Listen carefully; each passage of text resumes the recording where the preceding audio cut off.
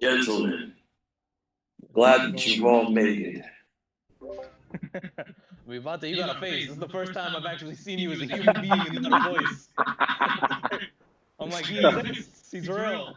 I've been disembodied this whole time. Don't worry about it. All right, everybody. So we're live. That's what we're doing right now. Yes, we are. I can't hear you. I can't hear you, brother. Yes, we are. Sorry, I got to push the talk. Oh shit. All right. Well, for the millions of you out there that are tuning in today, welcome to Goons and Goblins, where we're gonna be making a YouTube debut, right? This is the big deal, right? This is a rollout for us. But sadly, as you can see, we don't have the full gang. Taking a little break from our main campaign due to Galloway having the audacity to give birth to a beautiful child. Yeah. But About right. yeah, more power to her. Even though she continues to ruin me. Until then, we'll keep ourselves busy doing other things with another group that's happening, with a story that's happening parallel to our main campaign at the same exact time. So we will start whenever you're ready. If everybody's good to go. You good? Got Ready? Their snug little character sheet open. Little character sheet open.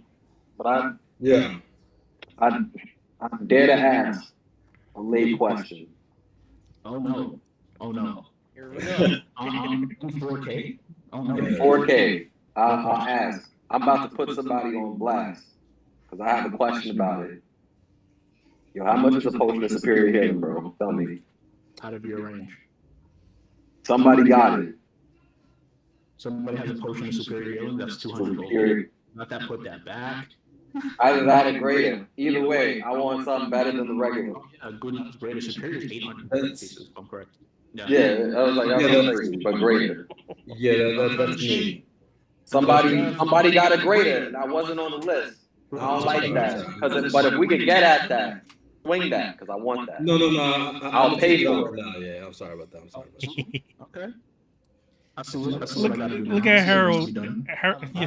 I love how I got scared thinking I had it, and I was like double checking my sheet. I'm like, did I press a button? I'm switching to the ultimate campaign and put it on hard mode. Right now. Because I looked and I was like, 6+. Like, All right, took it out. nah, I looked at that price and I was like, oh God, nah, I can't not. This is crazy. Harold looked like he about to pat his weave. Yeah. Right? Got to keep the edges down. I like it. Yeah. yes, sir. All right. Let's see. Making sure. Harold, I got all my shit open. Harold looks like a doña. Yeah. I'll be a fun character though in D&D. Adonia. I mean, I can't wait for you to see Harold's character. Is everybody's character in here? Talking about things that ruined me. Okay. So I only see 3 others besides me in the campaign thing. I don't know where old Draco Darkwood's at. Yeah, Draco Darkwood. You have to assign yourself the character. Yeah, I was gonna say. All right, yeah, hold wasn't on. claimed yet. You have to claim it, own the Darkwood clause. You're gonna have to own him. Got to go somewhere. He's yours now. He's your responsibility. It's like saying it's attached to the one shot fun shot. I saw that. Who Yeah, it created should be in the one shot, fun shot. Oh, but yeah, it does say it unassigned next to it though. Yeah, assign Oh. Assigned. so that we can begin. And I can tell you how I've changed it from the prompt that I gave you. Oh, Shit. oh, good. Where do I go to change it? I don't know. I've never unassigned a character. I'm not a D&D Beyond expert, though I may seem like it. My face. So yeah, at first, let me tell you, the first draft of this adventure, I kind of had you guys just starting right at the gates of Shady Creek Run, and we were just gonna go. But I realized it would make no sense for you guys to come here without knowing a little bit something about the place. And you would surely just die if you didn't know all this stuff. So we're gonna have a talk with your employer just to start this. All right, I should be good now. You good to go? Cool. All right. get my stuff ready. As our camera pans down, you see it following the stories of many people along the continent. You swing by the Menagerie Coast and see a Genasi man on a ship with his crew, riding, looking accomplished like he just did something that could change his life. Simultaneously, within the gates of the Dwendalian Empire, you see a group of would-be heroes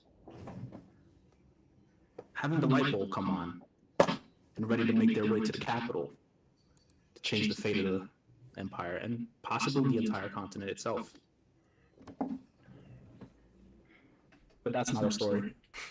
No. Our story takes place up north, past the gates of the Empire, where no government rules. Where is it? A Your phone's not here. place Just a charger. where the wilds really take over. And outside of the border, outside of the gates, in a little shack, we see all of our heroes, quote unquote, gathered in a room with an orange dragonborn man. He has answered the call to this job, a 600 gold piece job for each of you.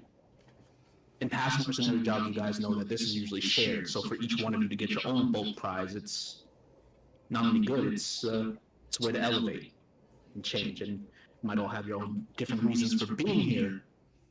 But whatever the reason, you're all in this room with this very shady-looking orange dragonborn man in high-class clothing, slender appearance, and a tail. And his name is Festin Kilburn. And he is there to give you the briefing on this adventure. And actually open up the floor for you guys to ask questions. He's like, yeah. And you can see he has like this a slight disposition of someone who just is always like, he looks like he always has clammy hands every single time. So he's like always rubbing his hands one way or another. He's like, yeah. Glad you guys called. Glad you guys answered the call for this. It's really simple. You just got to go up to Shady Creek Run, find the artifact, and come back here and bring it to me. Yeah, that should be it. Go. And as we look around the table, to move a like a raised eyebrow from everyone in the group on that very fast, quick, and dismissive intro. What do we see across the room? Let's start with Vontae. Describe your character for us. Seated at the head of the table, sitting, looking absolutely, positively disinterested in a periwinkle blue suit slacks, a white blazer coat with what was I going for? Maybe a black rose as a corset, and her hair tied up, jet black. And this is a tall woman. She's 6 foot tall. Sitting up straight with her hair in a high ponytail, just kind of pensively looking at him. He's like looking back, like just nodding his head, like, "Why are you still here?" Oh, I'm sorry, this is a human woman. I forgot to put this out. You have a map? You go north from here, and you can't miss it. No. Any other questions? Just across. She says in Draconic under her breath, "Fucking dragons." Response is Draconic. Fucking dragons indeed. And Ivan, describe your character for us as we move along the table. Just gonna get the rotating shot here. You look over towards Draco Darkwood. He is elf, around 6'8". He has dark copper skin with a hint of red through it as well. He has long dark hair in the back, and if you look at his clothing, he has leather armor on. It does look a little worn. He does look like he has a lot of experience in his eyes. You will also see a necklace around his neck with teeth around it. If anybody makes eye contact with it, he immediately tucks it in. And you see a peculiar looking longbow on his back. Nothing special about it. He for some reason you could tell that he keeps it close to his chest. He values it above all else. Okay. And we'll just say that your necklace is tucked in because whenever Destin looks at you, he's not really looking at you. He's just looking at the necklace. He's like, ooh, where did you get that kind of thing? And I'm pretty sure you just brush him off and don't answer. But you have any questions? We'll do this very like intro question kind of move around. Yes. So you're telling us what direction to go and North. and we need to find an artifact. Yes. What does it look like? What path do we take north? What town do we go to? You could just follow the road, and it's Shady Creek Run. You can't miss it. It's kind of the only town other than the Savalier Wood that's out there. So, and he goes, but what it looks like, he goes, it should look roughly like this as he kind of makes the somatic components for minor illusion. And you see a 12-sided kind of box with this kind of like gray, like dull pulse to it. And he goes, this is what you're looking for. If my sources are correct, it should be there. Are there any dangers we need to look out for other than the usual? Any dangers? Everything. Good, that makes it easy. Yes. It's very much a dangerous place, which is why I'm glad dangerous people like yourselves are here. Oh. I just scoff real quick. See, exactly. And what about you? Papo, what's going on over there with your character? Tell us about him. When it goes green, go. Yep. All right, you see near the door in case of quick escape. Get a little closer. Can't hear you. Gotta get closer, Papo. What's this? Yeah, look, yeah, that's better. All right, near the door, you see a human male standing around 5'10" in his early to mid 50s. He is in leather armor and has a variation of weapons. You gotta look up. And he has a variation of weapons around his waist, including a. Let me check. He has. What do you want him to see, though? You see on his shoulder in a sheath a dagger, and near his waist another dagger, and you see a short sword in a sheath on the right side or left side of his waist, and another short sword on the right side of his waist. Just well armed. Yeah, he has a variation of tools needed for pretty much any type of crime. Need him to break into a door, he has a crowbar. Need him to light something, he has a candle. Need him to get some oil, he has a flask for that. He has a tinder box. And yeah, that's about it. He has all of the starter equipment that we're used to people having. Which is totally okay. Any question from you, sir? You look like, you actually fit in over there. How do you expect us to get into Shady Creek? I'm pretty sure we're not allowed in that place. That's pretty simple. Just walk in. Are we not allowed in Shady Creek? Huh? Who's not allowed in Shady Creek? We. Us. Oh, no. You're allowed. You can just go in. That's the whole point. The problem isn't getting out. It's getting out. Getting in is getting out with the item. All right. Yeah, that's all the questions I got. Cool. I'll run down the rest of it. Now, you, tall. He looks over back at Drake. Was like, that guy's tall. This guy's a little taller. Austin? Yeah, you would see sitting there is like this 7-foot, like marble skinned, stone looking dude who is just fully shaven head, these like dark black tattoos. The armor he's wearing looks like he tore other pieces of like chainmail and like leather armor and like patched it together on himself. He's got this just truly hideous looking great axe that is just scuffed and in desperate need of just like further repairs. And he just gazes at this guy just non-pulsively. It is like, I am used to instructions from illiterate peasants. So I am used to idiots not giving me everything I need to know.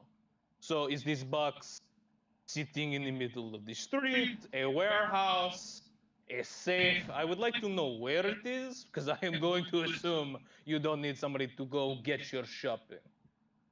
Yeah, that is a great question. I don't know. Oh, yeah. He just raises an eyebrow at this guy and won't say anything else. I don't know. The best I could tell you is, though there's no governmental structure out in Shady Creek Run, there is certainly an authority out there. It is ruled, well, controlled by those who are strong enough and wealthy enough to claim power out there. And it's been a continuous rival turf war between 4 competing families. Yeah, he just doesn't say anything else. He's just gonna keep like mean mugging this guy. Yeah. He's looking for that, like, you understand what I'm saying? Nothing. He might as well be talking to like a brick wall. Okay. Yeah. Get Yeah, on must with be- it. Must be used to illiterate peasants. And I'm not even sure how to address you. Who are you? What are you? Harold, please tell us about your character. You see Harold's portrait for your character. You see, my character is kind of like he's standing on like the nearest exit. He's like a tall, like 6'1", dark brown, but really dirty. So he almost looks black, like the fur. You see a kangaroo humanoid. 6'1". He has like the Doctor Strange like outfit, like the monk looking stuff. It's black, and then he has like black he has like these black ninja pants, and then in his legs and his arms he has like armbands, kind of like Rock Lee from Naruto. He just has like armbands all over like his limbs. He has paint, blood, and some scars, and hairy, unkept beard and mustache, and he has like a really huge samurai hat on his head, like it's all black. He kind of smells a little, but not kind of like the smell that it's almost nice, you know what I mean? And and then he's kind of has like the like like those anime characters, the tall ones where they're just like hands on the pocket, on the wall, just like crossing almost. He's kind of just doing that. He just looks, yeah, like he's just chilling. Well, okay. So I need everyone else in the party to roll me a nature check with disadvantage to see if you know what the fuck this guy is. Uh-huh. All right. First check of the game. We'd like to see it. First check is on your friend Ish. We got a 4 going. All right, you respond how you want to respond to this person, but you have no idea what this thing is. Oh man, that is a net 1. So I get a total of a 2. You're not sure if you're hallucinating or not. You said nature, right? Yeah, nature check disadvantage. Nature check disadvantage. I'm gonna wait till the check is done to have my response. I want to give you a chance, but not much of a chance. I can hear you. I got a 4. Okay. Shout out to the 4 crew. Oh, I got an 8. Oh, okay, so all of you have no fucking clue what this thing is that is sitting there taking the job with you, but you know that because you've all accepted this job, he is 100% your comrade until this job is over. Serious question. Whatever your name was, what are you? Are you a dude? I think. It kind of looks like it kind of looks like he was like half sleeping, and the hat is covering his face. He's just like, what was that? You talking to me? Okay. Yep, you're a man. Good. Moving on. Get on with Honestly, it. Yeah, Oh, I'm a man uh, sometimes. well, yeah. So you know what you're looking for. One of the four families is bound to have it. Uh, I assume your very first order of business will be go in there and get some information. See, I'm never going to step into that place myself, so I will have to rely on second and third hand information. And they told me it's there, which is why I hired you guys. Everything clear? Inside check. I was waiting for that. I knew it. just I knew it was coming. clear Inside is check. not word I'd use. Inside check, and tell me specifically what you're trying to gather. Uh, I'm trying to figure out. Let's see. He said second to third hand information. Is it credible second hand to third hand information, or is he just speaking out of his ass? I rolled So 22. you probably wouldn't be able to tell that from inside check, but you are more than welcome to just ask him. Then I guess him as a person, like Is he his credible? whole, like, is this like are the words coming from a credible source, or they just Roll words? the die. Roll the die. I rolled it already. What is it? I rolled 22. Oh, He's pretty good at insight. shit. I didn't think you guys even cared about skills. All right. That's where we get you. No, from the look of it. All right, 22. Um,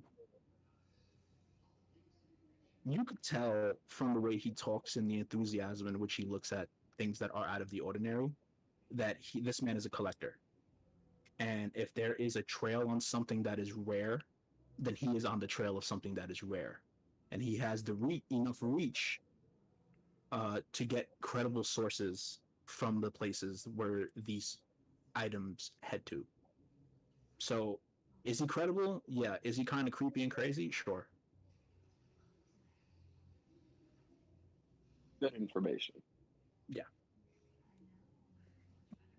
His whole personality in an inside check. Okay, so I guess I'll after that. Are we done? Well, I thought we were done before, but I guess we're done now. Good. Unless anybody has anything else to say. She starts standing up. Well, that's good. We could all start standing up. Oh yeah, and when you retrieve the artifact, just bring it back here. Okay? I will be here to retrieve it. Oh, and another thing, very important. Do not mention my name while you're in Shady Creek Run, please. All right? Who even are you? Why would we? I am Festin Kilborn, a draconian noble.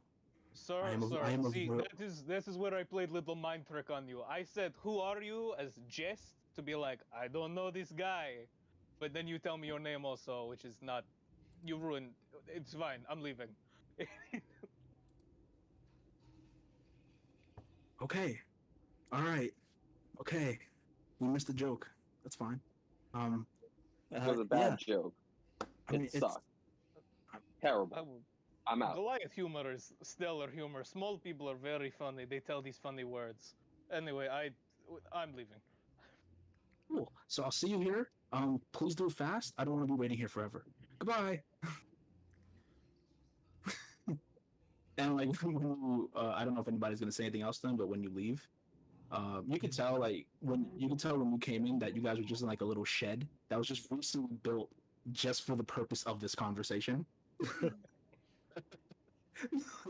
Like this is just a newly built place in the middle of fucking nowhere, just for this conversation to occur. It is a different amount of money to just build a building. Yes.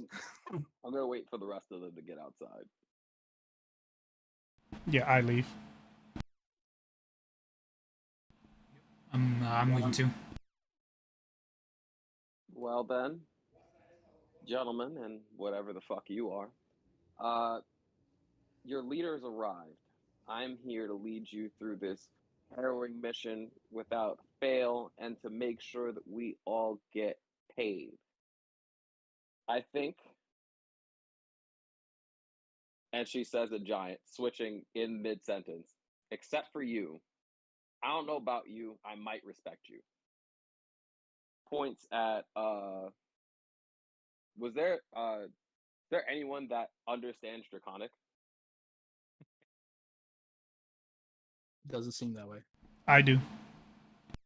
You Okay. points points in your direction, like in your character's direction. You in Draconic.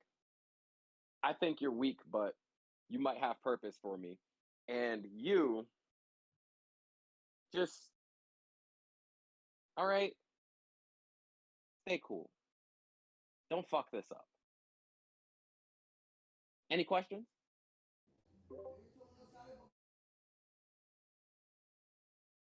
So you guys, there is a horse and cart ready for you guys to ride off that can fit all of you pretty comfortably. It's not that long of a ride. You'll get there by tomorrow. Like it's not an issue. It's just one night of camp. We're not going to do the whole. There's nothing's going to happen in that day, other than any conversations you might want to have with each other on your way to Shady Creek Run. Once that's done, we'll be right at the gates. I mean, I think he would just introduce himself and is like, just in case, because you will probably want to refer to me. I am Cain Faustus Daybreaker, but you may call me KFD. I just turn to the corner and start sharpening my arrows. And I'm like, pleasure to meet you. I'm gonna reach my hand out for a handshake. Hey, Giovanni Costello, pleasure to make your acquaintance. He just like casually looks at the hand and like slowly brings it up into a handshake, and he just has this huge, calloused stone giant-esque hand. He's like, it is nice to meet. Don't die. I hate burying people. Well, if I die, I'll make sure you take my gold, huh? It's fair. My character is just he's just on his he's kind of like squatting right now, and he has like his monk staff, trying to like keep balance, and then he just says he's like hey so I guess we're kind of a suicide squad right now. What the hell does that mean? I don't understand why I would kill myself in such a way. Also, you, as I understand nature, is deeply upsetting to me. You are dog man with big leg. That a dog, you say? I've heard I of mean, that. this is only freedom reference I possess for. I don't mean to be insensitive. I don't come from a lot. You frighten me on a level I decidedly feel existential about, because you are a Well, thing I do not understand. Like, that- she, I understand. She's very human, speaks very good languages. A solid giant, by the way. Yeah, uh, whatever. I'm just gonna say, we're gonna be on the we're gonna be on the same team. So my name is Axel Fury. That's my name. To wear it out. You know what I mean? I'm not gonna make it to the end of this session. I swear. Are you serious? Axel Fury. Your Yes. name is Axel Fury. Yes. You named yourself. I know that for a fact. No, that's my birthright. So You are somebody. Axel of House Fury. The Whew. Axel Fury, but I'm kinda known as the Deaf Kongu. The- the- Don't wear it out. You know what I mean? I Yeah, don't think I will ever repeat that word. No, I don't. What did you just say? A Kongu? Kongu. A Kangu? Yeah. Listen, like, you have me on your team. Yeah, I'm gonna protect your ass. You know what I mean? You know what I'm saying? I will prefer you keep distance. I, We're gonna have a good time. I'm sorry. I'm sorry. Just the thought of a man protecting me is hilarious. This is funny. Really? You guys are funny. I like this. Real entertaining. she craves true equality. You know, Very outstanding. Equality. There's no such thing. you know, people are and back lesser in than my, I never seen a female up close. You know what I mean? I know. I'm sorry about that, but I'm gonna try to keep it cool. You know what I mean? You should. I'm all about, I'm all about equality. I I'm guess. going to go sharpen weapon over here, for I am vastly uncomfortable with conversation. I Wait. like how you guys look. You guys look great though. I'm not really used to. I don't have too much friends. I'm sorry, man. Wonder why. Uh, I don't have too much friends. Maybe I feel like we're maybe gonna you'll have a good find time. one. I Shouting mean, across the camp. Do you need second man to sharpen arrows? Please help me here. listen, we're gonna have a good time. We're gonna all be friends. Isn't that you heard what Festus said, right? Am I? That was his name? Festus? It's tested. You know what? The more I Festin, talk, Killmonger, the Vessel Spring. I don't. What the fuck was his name? the more I talk, I mean, I bring more trouble. So Here is how I understand this. He is only Orange Dragonborn I think I am going to see for a while, so I will hand him box when I see him. I'm sorry. I'm sorry. Just Yeah. sounds like the way things go. I feel like you should already all know who I am already. I don't need to introduce myself, but Yes, you are rude lady who talks giant. I know exactly who you are. oh, you don't know who I am. Not even remotely. Should we know? You backwaters people haven't Oh. been a lick anywhere past the Menagerie Coast. I am Sabrina Moon of the Moon Clan. As she takes out her necklace that's the insignia of a crescent moon with bloodstain on it. Ooh. Yes, he's very pretty. I'm sure it means something. Anyway, are you going to help pitch tent or are we sleeping in shit? Because it looks like we are sleeping in shit right here. The horses are like 6 inches away. This is not how one survives on camp. You know what? Sipping and shit is pretty underrated. It's not. There's nothing wrong. I despise the thing you have said to me now.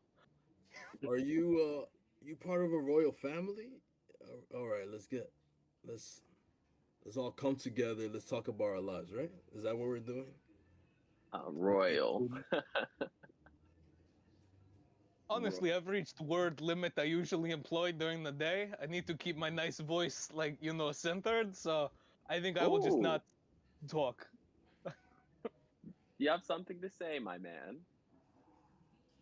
What is happening? When are we stopping at a? I'm scared. What's happening? When are we stopping at a pub? Can we do that real quick? As you say that, you look around and it's nothing but forest and this one road for as far as I can see in both directions. So Axel gets a little bit. He looks a Yeah. little bit like uneasy. He's like, nah, we need to step by a pub real quick, dude. We need to. Haven't gone without your fix in a couple days, have we? Well, what you call that? What?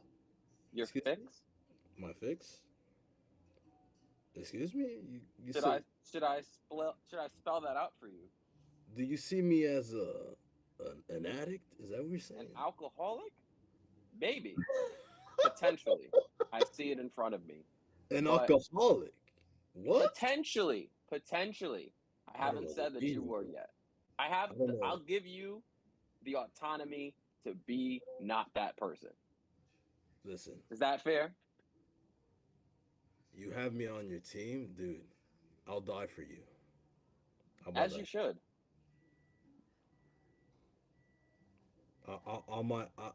And Axel gets on his knees, like, listen, Oh, this is I'll serious. do anything for you. All right. Listen, I get out a short knife, and I start cutting my my All hands. right, Castalo, what are you doing? Gustavo, back. save me, please. Castal's just Too much. Castal's just lounging around, just watching this whole catastrophe unfold.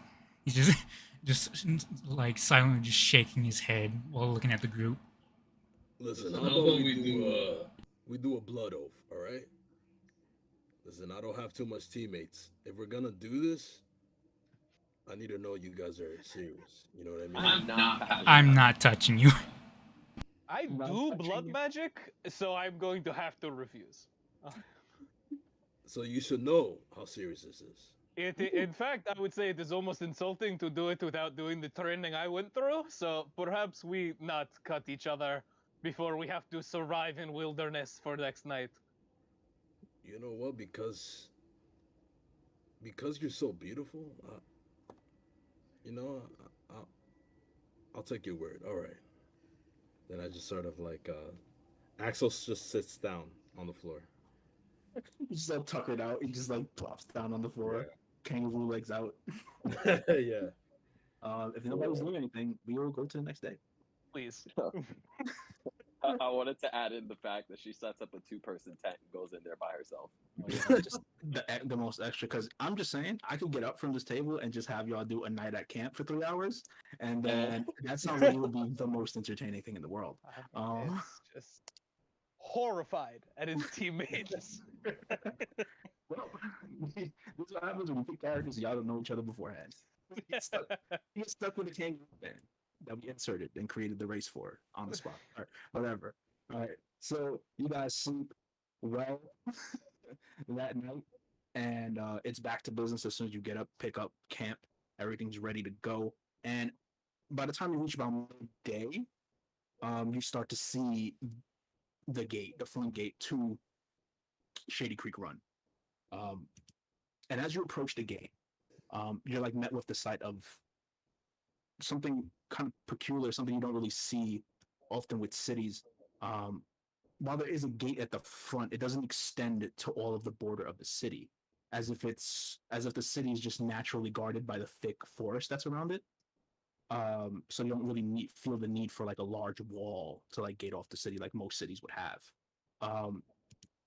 And while you're heading closer and closer, and you're kind of just at the front, and you can see a lot of the architecture inside of the city. There's something really particular about it. Can I get passive perceptions from people? What are the 18. Hold on. Perception.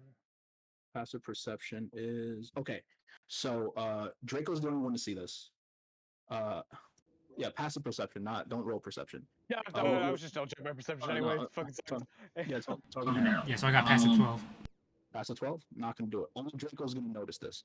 For everybody else, there is this ugly architecture. Like, it's a lot of wooden buildings that look like they're amateurly built. Like, carpenters and like people who build just houses are a lot better than this. They look amateurishly built, as if you touch them real quick, they're probably gonna topple over, kind of thing.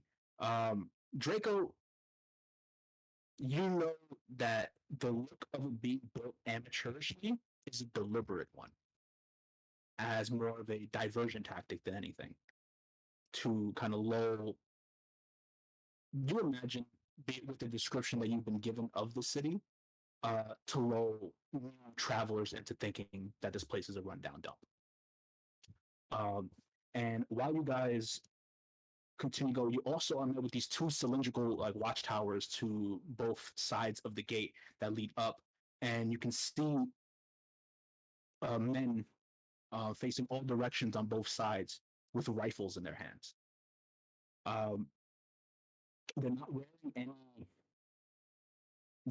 anything to tell you that they're part of any formal team or allegiance. They're just wearing street clothes, but they're all up there. And as you guys pass the gates of the city and you notice them, they notice you noticing them and give you guys the head nod as you come in to do it. Now you're in Shady Creek Run.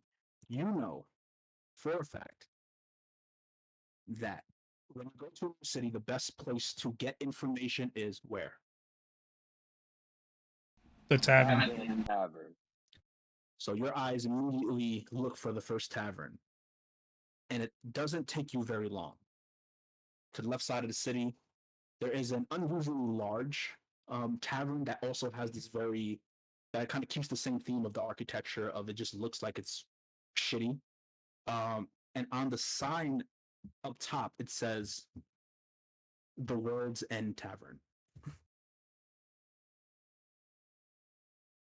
Do you guys walk in? I walk in. Pretty sure Axe was the first one in there. I'll walk behind him. I'll walk in. Just following close behind. Sure. As you guys walk in, you're met with very typical tavern tropes, to say. We have the upstairs where there are rooms. We have the kind of larger than you would think, kind of floor for the only 6-table getup they have. Only one table is currently occupied by a group of 6 that seem to be sitting there and playing cards. And you have the barkeep that is behind, that is kind of just working. He's currently cleaning a cup, and he's standing there with a smile on his face. As soon as you walk in, he greets you. He's like, "Hey, welcome to the end of the world. What can I get you?" The end of the world. Yep, wine. The lady wants wine. She gets wine. How about you? And his eyes kind of like naturally go towards Axel. He's just like, Hey, dude, I'll get the dragon's milk. Yeah, I would like that right now. You know what I mean? His composure momentarily regains it, and he's like, "A paying customer is a paying customer." Yeah. So let's just start with that. And whatever, I don't know if you guys have any special weird drink names you guys want to get here, but whatever it is, I assure you, he has it. And he's gonna sit you down. I don't know if you guys want to take a table, or if you guys want to be up at the counter with him. That's on you. Yeah, I'm gonna be up at the counter. Me too. Yeah, No. I'd say counter, and he'd have like ale next to him, but he's not even remotely facing the counter. He's watching the rest of the room. Awesome. Yeah, as I said, the only other people you see here are the people at the table. You hear someone in the back, but they're obviously kitchen person, just making food. As far as you're concerned, this is a normal tavern by tavern standpoints, right? It just is. What you will see behind the counter, though, kind of with all of the alcohol that he has draped around, very very bartender style. Looks a little fancier, I guess, behind the bar than it would in a normal tavern. It's not very run down. You could tell this is directed to serve all types of clientele, whether they be kind of like peasants or above, even to the nobles or the higher class. It feels like this is very much a chameleon type style of tavern that could suit the needs of all of those people. And above that, he does have like a sword hanging, like a ceremonial sword that would hang above in like a plaque that's just there. It's sheathed, so we can't really tell too much about it. But it does have like magical kind of glyphs on it. If any of you guys want to make an Arcana check to see if you could get a little bit more information on what this sword might be. Yeah, I'll do I it. would love to, because I get advantage. Sure, yeah, okay. Shit, I rolled a 17. And let's see what the next one is. That's funny. 17 as well. Okay. I got 13. So Sabrina and Kane and Axel, you can't pinpoint exactly what kind of magical sword this is. First of all, it's a little too far away, and you would have to get a very closer inspection to understand more what exactly is going on here. But for especially Axel and Sabrina, you guys aren't magical practitioners in any way, shape, or form. So this is kind of just like, what have I seen, studied, or just been privileged enough to be around? And that the glyphs here signify that the sword can actually summon something, but you can't specify what exactly it can summon. So I guess her eyes just go up to the sword, looking at the glyphs, and just,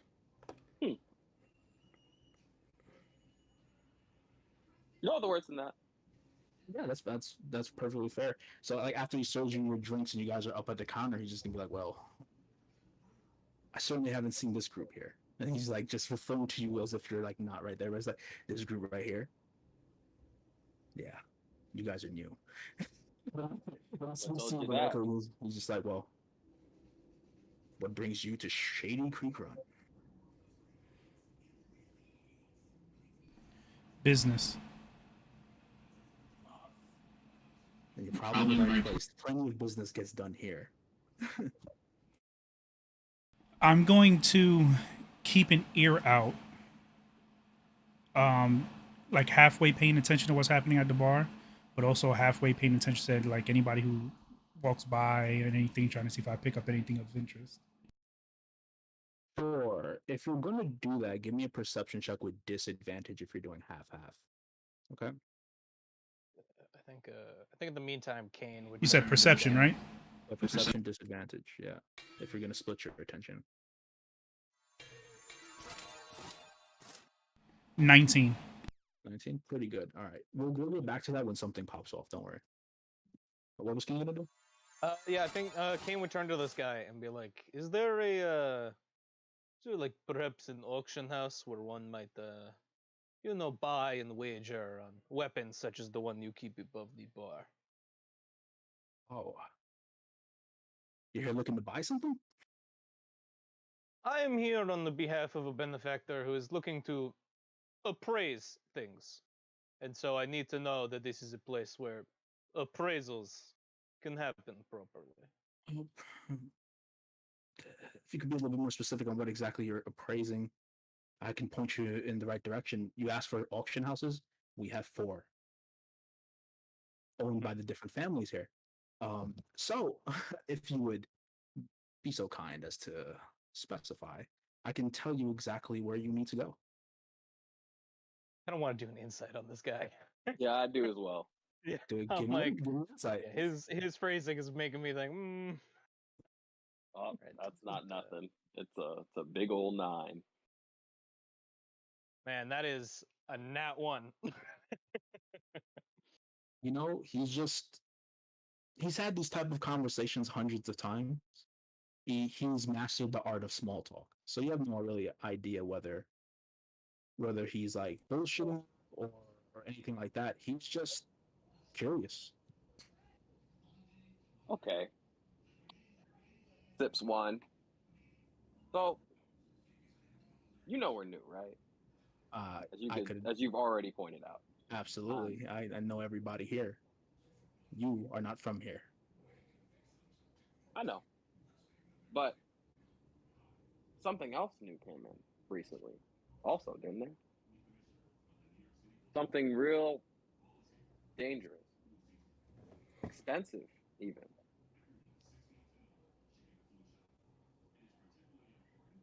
One of the things that do come here are expensive in different ways. So the answer to your question is yes. Many things come through here that are expensive. Should I get specific? Why don't you stop beating around the bush and just tell me why you're here? She leans in. There's a box. A 6-sided box I'm looking for.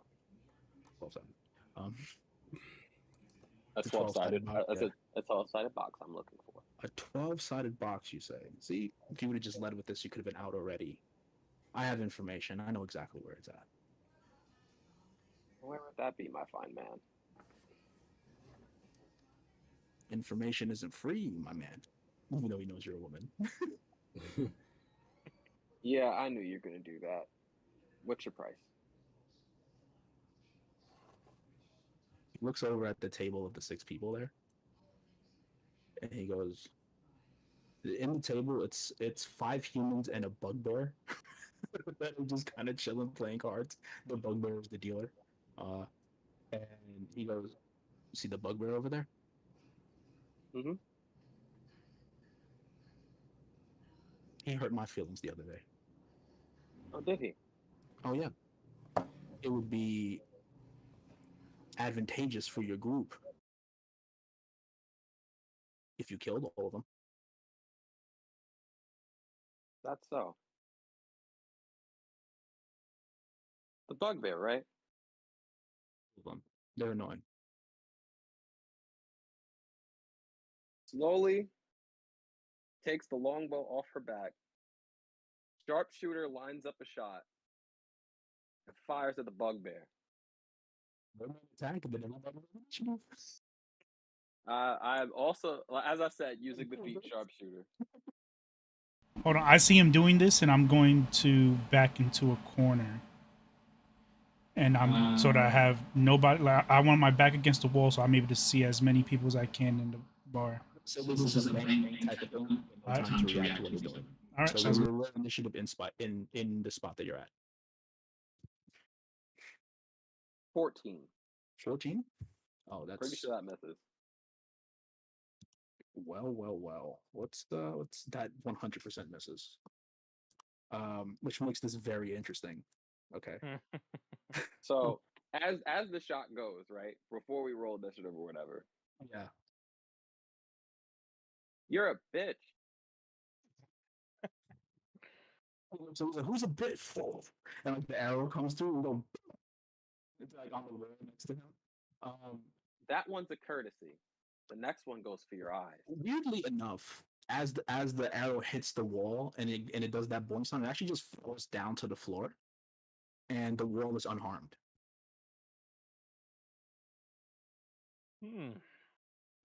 As I said, the first one was a courtesy. The next one's for your eyes. So initiative, everybody. What we got? Alrighty. Yeah. Let's not hold off on you guys fighting because you build fighting. 22. That was a nat 20 on initiative. It's a dirty 21. Got a 12. Bro, I'm coming swinging. Yep. It's about to be. I got 11. Okay. And what did Sab's moon get? 8? A big old 8. Okay, so this is going to be very bad for you, because you're actually not at the bottom of initiative, but you're pretty close. Okay, so because I pre-rolled the initiative for these guys before we started. Yeah, the arrow goes off, goes straight into the wall, pops down to the floor, and you hear Sabrina say, "The first one's a courtesy." And as the bugbear looks up, all of his friends look up, and you guys are sitting at the counters. They're sitting at the table. Kane, you are first to act in this initiative. Let's get this bullshit over with. And he is going to take his great axe out and spend a blood die to do Blood Curse of the Marked on the bugbear. Okay. And what does that do exactly? It is you mark a creature that you can see within 30 feet of you until the end of your turn. Whenever you deal right damage to the target, you can roll an additional Hemocraft right of damage. And it makes the next attack roll on the target have advantage. Okay. Yeah, that's total. Gonna run up and swing on this guy with advantage. Yeah, you run up. He's on the far side of the table. You don't give a fuck. You swing across the table. Give me that attack. Yeah. All right. So that's gonna be a 28 to hit. So nat 20. Yeah, nat 20. Yeah. 2 nat 20s. 2 nat 20s, baby. Yeah, he's out. He's out of here. He's out of there for that. So what's the damage that we do default? Like, all right. On default, it's usually 2 d12s plus 5. So 24 plus 5. 24 plus 5. Okay. Because we do crits a little different here. Okay, please explain away. Crits is max damage. Max damage plus an additional roll on your damage die. So whatever you initially hit, just do the max of whatever that is. Don't roll those damage dies again. Okay, so just do my max damage. Yeah, do your max damage for regular, and then tell me what else you have. Because you said you have a Hemocraft die that gets added to this, right? Yes, so he would be taking 1d6 of frost damage on top of this. Okay, so he's gonna take. So it's 12 plus 5. Yeah. So this, if we're doing max damage for this great axe, it's 24 plus 5, which is 29, and then another d6. Okay. Why is it 2d12 for the great axe? That's what it lists on my sheet here when I clicked great axe. Great axe. That doesn't seem right. I was like, it was great axe, the meta? I just know when I was building the character, they're like, pick a weapon. I clicked it, and I haven't touched anything since. Yeah. Let me look at it, because the great axe should be 1d12. Hey, it's a nat 20, so I'm happy with whatever damage I'm doing. It says 1d12 for me. So okay, so then 1d12. So then that is 17 plus the 6. That's 23. So it's 23 plus roll me a D12 and a D6 on top of it. All right. A big damage, no whammies. Fuck me, right? Right off the boat. Hi, yeah, thank you so much. Just like, thanks for having me for the one shot. Anyway, I guess I'm not coming back. That's gonna be another 12 damage. KVD, kicking your ass. AVD, this is what I do, baby. So that's an That's me, additional and 12 not the character. damage. Because she does not give a shit. Oh yeah, I figure she doesn't care. You know, over the table, there's the table, cards fly everywhere. Yeah. The axe comes down vertical and like a zombie just like goes right into his head. You pull it out and this guy just smacks the floor. He is done. Yeah, it's what he does. He's just looking at them. What else do you fucking want? Get out of here!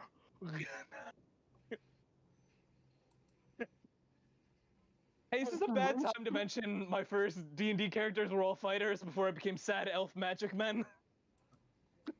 So the bugbear is dead. Let's roll some dice for these guys. Okay. Fair enough. They're not smart. They're gonna stay and fight. Oh, these boys. This is... You will die braver than most. Yeah. So next on the, are you done? Yeah, no, I've done my bonus action, I've done my actions, and I've done my movement. I'm good. One of these guys is gonna get him. He's like, "Hey man, that's not cool," and he's gonna attack you. Let's see what he got. All right, he's gonna take out this long sword and start swinging. Does a 13 hit? 13 does not hit. He goes, "Hey, someone teach you a lesson, man." Legs up. The arm, like the sword, kind of chips as it like goes around. Just, oh, that's not good. Oh, that can't be good. Kane just looks at it and he's like, "You require further training. I will teach lesson." Yes, sir. And he's gonna end his turn there. Okay, great. Next up, Giovanni. All right, so Giovanni is going to take out one of his short swords and go for the guy that tried to attack Kane. And Absolutely, yeah. he's going to run up on him and try to stab him through the side of his head. Roll me an attack. 16? 16 does not hit. Okay, he's going to notice how he completely whiffed the sword strike, and so he's going to accent surge. So what's gonna happen is like you're gonna whiff the sword strike, and the first thing this guy's gonna do is gonna look back up at Kane. Is that better? Good form. Okay, good. So what else are we doing? Bonus action, accent surge, and I'm gonna take out, and Giovanni's gonna take out one of his daggers, and as the momentum's carrying him away from the guy, he's gonna take the dagger out of his shoulder and stab him in the back of the head. Another time. Come on. 17? Yes, hits. Yes. All right. 10 damage. Okay. Takes but you roll. You're a rogue, right? Roll sneak attack as well, because he is currently engaged with Kane.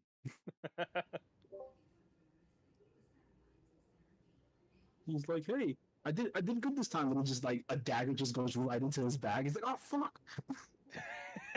Okay, just start giving Giovanni tips. This is also good placement. You hit artery, he will bleed. 7. Okay. 7. Cool. He's not dead.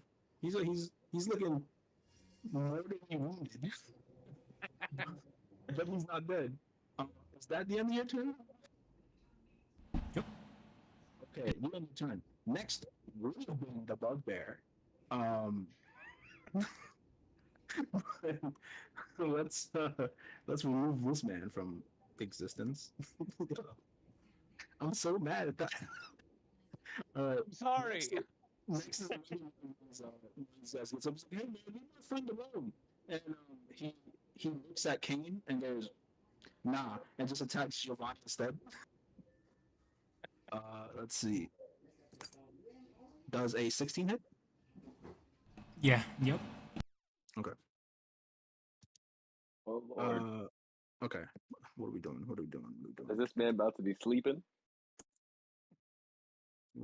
So 5 points of damage from this guy. It's like slices you. Yeah.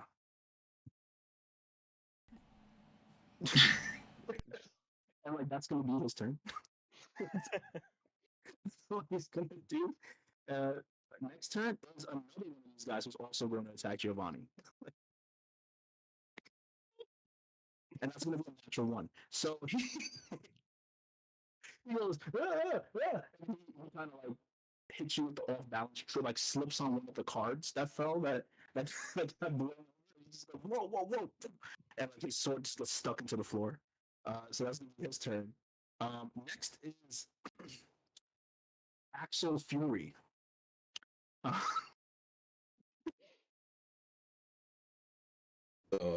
Nah, it's his portrait. It's the portrait that does it for me. So he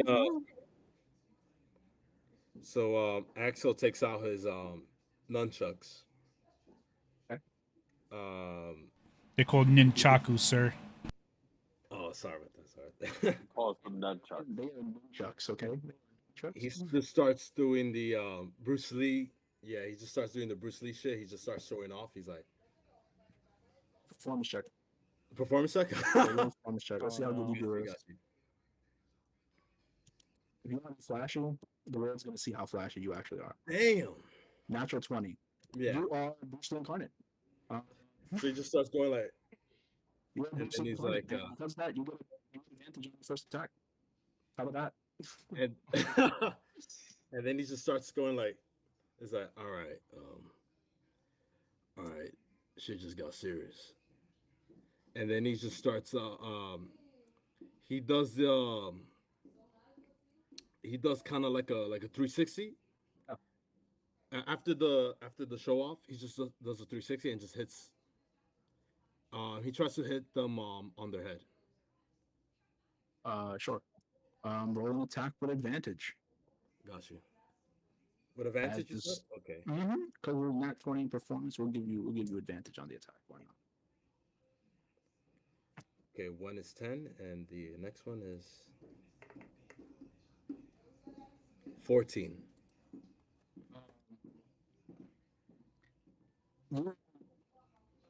You try to do it, and the guy is like, for a second, he's like mesmerized by the movements. And The genjutsu. he's like, whoa.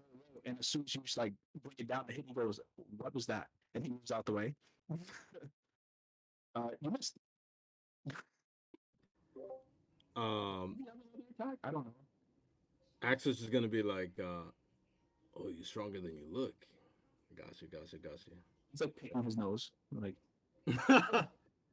He's gonna end it. He doesn't look very tough at all. He looks like the guy that was losing to a bugbear in cards. Just currently covered in that bugbear's blood. Yeah. He looks the most broke out of them. He's gonna end it and be like, "Just you watch." He's gonna point at him. Axel's just gonna point at him. He's gonna point back because he's confused. Okay. Fuck it. Another one of these dudes. This guy's gonna go for Kane. He's gonna try it. He's like, you have to get the strong one, or you will have no chance of survival. Natural 2. The same exact thing happens on the opposite side. Eat this. Your form is shit. I will teach you. I don't know what form means. And that's gonna be the end of his turn. And now it's now to Draco. How close are the enemies together? Close. They're sitting at the table together. Is there a specific like length you need them to be to each other? Within 5 feet of each other. They are spread out than that. I would say there are two that are 5 feet next to each other, but the rest are around like 10 feet. All right. So I will focus on the one that is next to Kane. There are two next to Kane. You want the hurt one or the one that's not hurt? I'll take the other one that he was not bantering with. Okay. So I'll look at that one first, and I will bonus action Hunter's Mark on it. You got it. He's marked. Am I hidden in any way? No. Cool story. Cool story. I will take my longbow out and aim it at this turd nugget that I look at, and I will attempt to attack. Attack. It's a move. 17 is the magic number. Anything lower or you with. Come on. Come on. Fuck me in the. I'm sorry. 13. Yeah. It joins Sabrina's first arrow. From the back of the just hits the floor. Once again, we're untouched.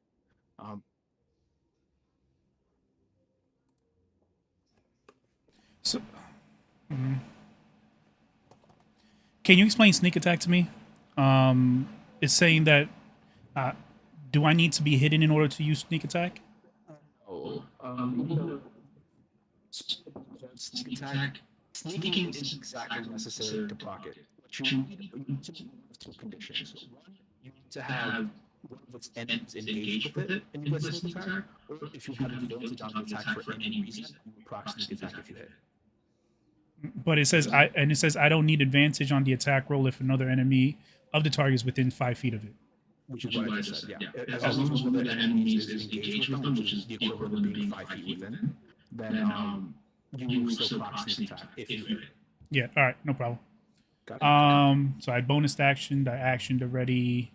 That is it. Vontae, you want something? I was just gonna ask a question. What level rogue are you? 2. Okay, never mind. Doesn't matter. Yeah, no, I didn't take that 3rd level.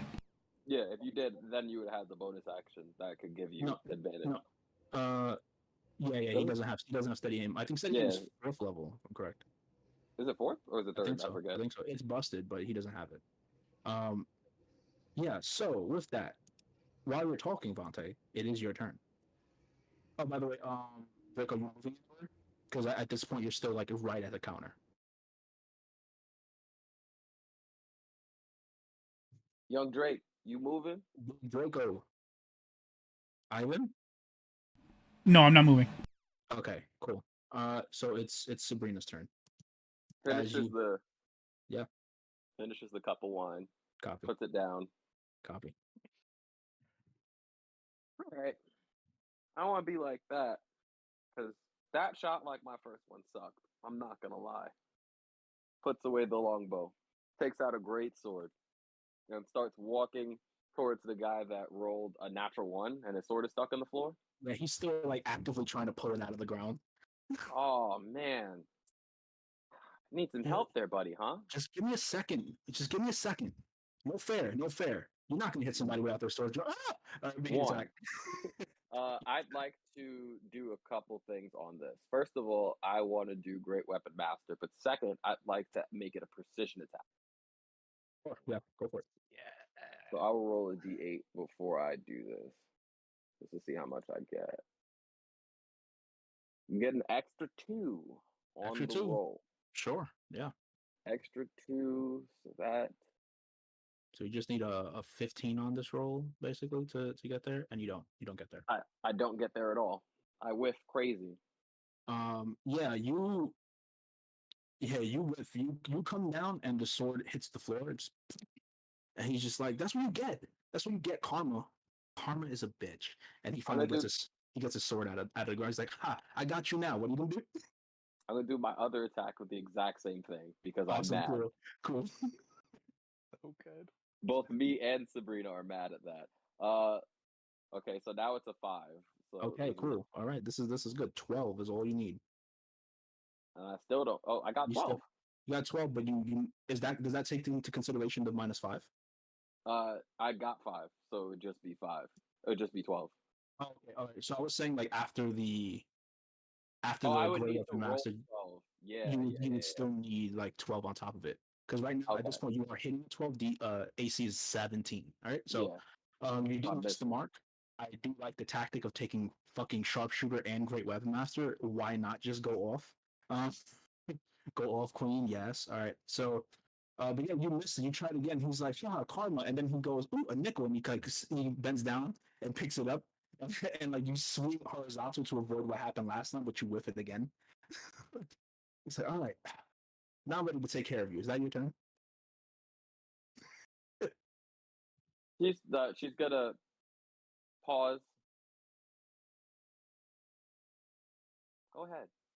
Try your best shot. That's my turn. Cool. All right. He's like, all right, my best shot's coming right up.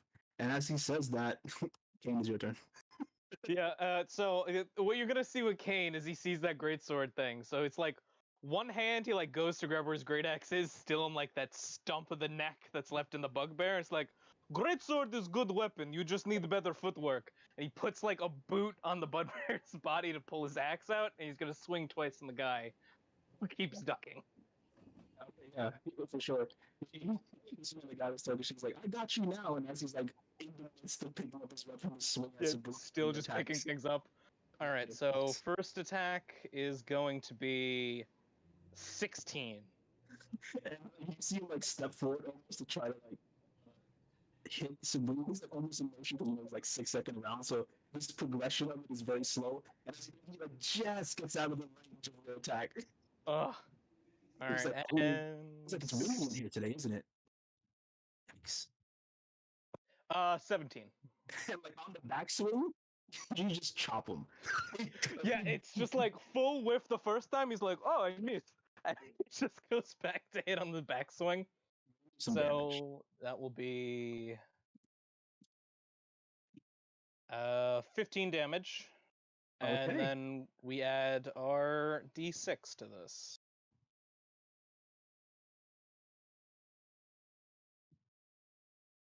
So 15 plus 6.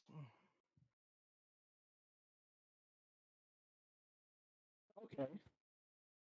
Yeah, let me just get that all calculated. Somebody. 21. And I will say, I realized I didn't illustrate it before. You see, when he pulled his great axe, it went like covered in like rime, like frost, and that's what he's been swinging with. Yeah, and as you do that, he's like on his way to attack Sabrina, and as soon as he gets chopped in his side, boom, smacks the wood. He's down to. You need a little bit of that D6 to kill him. Yeah. But we got there. Somebody got the cheat code for D&D. So blood hunters are fun. Here's the thing: these guys do not have a lot of health. I'm just trying to hit. So swinging big weapons is likely going to maim them or kill them. You just have to hit. That's the trade-off. Made the AC 17, but they're a little squishy. So there you go. It's Kane's just looking at Sabrina as like, you see, you want to hit center mass because their body has nowhere to flee once you hit them. She responds back a giant "fuck you." He laughs, and that'll end his turn. Yeah, you see the guy that has that was hurt before, that got hit by Giovanni, who's like on death's door, that's been ignored, and he's just like, no, John, and he he just goes to attack Cade. That's 19 to hit. 19 will hit him. 19 to hit. How about that? Yeah. They're gonna go down swinging. The valiant effort. 7 points of damage, Bucko. 7 points. One? All right, so I will 1, 2, 3, 4, 5. Caesar basically bisect his friend. Yeah. He just goes, does that nice quality chip damage to you in the back. Just gets him like over the shoulder blade. He's like, that was a good swing. Yes, approval. And that's his turn, and we're back at Giovanni.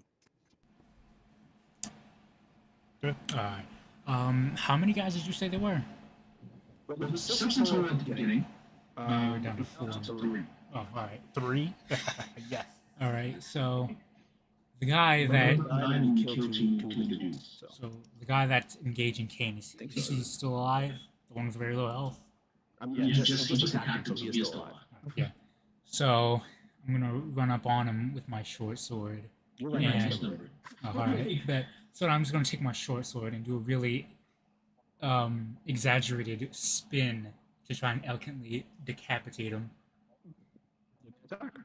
My man tried to do an upbeat from Link. Yeah. That's a dirty 25. Yeah, man. You do your exaggerated spin. Just tell me how you kill him. He only has 2 minutes left. Sweet spot. Yeah, you just see the most clean cut that anyone in this tavern has ever seen, as his head stays intact for a second and then just slowly slides off and hits the floor. That's disgusting. Yeah. Kane like half clapping because he still has to hold his great axe. I'm gonna look at Kane and it's like, hey, how's that for fun, buddy? That was fabulous. I'm very glad to see you have skill. Okay. Fuck me. All right. Did I call that wrong? I believe I did. All right. So there are 3 left now. I'm sorry. Yeah. Keeping track of separating them on initiative is a little weird. So, because I'm using D&D Beyond's combat tracker. Haha. There you go. It's a little weird. Yeah. So there are 3 left at the moment, and 2 of them are about to go. So, are you done? Awesome. Cool.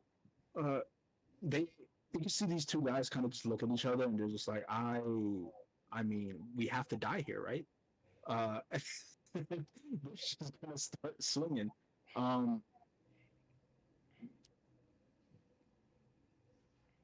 They're both gonna swing at Kane.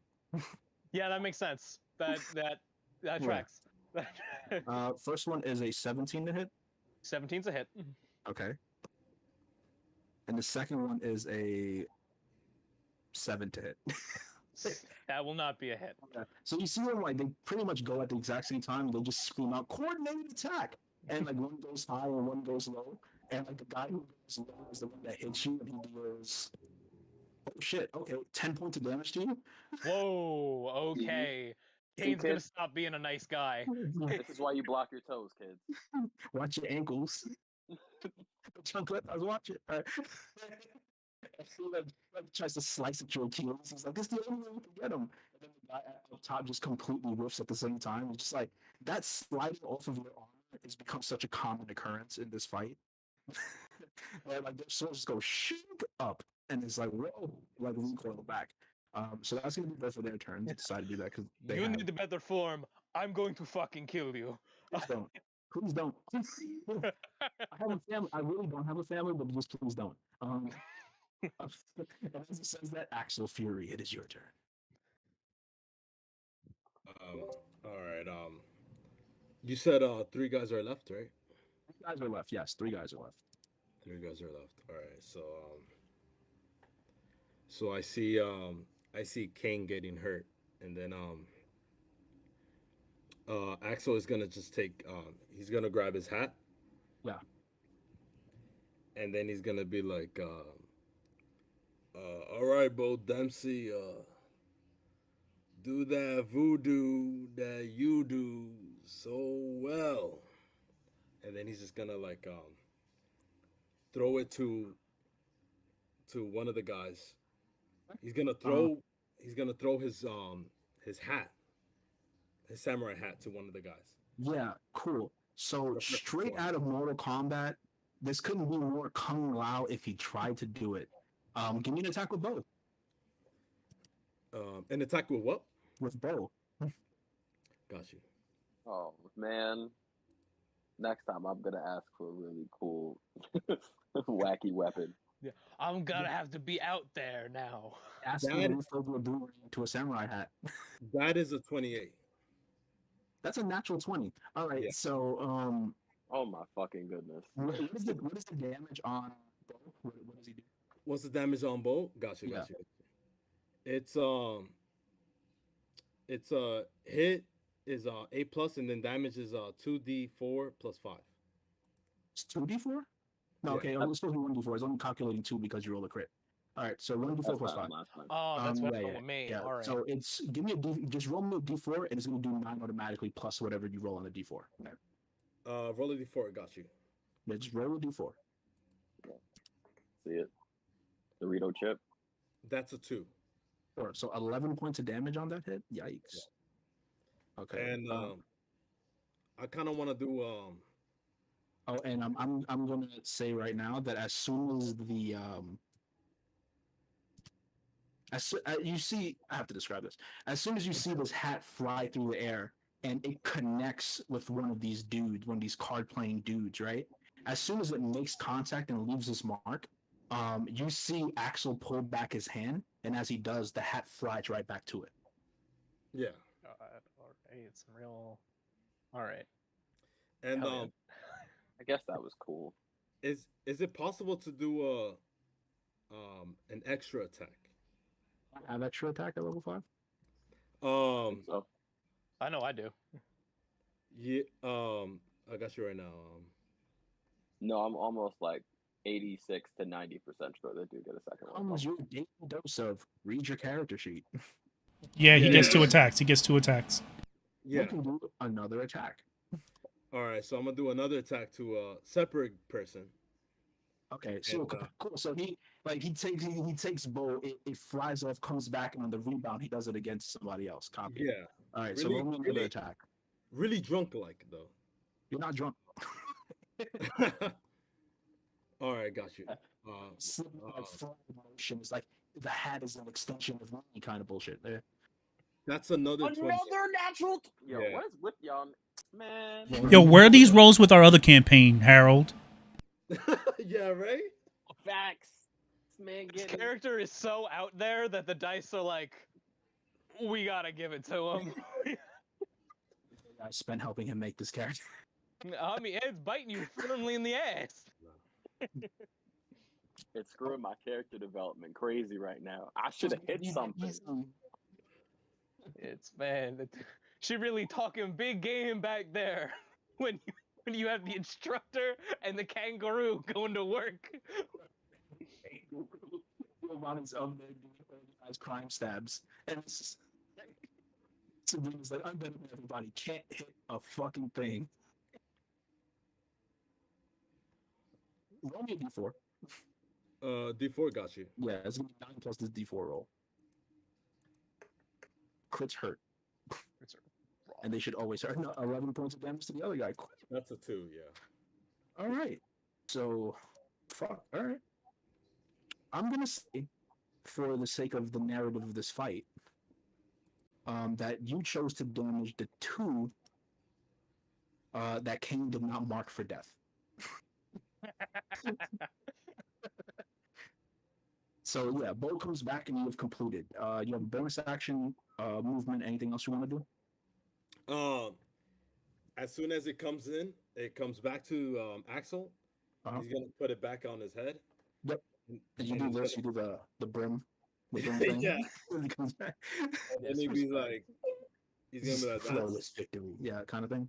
he's gonna be like, that's my Bo Dempsey, and he's kind of, Bo is gonna, he's gonna stumble a little, and then he's kind of like, then he's gonna stay in place, yeah, and then he ends his turn. Okay, cool. Keeping his distance, kind of smart. Why is there a voice that said brutality out of nowhere? Let's hear a very high pitched toasty. Right? From the Get that guy barkeep, out of the bar. from the barkeep that, as you can see, hasn't stopped cleaning any of the dishes. Like he just went right back to dishwashing, and he's like watching the fight completely unbothered. So next is actually going to be, because we got some dead people. Draco, it's on you, buddy. Is the guy I hunted marked still alive? Yeah, he just got hit with that fucking hat. All right. So I'll keep that on him then. Yeah, I will bonus action. sure. Do I want to? You know what? No, I'm not going to. I will just do a straight. Yeah, I'll do a longbow attack on the guy who's hunted marked. So Here's a question, just because we might be able to do something cool. Do you have any plans for bonus action this turn? I had one, however, I don't really think I need to use it since there's only 2 of them yet left, and I don't want to keep using my spell slots. Okay, so how about I propose this? You can use your bonus action to try and hide. Mm-hmm. And if you roll high enough, you will be hidden. Considering all the attention that the King and Kane have garnered during this fight, and Sabrina actually as well, you're pretty much in the cut. Giovanni's right up there. You have garnered the least amount of attention. If you get a high enough hide on your bonus action, I'll give you advantage on your attack. Damn, I just fucking what you call it? All right, yeah, I'll do it. Fuck it. Do you want to use? So for this hide check, bonus is rolling stealth. 24. And with that 24, it's like you were there to begin with. Roll this attack with advantage. Oh, baby.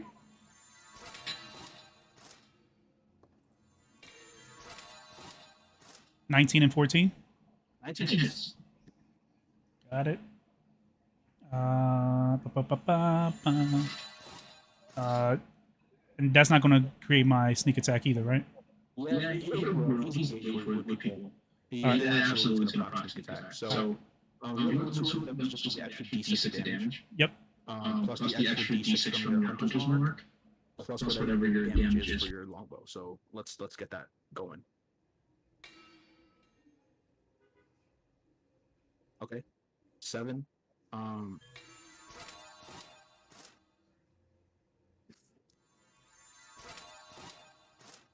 Give me another d6 for the hunter's mark, because he's still up. Jesus Christ!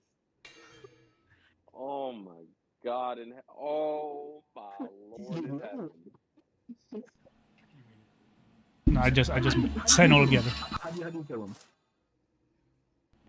So I'm aiming for him, and I see for a brief moment I have an opening on his head. Yeah. So you see me knock the arrow, pull back, and then he starts swinging his head a little bit behind Kane. So as soon as I let go, for some reason, you just see the arrow take a slight shift right in a curve motion and catches him right in the head. Yeah, it curves with like the poise of someone who's done this so many times that there's no thought that goes into it. It's a brainless shot, but it's almost impossible for the average person to make, as it goes right through his head, ear to ear, and another one just smacks pavement. Yeah. Fuck these guys. Brutal. So he's dead. Cool. Awesome. So that's your turn. And then that's all I got. Sabrina, it's on you. There's one guy that is untouched who is engaged with Kane. And then there's a hurt person who's not engaged with Kane at the moment. I'm gonna outwardly swing on that motherfucker. Just swing on him. The one that's more hurt. Just swing on him. Okay, cool. Let's see what you got. What are you swinging with? Nothing. Just the regular attack, and I still miss. I rolled a natural 3. Yeah. So you don't know if it's a change of weather. You're used to the coastal tropical weather of the Menage Coast. It's outside right now in Shady Creek. It's winter time. It's fucking cold, and like maybe you haven't adjusted to it, but your sword work ain't looking right. As you missed this guy again, and it was just gonna give him to it. He just straight up dodged you, like he outmaneuvered you on that. Yeah, what do you do now?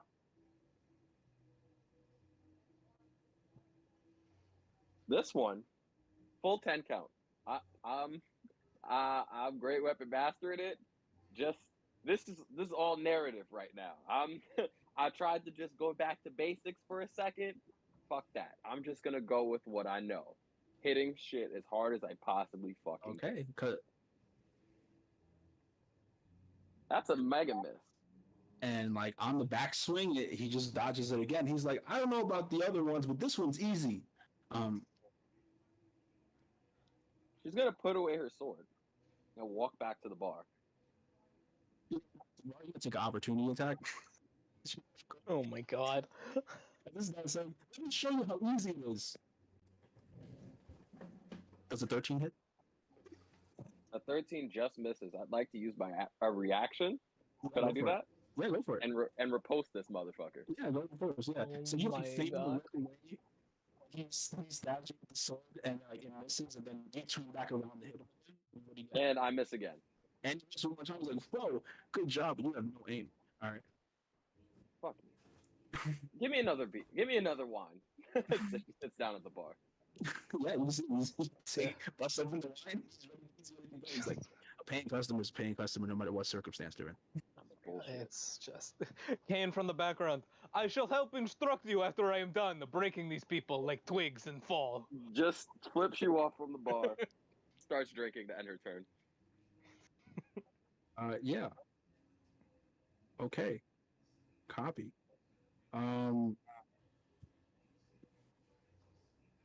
Yeah, it's gonna be Kane's turn. Okay. Is the guy who did 10 damage to me still alive? I'm still alive and untouched. Yeah, you know I'm swinging. Like, oh, good, you still yet live. I want to enjoy this. That he's hitting. Feel it in my bones. Yeah, that's all right. So first attack is gonna be. That's a nat 1, so that's gonna be a 9, which is a miss. Yeah, you.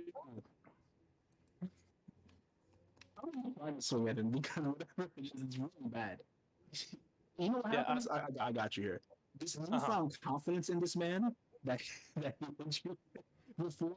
When you swing, he's like, "You're predictable," and he just moves out the way and dodges crisis. And that was easy as he's sweating profusely. Yeah, I will say the next one's a 23 to hit. Yeah. So you. This is way too easy. Roll damage. Yeah, it's you just like he does the dodge and he goes, oh, easy, and he does like the Monster Hunter stomp forward, so he fully swings it on his second for 23 to hit it. I didn't put my back into it. Damage. All right, let's look at the damage. So that's going to be 17 without the d6. And yeah, sure. Roll me that d6. Yeah. So then you add an additional 3, which will be a flat 20. You know, how do you kill this guy, man? They have 20 hit points. Up, up, down, down, left, right, ABA, start. Bro. So you watch that full stomp so he can get the axe to like perfectly like slice the dude's throat like open, and the rest of you guys watch as he like cradles the back of this guy's head, runs his hand in the blood and just does it over his face. He's like, "You were good fight. Rest," and just lets the guy's body fall. Yeah, it's one of those moments where it's like, that was easy. You predict a.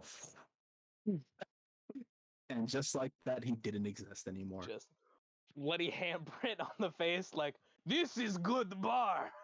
Say that as the bloody handprint like reaches your face. For everybody else who is very familiar with how things bleed and the trajectory of blood, this is a lot more controlled than as if the blood isn't moving or as if it's being manipulated by some type of entity here. Yeah, okay, Giovanni. It's your turn. There's one guy left. He's pretty hurt. You can take us home right now. So I'm gonna just watch the whatever happened with Kane and that last guy. This is fucking gruesome. There's so much blood on the floor. Like he's gonna take a moment to like process what happened. He's gonna like come back into reality, turn around, look at the guy at the counter, like near Sabrina, and he's gonna, all right, I got this. He's gonna sheath his short sword, run up on the guy, jump up, and do a spinning roundhouse kick. I'll say that's flavor. Just roll me like a weapon attack. Yeah. I was gonna say, I don't know if you want an unarmed attack for this. Yeah.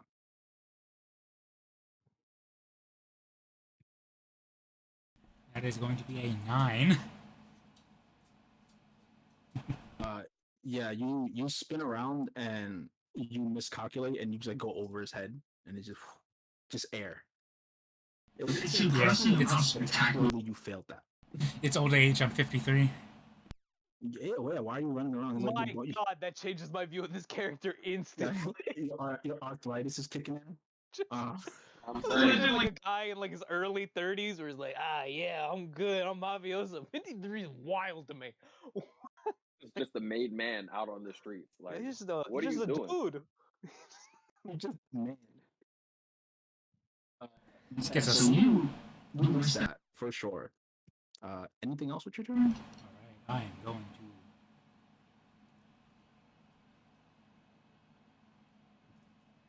I am going to bonus action, cunning action, and disengage. Okay, so you're gonna move.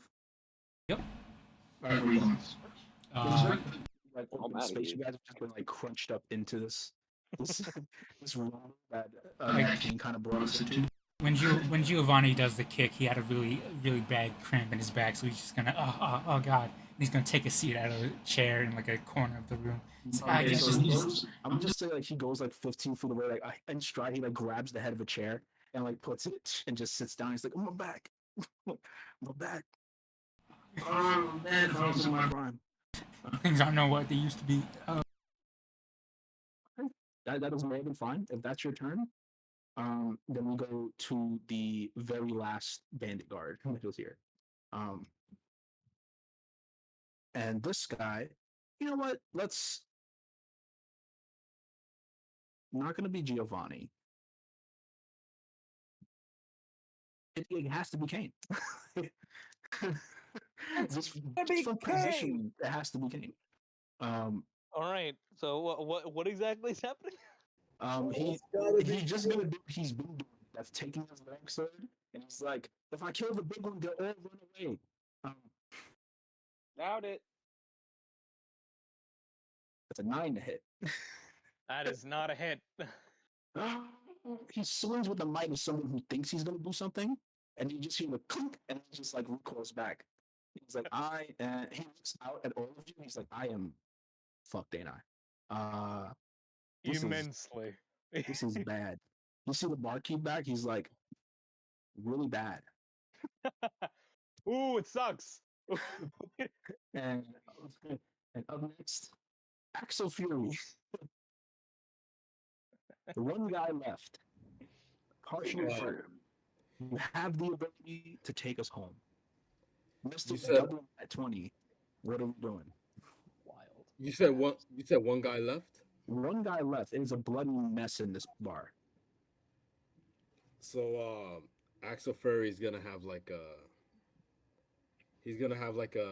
Asian looking samurai bottle. He's gonna be kind of like drinking it. Okay. And he's gonna be like, "Oh man, this is crazy." That's what he's gonna say.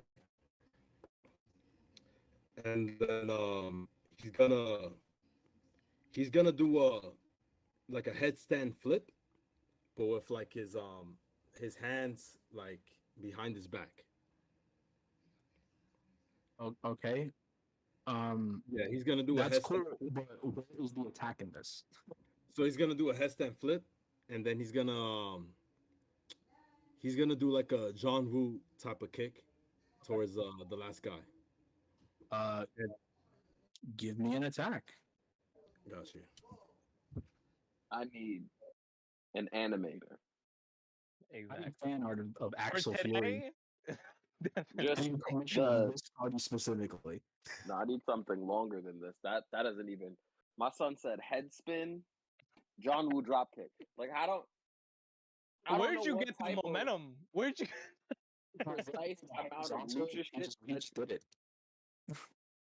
But my man got the like centrifugal force and then just pushed it out through his leg. Nothing about this character makes sense from his race to his movements, as the kangaroo reaches the air and takes his attack. I mean, you kind of on mute, homie. I see you talking right there, but I see the mute sign, bro. I didn't even and realize it was on mute. It's really It's really making me sad. It's making me sad that you haven't rolled your attack yet. Oh, there you go. You missed. Okay. Um, you're still muted. Could I do an extra attack? I mean, of course you can. You can do another attack. So as you come down off of your just silly attack, you missed him. He's dying, but not. I'm gonna get hit with this convoluted shit. Dying. So after the John Woo kick, he's gonna kind of like land, like very drunken like, and then Yeah. he's gonna be like, oh, so it's like that. And then Axel is gonna like, he's gonna do like a 360, uh, like a roundhouse kick to the guy's face. You're just gonna tattoo him like it's nothing. All right, cool. Have Oh fun. my god. Yeah. Tattoo Marcus, Imme- you Chicago. Immediately after the John Woo kick, yeah, he's gonna. Yeah, just, well, yeah. yeah. Let me roll that. That's right. You got the third strike combo, and then you have Kane, who's acting like a high-level Dark Souls character. Where he just got the high-level pose where shit don't hit him. And Yeah. Guard parry. ah, Oh, I love it. Natural one. Yeah.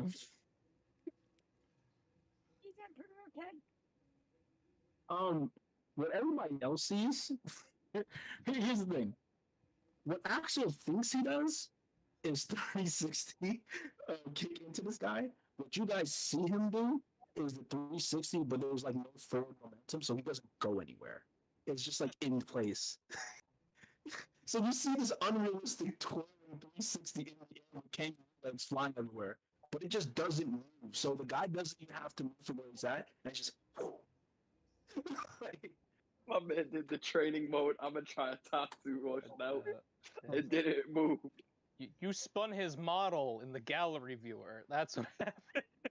You previewed the move. I can't. This is great. This is- I didn't know what was gonna happen when we started today. I am. Uh-huh. Oh, yeah, we in it. You're like, oh, I got a whole martial party. I wonder what's gonna happen. And I went, Shenanigans. Shenanigans see? is gonna happen. yes.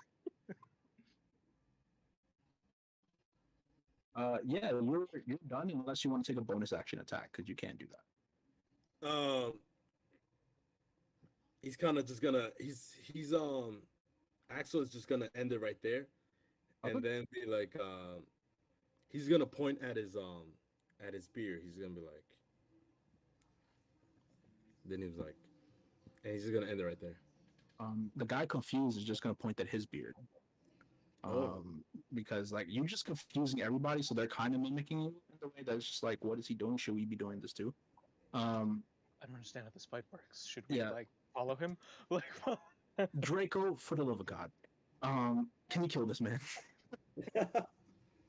This guy is lasting way too long. Well, let's see what I can do. Yeah.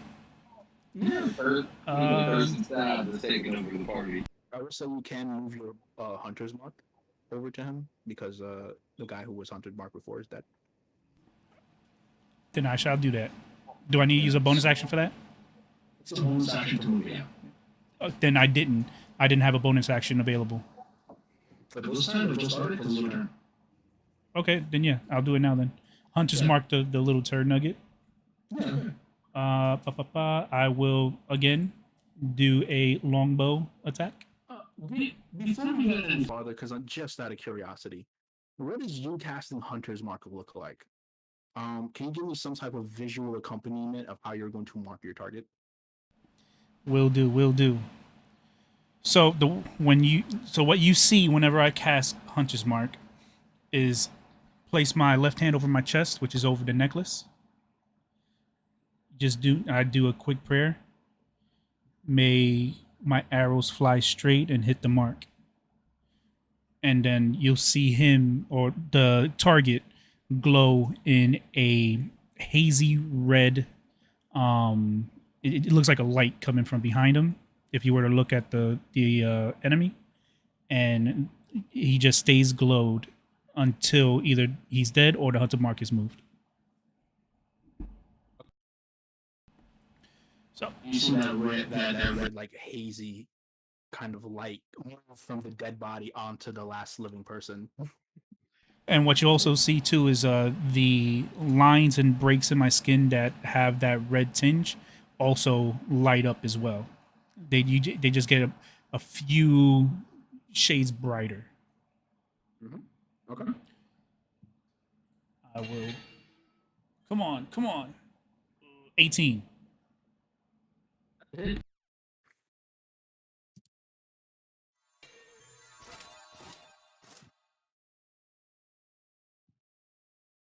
That's 12.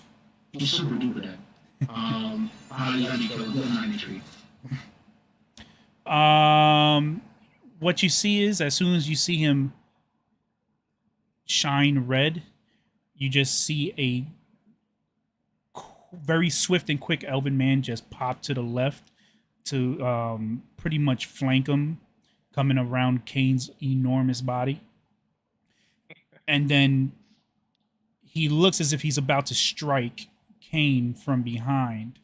However, I let my arrow go and it just catches him right underneath the armpit and goes about halfway through, and he's just stuck there. He can't move his arm. And then you just see him bleed out little by little until he finally collapses. Yeah. You can see him stuck there in a moment trying to move his arm, and he's kind of like, is this what dying feels like? And then he just dies. We're out of initiative, fellas. As you have thwarted the jobbers of this session. For the record, the bugbear had 27 health, and each one of these other dudes only had 20 HP. So Crazy.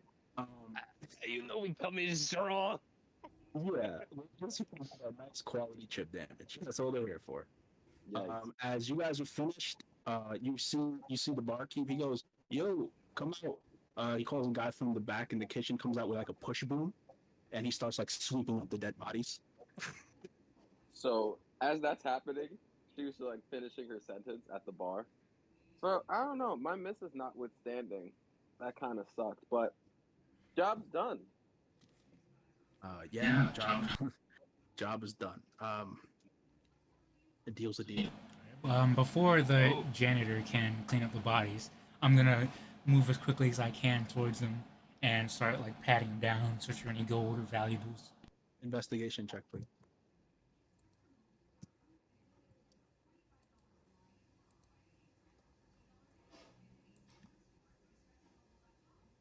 That's an 8. It's an 8.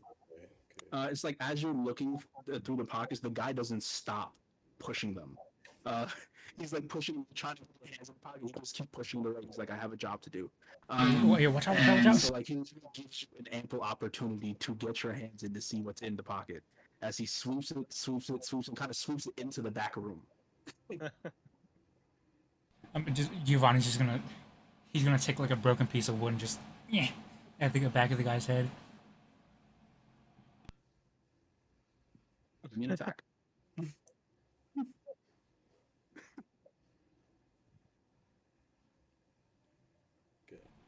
It's 7. You hit into the dead bodies.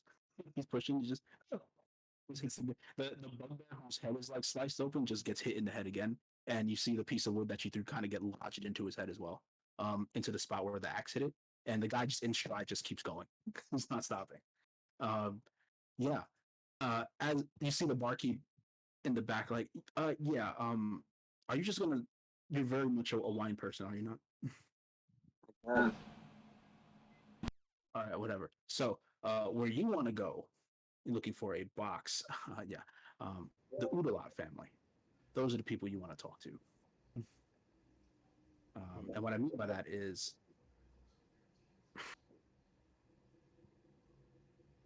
or how do I put this? He's going to tell you because you won.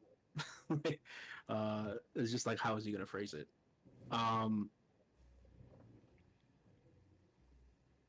We don't have intimate knowledge of all of the estates in Shady Creek,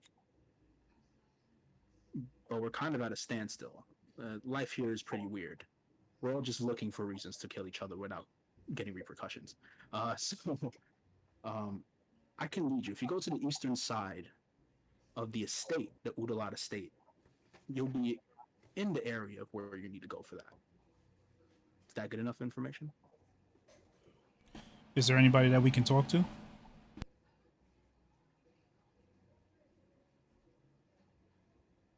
What?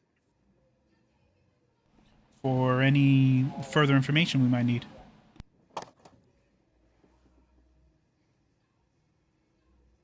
There are very few neutral parties in this place. 95% of the people you talk to in Shady Creek Run are either going to be aligned with the Udalats or mortal enemies with the Udalats looking to use you to get an upper hand with them. You can talk to anyone you pass by. That is your prerogative. But if you're looking to get something, I wouldn't suggest it. Neither would I, honestly. I really wouldn't with your charisma scores. I'm just gonna say that right now. As a guy that sees that everybody not named Giovanni dumped charisma. What's it called? Is there like a third family who would like to be above the both of them, assuming the Udalais have one very specific mortal enemy? The Udalats do. The Mardoon family is in direct competition with them. The Udalat family have near monopolized the hunting around Shady Creek Run, the imported meats and the hunting that goes on in the Savalia Wood around us. It is they're the ones who are they're making it hard for anybody else to make a buck doing that. Mardoons deal in very similar territory. Though not direct hunters themselves, they do specialize in selling exotic goods, is the way to put it. Where would one find headquarters for these Mardoons? They're not exactly hiding. The estates of all of these families are at the edges of the town. You can go check it out, garner an audience with them if you wish. You know, just speaking out loud here, you said that they're directly in competition and they're in the business of, as you put it, exotic goods. That is what I said. Aren't we just giving them an in to take what we're after? If we were to go down that route? As I said, if you choose to engage, just an open question to my party. It's your job, not mine. I don't mean to be here. I mean, it's fair, but I think a majority of us have shown that we can handle any issues should someone try to stop us from doing anything. So why not turn one snake on another? I'm still stuck on the most of us. There's something about. It's the most of us for me. Yeah, it is the most of us. And she's trying to get over that comment.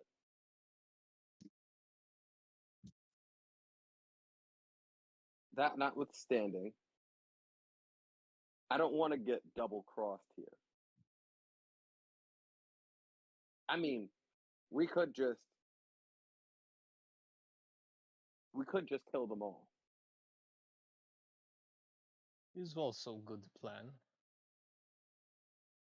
So, let's be diplomatic about it, shall we?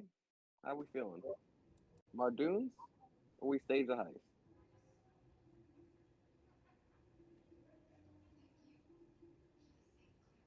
I would take the path that would least expose us. You two want the heist. I get that. We're at a deadlock then, I would assume. Because y'all want to hide. I've seen it all fight.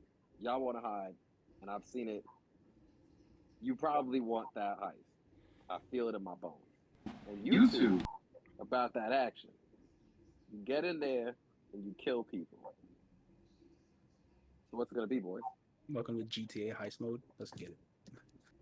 if diplomatic matters don't work, I can use my superior crime skills to sneak into their ranks. I'm sorry. Did I say diplomatic? I meant democratic. Like we're voting. I am not man of words. If we are not going to try to employ a third party, then we do what we need to do. I am not so stubborn as to say we cannot continue with plan as normal. You just gonna see me look up at Kane, do a quick nod, and be like, "I'm with the big fella." But I'm going to sit here and take myself a rest of a short duration, for I am bleeding and would like to drink ale. I welcome the paying customers. That's two for the Mardoons. Any objections? I'm gonna just sit at the counter. No. Mr. Gary. I'm good with sneaking. I'll take the sneaking route. He wants your opinion, Harold. Listen, you, I'm there for you. All right.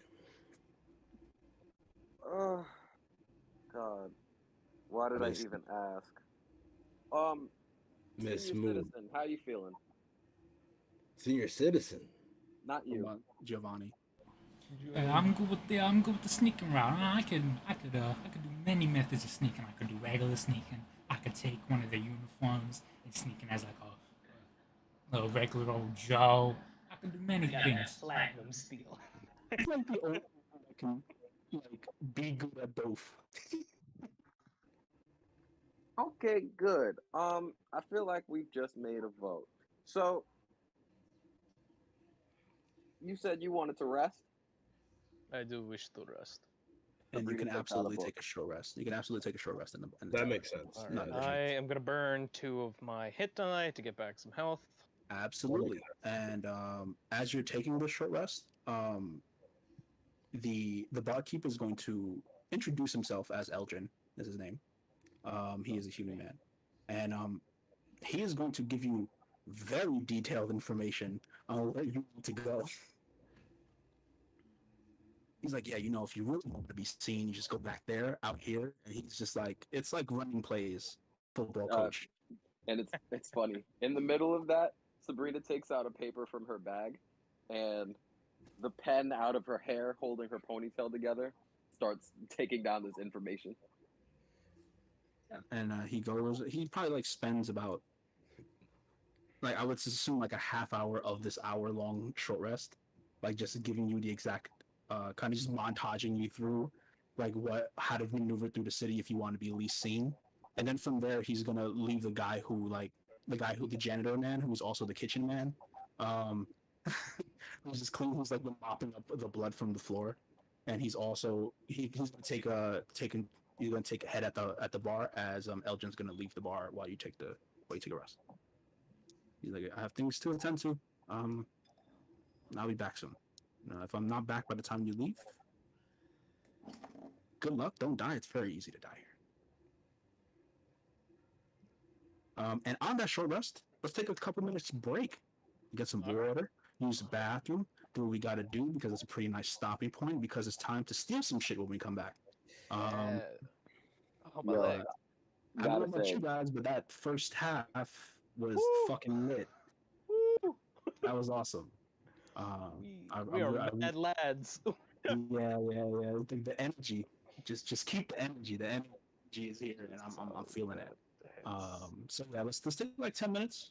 Mhm. So we could situate and recalibrate, and I could kind of get my notes organized because like if I could get to throw away some of my notes now that you guys didn't take the diplomatic approach. So, but yeah. I'm like, yo, have you seen this group charisma, bruh? Son, if it wasn't for my background, I'd have negative all charisma stats. It's all I don't know. It's still I good to don't have talk. something set up in case you entertain the idea. I will say it's not as fleshed out as the heist route of this session, but there was definitely something there, some narrative strength if you went the diplomatic side. So diplomatic options, but we in martial party, so we got that ass. yeah, I see. I was thinking because like I think it's a good thing that I kind of did a lot of the note taking for what I wanted to do today after I saw the party composition. Because I'm like, all right, so you guys can kind of sneak around. You guys have plenty of physical stats to go around. You guys also like combat, so let's fucking start Shady Creek off with a fight just to see, like, just to test the waters and see what happens. And I'm so glad so much personality came out in that fight. Like, it's just like there's such like a distinct style from everybody. Oh my Just in god. that one fight, it's like it was just like a look in. It was actually the perfect way to kick it off, and I'm so happy about it. It's like you telling me to get into a fist fight. I get in the ring and I just shoot a guy with a shotgun. Like, just set that tone immediately that I'm a bad dude in close quarter. Now, You all were I'm gonna fucking say is, Carol were rolling so goddamn good, it was insane. it is literally Kane and the Undertaker. Let's talk about it. I mean, My yeah, man no, walked up, just said, legitimately. Yeah. "Oh, you're a bugbear?" Tombstone. All right, cool. What's up? I'm about to get this UAV after I'm done killing your friends, bro. Exactly, Like, bro. I'm a 3-kill Each streak. one of you, I'm coming for that nuke. Let's go. Jesus And Christ. Yeah. After just talking all that shit, I'm just sitting here. I missed crazy both times. bruh, You Blood missed Hunter a is lot. crazy. I sacrifice like 1d6 and I get to keep a special type of damage the whole fight. Yeah. Like, See, that's the thing about Blood crazy. Hunters, and I think of like the Matt Mercer kind of homebrewed classes, is they are really bad early levels. Like those first 3 levels are they really suck to get through. When you're low level, giving up your health is not good. Like you can give up your health into a one shot a lot of times for the Blood Hunter. But if you're beefy enough, okay, now we're cooking with gas. Like I started that fight with a special type of mark where I'm like, yeah, I give up 1d6, I get advantage on this guy, and I'm gonna have frost damage the whole fight. What's good? yeah, I didn't know it was gonna start like that, and then like nat 20 off the bat, I was just Right on. like, hey Austin, we have like our own homebrew crit rules where crits kill. Yeah, I'm like, uh-huh. I don't give crits the chance to be worse than regular attacks. Oh, tell me more. Yeah, because I don't know, I find that to be kind of lame. So, I mean, hey, that's fair. I just love the idea that I can't turn off being an instructor. yeah, it doesn't matter the environment, you can't change the man. It's just like instructing the people we're killing. Exactly. It's like, I am gonna murder you, but I want you to like do it with some class. You know what I mean? Yeah, for sure. Yeah, so you got some pretty cool information on the Oodalot family, and directions on where to go if you want to be detected from the least amount of people, eastern side of the estate, and we'll get to that when we start. Yeah, So that's that's gonna cool. be wild because I am not great with stealth. Anyway, I will be right back. Yes, same here. Yep. You know the vibes. I need that water.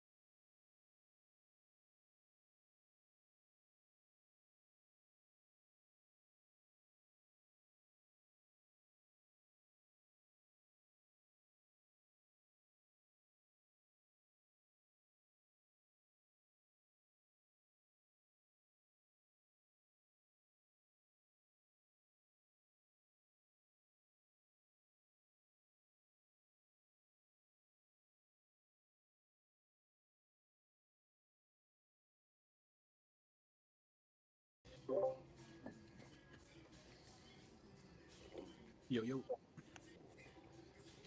So how you feeling? I'm good. All right. I like it. You had like 3 turns in the fight, and you did like something unique in each of those turns. Yeah, I was like, you know what? I'm gonna have Mhm. to bring out old Dempsey. You know what I mean? No, no, I feel you. I feel you. I love the monk though. It's pretty good. It's great. I I'm mean, not gonna lie, bro. I I'm feel like having the fun. monk class is most in line with the shit that you want to do, Harold. Yeah, right. Yeah, I feel like creatively narrating a string of stupid, off the wall, yeah, goofy ass unarmed strikes is kind of your vibe. yeah, So here, this is kind of you. Like, yeah, right. Yeah, Be sure to you read can't. that character sheet, my friend. Yeah, you got yeah. some spicy stuff that you did not use. You have the most attacks out of this party. I just want You you to know you that baseline. absolutely do. Oh wow. You do. Yeah. Yeah, You could pull off 4 a turn, I think.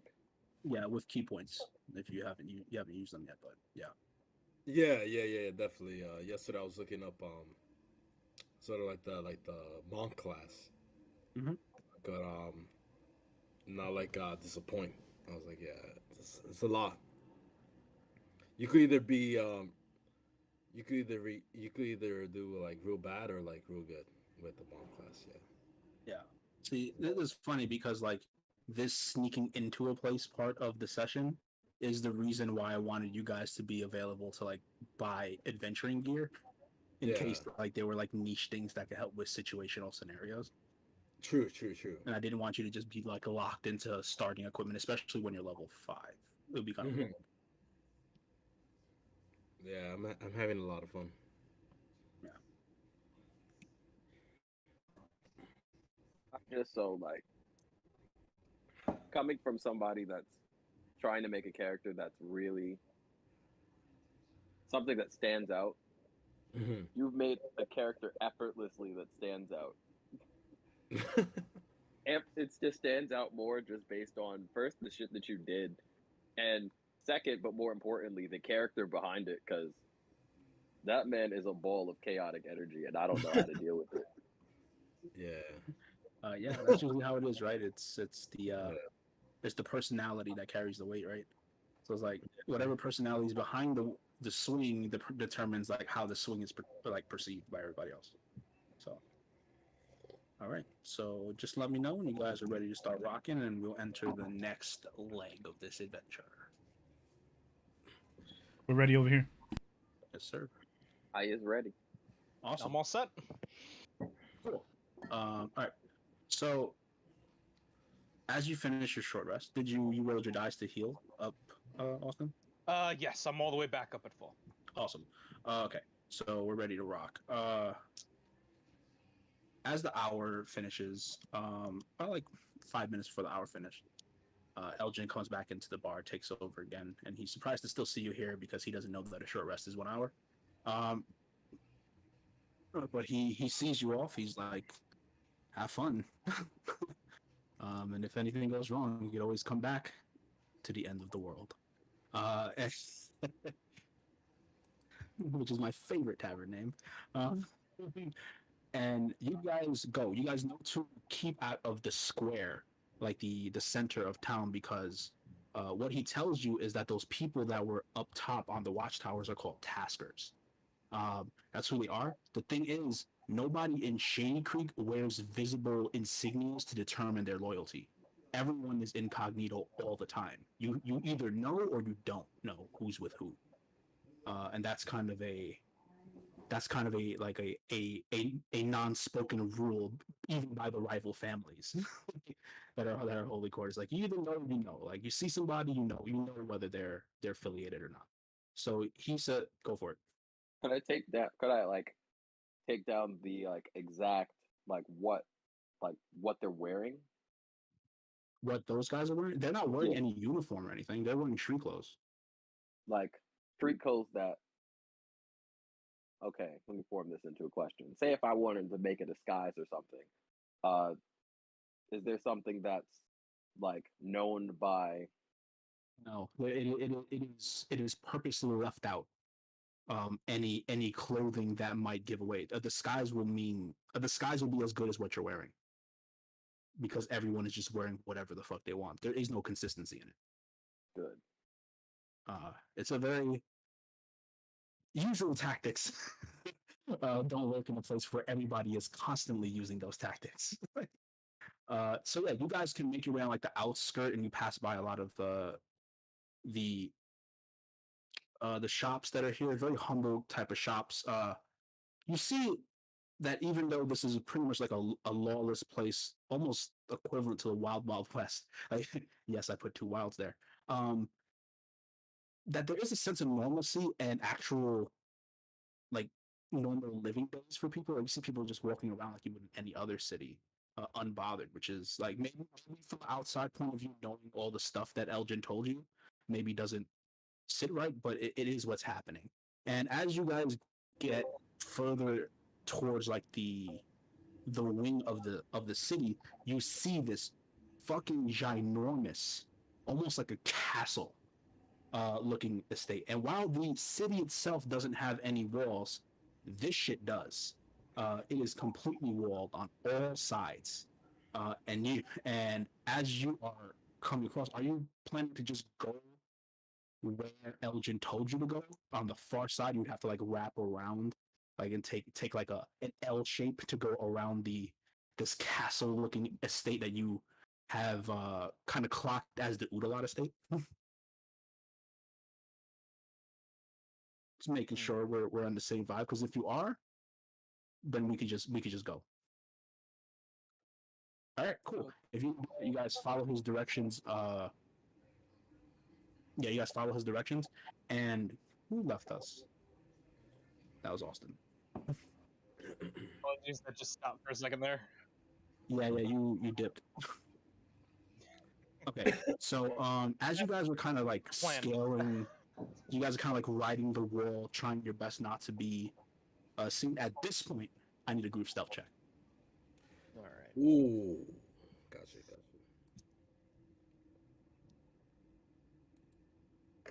Like shit tonight. Woo! You're not that guy, pal. That's a natural 1 for 8.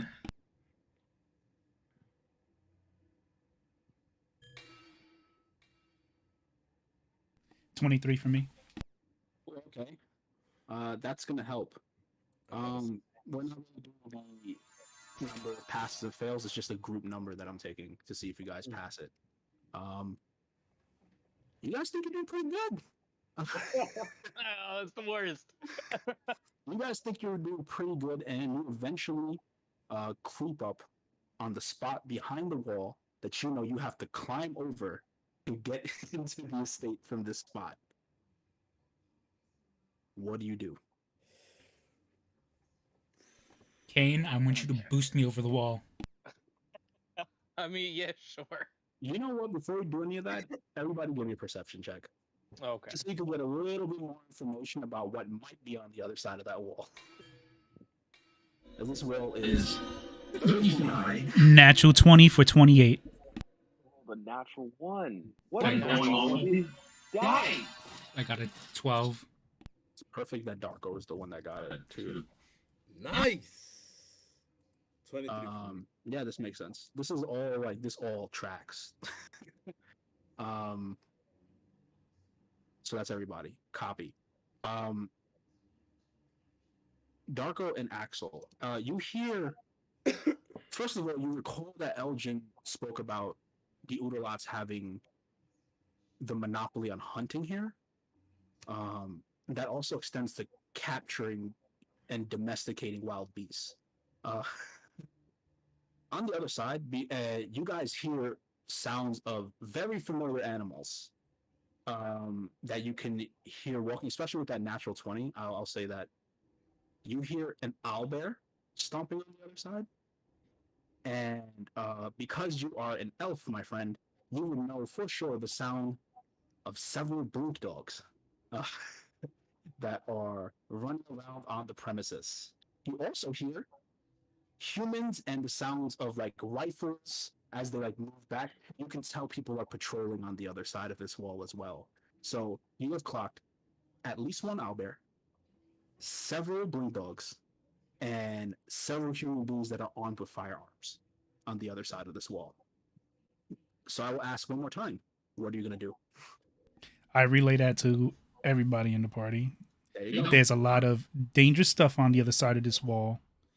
So if you do decide to get boosted over, take heed in understanding and knowing that you probably won't survive that long. So what do you guys want to do? Oh, all right. Giovanni's just like Giovanni is just in the middle of like trying to discuss with Kane about how to. Continue with the natural 20. Looks like there isn't anything really on the other side of the wall for real, but I feel like it might be a better option of us to just kind of fuck off and go see about the other guy. I mean, all I'm thinking is if we cause distraction in other area, it could maybe get some of those guards to leave as we try to boost each other over, like school children fleeing the schoolhouse. I mean, I'm not going to be a school child. We could have The rest of you might. we could have Kane bust through a wall. That would cause a big enough distraction. I do have very large biceps. Kool-Aid man. So, what's the play? And she's looking up the wall. We should discuss other potential You can leads certainly first. climb it if you want. Just Absolutely not. What's on the other side? No, we're gonna. I'm just gonna huddle group. All right, use the plan, boys. We're gonna go somewhere else, huh? This will be a last resort if we can't find any other method into the castle. While you're standing here, give me another stealth check. Mean that you guys want to tuck her down and talk a little bit. You could regroup stealth.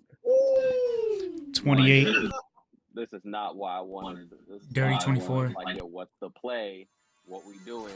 Because That's we a can't stand around here, man. But we want to stand around here. 3. I rolled 2 13s back to back. You guys are so short. Nobody has clocked your position. It's just confidence. I I think maybe we do leave.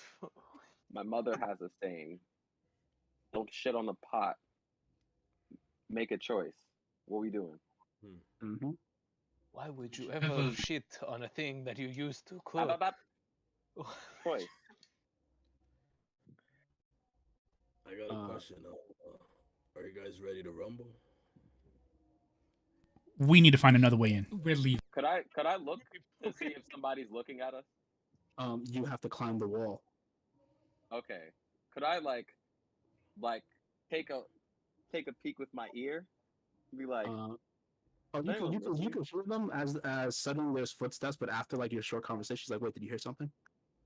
Yeah. Wait, you So okay? that's what the two guys who are patrolling over there are just saying, "Hey, you hear something? Just wait a second." They seem just like you stop hearing the footprints as you assume they're kind of just listening to see what's going on. Okay. So Hmm. I'm trying to signal people with my hands. Crawl, guys. Analysis paralysis ain't really the time right now. And Nah. and with after a couple seconds of mixed silence between all these people, I'm gonna start walking in the direction of the Mardunes. Cam would follow. The Mardunes. Okay. I need another group stealth check as you try to leave the area. Oh, please be good. Damn. Holy shit, I've had terrible rolls.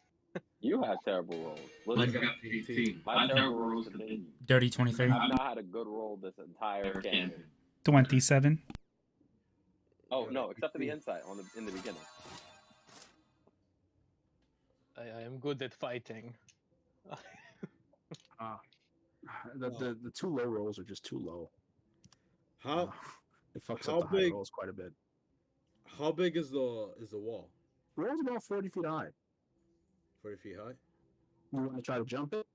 Yeah, I'm gonna try to do You can hop up there. How much can you hop up as your? I got you right now. Can you give me the amount? So It's that plus step of the wind, right? I could jump Which is 15, dumb. 15 feet high with without provoking opportunity attacks. 15 feet high. Yeah, Okay. 15 feet high. You got the 15 free vertical? Yeah. He is a root-flavored Herringon race. So Yeah. that's Oh yeah, that makes sense. that's I'm before like- step of the wind. Because doesn't step of the wind give you more jump height? It does, yeah. Yeah, it doubles your jump height. Okay, Yeah. so here's what's gonna happen. If you want to make the jump, Mhm. you can make the jump if Yeah. you use a key point and you don't roll a natural one on an athletics check. Okay, so I'm gonna take so that's one key point and trying to look for it. Okay, I got you. So one key point and athletics, right? Athletics, just don't roll a natural one and you clear it completely. Got you. I only say that because it would be hilarious if you did. That's a 7. That's good enough. All right. Let's say that's good enough. As you bring your leg all the way up Yeah. onto this roof as Sabrina was making her way to where she's looking for the Mardunes, you just see Axel Fury just take a mighty hop and soar into the air, and he lands right on the wall, and immediately you hear, "What the fuck is that thing?" Appropriate response. As you hopping up to the wall breaks whatever stealth you were attempting. And they know whatever you are is here. Mhm. While you're up there, Axel, what you do see is two people with rifles, just circling this backyard of sorts. Two blue dogs and one owl bear stomping around in the back. All kind of like circling towards or hovering around this back door that Elgin told you would be here. Mhm. But at the sign of them saying, "Hey, what the fuck is that?" Axel, what do you do?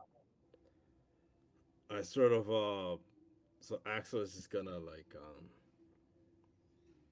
he's gonna look at them. How much people does he see? How much? 5 bodies altogether: 2 blue dogs, 2 humans, and an owl bear. And I'm just like on top of the wall, right? You're on the top. Mm-hmm. So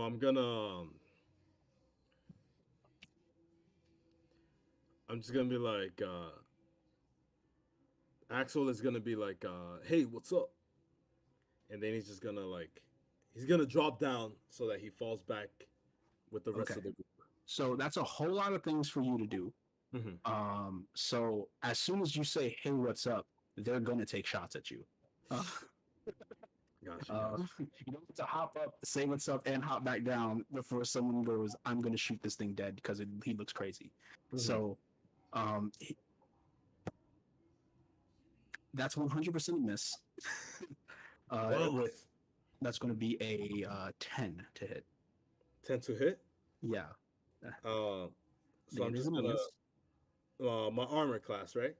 Yeah. So there's no way you have a 10 armor class. It absolutely misses. Yeah, my armor is 16. Cool. My ninzel. Anyway. And then the other guy, well, that's more like it. That's a 27 to hit. As you are going to take, let's see. Let's get hit with that Carlito special. This man had the Carcano rifle. Yeah, they're like full rifles. I want a rifle. I just as you take about one hit, 15 points of damage. God as damn! It pops directly into you. All right. And after that hit, you can fall back down to the other side. Yeah. And you hear them scrambling, as if they're running towards someplace. Now that you don't have eyes on them, what are you guys doing? I'm just gonna I'm gonna recount to the group. I'm just gonna be like, So we all heard the shot, right? You heard a loud crackle, Okay. just a crazy recoil. I'm Gotcha. picking up my pace. Mhm. This is not good. Yeah. No. Somebody get our friend, and let's get the fuck out of here. Yes. Oh, you're here. Okay. We just keep going. Yeah. You guys go, and as you guys are kind of going back through are you going back through the same path you came, just riding the wall on the side? Yeah, trying to. I would assume cool. trying to keep out of any way they could get us. Yeah. As you're picking up the pace and you're running that way, you could kind of hear the people on the other side of the wall are running the same direction as you. Shit. On the other side of the wall. As we're running, I'm going to go from one dark spot to another. That's what I'm aiming for whenever I make my moves. There are because this is on the edge, the other side is just forest, thick forest, which would be extremely hard to traverse through at any reasonable pace. But yeah, you can try to pick your dark spots if you want as you're doing this, but you can hear them on the other side. It's like, hey, we gotta get them. They're running on the other side. And they're at this point just yelling to anybody that would them. Hey, we got intruders! What are you doing? All right, I'm Giovanni's gonna hear the commotion going on the other side, and we're not gonna make it before they do. I am going to tap whoever's in front of me, look at whoever's behind me, point to the woods to the side, and just start booking it.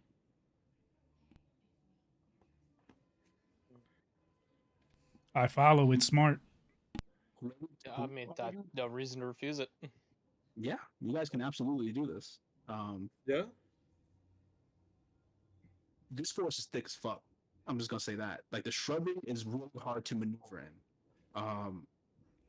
But you guys can absolutely make your way in there. While you're in there, if you're trying to hide from people noticing you, I would like everybody to give me stealth check with advantage because you're using the forest to kind of guide you in this way. There's a lot of Self an advantage. All right. See if you could calm down the GTA stars. Yeah, exactly. First one is 22. That's really good. 18. Yeah, the highest is 21 for me. 22 for me. Even with advantage. Yeah. Still the same thing. So much better than 19 for me. hiding next to streets.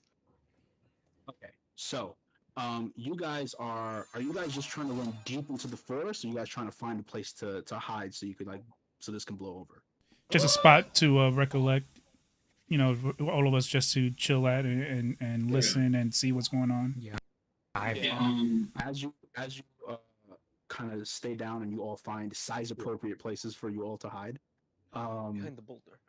Yeah, you do see the two humans, the two blue dogs, and the owlbear come around the other side. And I'm like, where did they go? They stopped running. They got to be back here somewhere. And I'm gonna roll some perception checks for them, and we'll see what we got here. Human perceptions. 2 natural 2s. Okay. Yeah. Okay. So I do have an idea, but please. I take I it. do also have an idea, and I said, excellent. As you I wish- see, the blue dogs and the owlbear are both kind of following the order to try to see you, but they're smelling around for you, and they do have advantage on perceptions that require smell. So this will be a little weird. That's a natural 20 for one of the blink dogs. Okay. That's a natural 16 for the other blink dog, which will go up to 19. Okay. And no, actually, the blink dog is it does go up to 19. And then there's a 12 for the owlbear.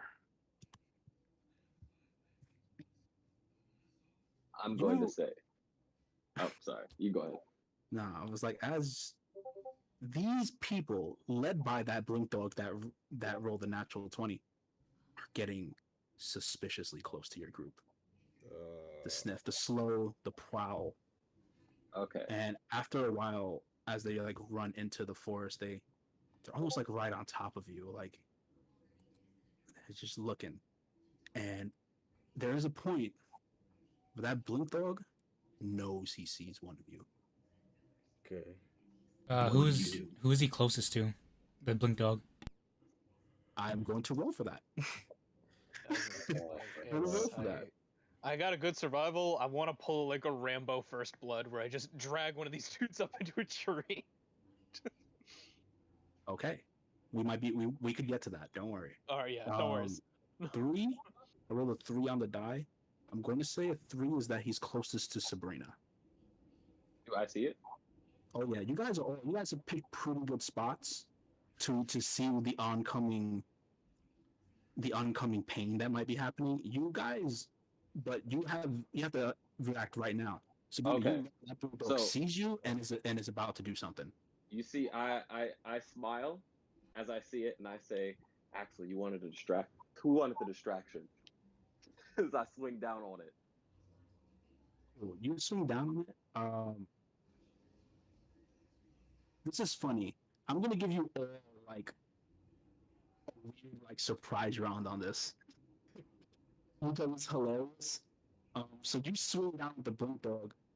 Kane can do his Rambo shit. One of the humans. What do you guys all want to do as you kind of pop up to give this last ditch? Because I'm gonna tell you right now, there are ways that if they get to go, this gets very bad. All right. So if who is it? Sabrina and Axel, that'll attack the blink dogs. Sabrina, okay, so Sabrina already declared her action. She's gonna swing down. You swing down the blink dog, correct? Yeah. With all my stuff. And Kane hiding behind a boulder because we're putting a rock formation there. Because why the fuck not? What? Yeah. You pop out like fucking Rambo and you try to get this guy. What is everybody else doing? As you try to pop out. You don't have to pop out, by the way. You could choose not to if you want to. So all the like the owlbear and the 2 guys see us when they pop out. No. If you pop out, the second that Sabrina pops out, everybody sees that. This isn't something that only a few people. They're traveling as a group. But it's the blue dog that had the high perception that was going to find somebody. I'm a hold mine. Yeah, I'm holding. You stay put, and because of your abilities, you are invisible. In this dimly lit place. What is Giovanni and Axel doing? If I'm hidden and I throw something, like from a good distance away, will they know where I'm at? Like, will I stay hidden? No. Your location when you hit, but you will have advantage on the attack. I'm going to silently try to sneak like Solid Snake army crawl over to like a advantageous position behind like, or at Yeah. least to the sidelines of one of the guards with the rifle. All right. Are you gonna try to attack him? Oh, so you just move no attack. So you gonna stay hidden. All right. Axel, what are you doing? So I'm gonna I'm gonna I'm gonna try to cast healing word on myself.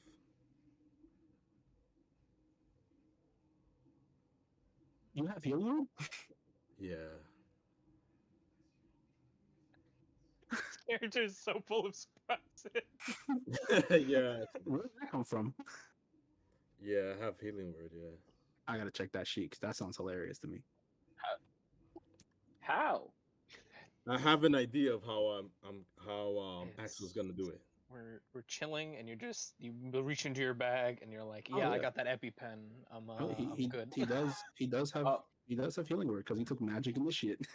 He's gonna do that Yeah. Karate Kid shit. Where he's Okay, just so you cast healing word. Roll your healing word healing. yeah. That's a really weird sentence. Oh, and by the way, rolling healing word will reveal your location because it requires a verbal component. You just shout the word healing. I'm gonna do the Karate. If you guys seen like Karate Kid, the first one, where he Yeah. just goes like Mhm. starts heating up his hands, and then I'm gonna start doing it to. I'm just gonna press my chest. Heal yourself. Yeah, because my hit point sucks. Yeah.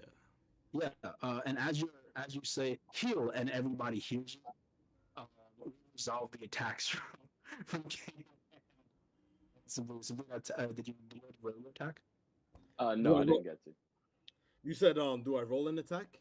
You do not. You just roll a heal. Okay, So, yeah.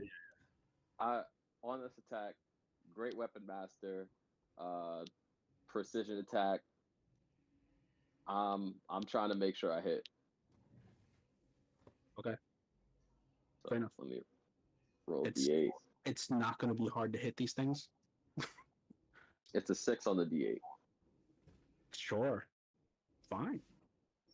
What do I care? Please.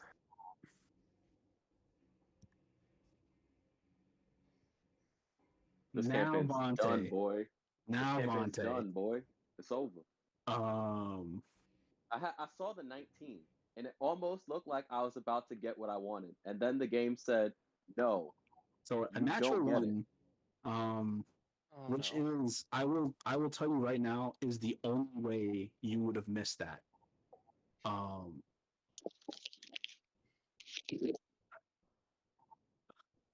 It's really hard to miss these guys. I'm just gonna say that right now. It's nice But having Bonsai on. you find a way to land your sword right in between the whole group of 5 creatures.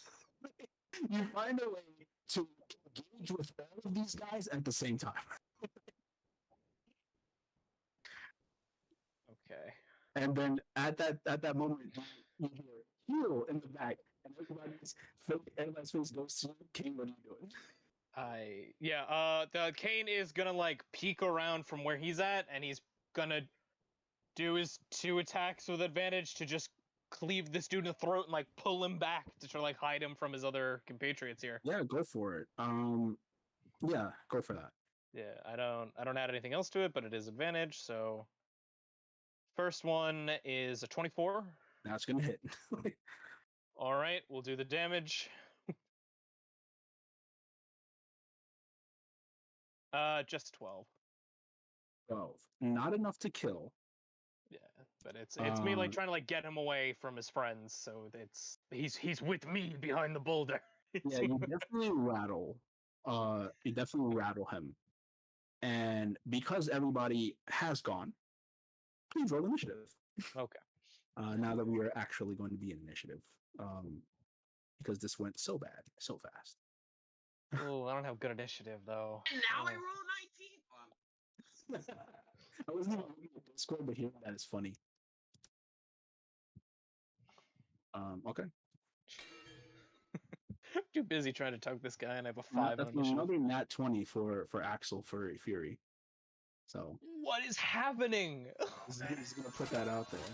The luckiest man who ever lived. This is rough. It's a bad day. I'm just gonna Okay. name this episode Sabrina's Bad Day. Yeah, it kind of is. Giovanni rolled a 7. Okay, let's start this.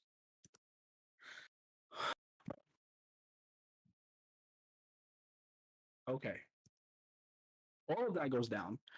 We still have Giovanni and Darko, who are both still hidden completely. They are not aware of your surroundings. And we're going to go to the top of the initiative. Axel Fury. You just saw Sabrina whiff and kind of fall into a circle of all of the enemies. While Kane tried to kill one of the guards immediately, but only managed to wound him. What are you doing during your turn? All right. How much guys are there?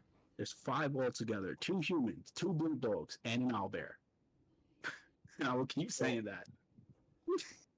So I could have Better say it sworn next you time. went the distraction route. That's what I'm prepped for.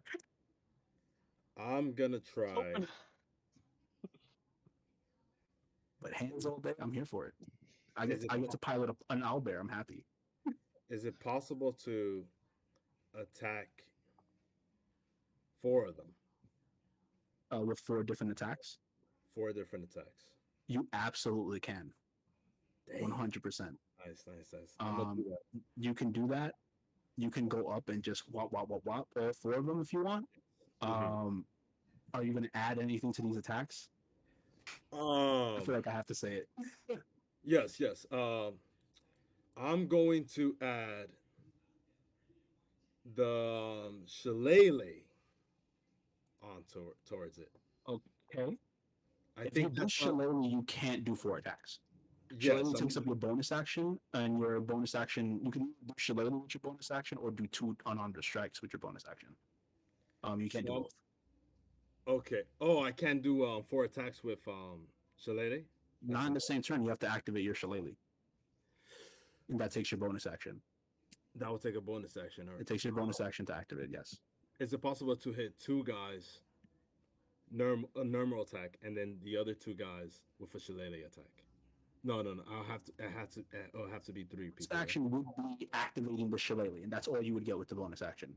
If you do that, you get 2 attacks. If you use shillelagh, you get 2 attacks. Okay. So let me look at my stuff right now. So I'm gonna take the nunchucks out. Yep. I'm gonna do the shillelagh with 2 guys. You're gonna shillelagh your nunchucks. That's pretty fucking sweet. Yeah. Is so on some Iron Fist type shit. I Yeah. don't think it adds any damage to your nunchucks though. It's kind of the same thing. Oh really? Yeah, it becomes a D8. I think I made your nunchucks a D8 already. So I'm gonna be that guy and say it's better to just take it 4 attacks and leave shillelagh for another time. so I'll just do the 4 attacks and that will Yes. cost Yes, that will cost I'm 1. to advise to do your best thing you got. So I'll do the 4 attacks with my yeah, I'll just do 4 attacks. That will cost like 1 key, right? It will cost 1 key. Yeah. Are you adding anything to the attacks themselves? No, just a drunken style, just like Okay, cool. yeah. Just making sure. roll your attack. Who are you hitting, by the way? With your 4 Maybe we attacks. should hear the targets. Yeah, who is not getting hit? You said there's 5 guys, right? 5 guys, 2 humans, 2 blue dogs, owlbear. So Numbers unlocked. you said what's it called? Bear? Bear? Owlbear. Owlbear. It's a bear with an owl face. It's an owlbear. So the owlbear, Looking. the owlbear is definitely getting hit. Awesome, cool. That's 1 target. Yeah, and then I guess 1 human is left out. So 4 guys altogether. Yeah. Okay, you got it. Which human? The one that's hurt or the one that's not hurt? The one that's hurt. Copy. Okay. Yeah, and I'm gonna do the key point right there. Yeah. So Michelangelo type shit, Ninja Turtles. Yeah. Start rolling some attacks and tell me which well, before you roll this attack, tell me which one this one is going to. Tell you how it's gonna look. You mean? No. Tell me who you're attacking with this first hit. All right. So I'm attacking the bear. The first hit. Okay. So roll that attack. Got you. Damn, that's a 20. That hits. Roll me damage. Nice. All right. That's a 6. Awesome. Cool. All right. Add anything to the attack. If I were add anything, that's it. Just that. Okay. Next attack. Who's it going after? The other humans. Okay. Roll an attack on the human. Got you. That's a 24. Roll damage for me. That's a 6. Okay. Damage. This guy's looking really bad. Third attack is, I assume, one of the blink dogs, unless you want to change your attack target. You said dogs? Those are the ones you targeted. Yeah, that's cool with me. Yeah, I'm gonna target them. Okay. Yeah. Roll me some hit. Got you. That's a 23. That's a hit. Roll me some damage. That's a 4. Okay. And then for the last one, I'm gonna do it right now. Oh, and just keep in mind that you're rolling unarmed strikes for these last two, not nunchuck hits. Got you. That's two cool. weapon, 2 unarmed strike. Yeah, the bonus actions have to be unarmed strikes. You don't get a choice. That's cool with me. Yeah, that's cool. That's a 14 hit. That hits. And then the damage is You rolled nunchuck damage. Roll unarmed strike. Oh, I'm sorry. So yeah. I'm sorry about that. 6. That's Oh, 7. Okay. You have chipped a lot of people down. As you turn into like this whirlwind in the forest, pushing all the plant life back. really drunk like. It looks like super like sloppy, but It's really squiggly. He attacks like an Etch-a-Sketch. It's kind of like that. Oh my god. It's kind of weird how that happens. Cool. I assume we're done with that. yes. Mm-hmm. Sabrina's you. She mad. So full 10 count, great weapon master, precision attack, you know the vibes. I'm You're going after human. everybody. Who are you going after? I'm going after the human. Okay. Which one? Hurt one or not hurt one? Not hurt one.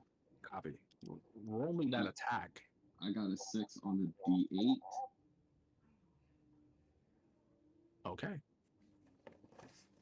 And I rolled a dirty 20. 15. Roll me damage, Sabrina.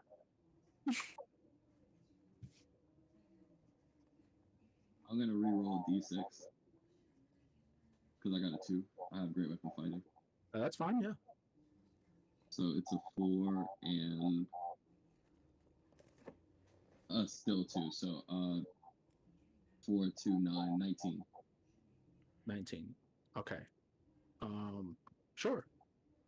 He looks fucked up. But he's still up. Another one. Great weapon master. No superiority die. All right, gotta conserve those. 13. Yes. Oh no, that's a 7. Miss. Action surge. Okay. Someone knows the assignment. Okay. I'm not taking this a chance. Superiority die. Help me out. It's a It's a natural 8. Great weapon master. So I have It's hard to miss this. uh Tell me how you Not killed this. impossible. Tell me how you killed this guard. okay. I'm slicing. I go first attack for his chest, Mhm. and I hit. I swipe horizontally for his throat, and I miss. And I turn and bring it back the other way, and I take his throat, so his head is just spraying blood. You are learning. Okay. Are And we done? it gets on my jacket, and I like it. I took 1 attack, right? Took 2. I took 2 attacks to get that. Yeah. The first attack did 19 points of damage, and then you rolled again. I no, actually action took. surge. Yeah, you have to roll another attack. Yeah. Okay. So other guy, Other guy. All right. great Here weapon we go. master, It's your time to shine. and we miss. And you whiff on the other guy. But do I have another bonus action, or is that all? You haven't used your bonus action yet Okay, I'm going to use my bonus action to attack. to feint. You attack is a great weapon master. Oh yeah, I do because I put him to 0. Yeah, because you we'll put go somebody to 0. So you Yeah, get we'll go 5 ahead. attacks this turn. Oh, huzzah! And you miss. And you miss. Anything else? Actually, I think you're done unless you want to move, which I would not suggest. I'm not. I'm Okay. good. Next up on initiative, the owlbear, who has his sights set up on Axel Fury, who had the audacity to attack this big chunky dude. So hold up. Okay. He's gonna take 2 swings at Axel Fury. It's gonna be 1 attack with his beak and 1 attack with his claw. This might hurt. Does a 14 hit you? 14. No. Okay. Man. But a 20 does. Yes. Okay. He misses his beak attack, comes in with the claw. Yes. He's not more coordinated than you might think. Not a bumbling idiot of a wild animal. Let's see. Gotta find these damage dice. You take 12 points of damage from the claw. So I got 2 questions. Okay. So can I dodge? Why would you be able to dodge? Just dodge the last attack. Is it possible? Or No. No. But I don't think you have anything that completely dodges an attack. no? Not as a reaction. Does he have a bonus action? Not on somebody else's turn. Oh, I got you. Okay. I know what he's going for, but it has to be a reaction. You would have had to take the dodge action during your turn to prep for this. It has to be my turn. Okay. Yeah, it has to be your turn. You have no reaction ways to dodge. You eat that 12 and call it a day. So my second question, before initiative, I gave myself healing, what's it called? Did you not roll for it? No, I never got I Roll never for rolled. it. Okay, Please roll for it. got you. You gotta Yeah. roll. Please roll, because I think you're getting very close to dying. Yes. So I think healing. without the healing, you might be down. Let me see. I got you right now. Borderline. I think you have like 20 hit points. You'd be at 1 hit point without the healing word. So Oh my god. I'm gonna cast healing word right now. you cast it. This is like, I just need you to roll for the heal. What do I roll for that? It says it on your sheet. It's 1d4 plus whatever. I think 3 for you. Well, no, for your wisdom's kind of low. Right. I don't know, but just roll what it says. It gives you an amount that you heal. on your sheet. Let me check right now. So it says healing word is equal to 1d4 plus my spell casting. So D4. You should have a clickable button for it like you do for attacks. Yeah, Uh, right under effect. I don't see that. I don't know if I'm On the Let's see. spells tab. on the spells, right? Yeah. I got you. Okay. Let me use that. It says 1d4 plus 2. So I just press that, right? Yeah, just press it. Very simple. It's Okay. 3. So you gain 3. Okay, so I'm just gonna gain 3. How much hit points are you at? I'm at 16 right now. So you took off 12, How right? much health do you start with? I started with 28. Yeah. Then how do you have 16? Just with that the first hit gave me So like, yeah, because you got shot with the rifle and took 15 damage. Then this Mhm. owlbear just did 12 more. yes. So I Yep. see what's going on. So he hasn't taken off the owlbear hit yet. He just added the 3 to his 13. Okay, so minus 12 now. Minus the 12. Okay, got you. Yes. Okay, got you. I'm at 4, yeah. Okay. Yeah. That's more like it. Yeah. That's what we want to see. Yeah. Home team, baby. Let's go. Team Foodrot family. Let's get it. Okay. And that's going to be the owlbear's turn. Yeah. And next is going to be this really hurt guard who is going to kind of like put away his rifle, take out a long sword, and is going to swing at Axel. Oh god. Mm, Gotcha. That is a 10 to hit. Yeah, natural 10? 6. 10 to hit. 10 does not hit. No, He had one job before he went down. He has 2 hit points. So, yeah. He completely whiffs because shooting a rifle at point blank range just isn't a good idea. That's the end of his turn. Darko, let's get it, boy. Oh god. This is insane. All right. I am going to bonus action Hail of Thorns. You got it. Now we're cooking with gas, guys. I'm hidden. I get advantage on attack roll.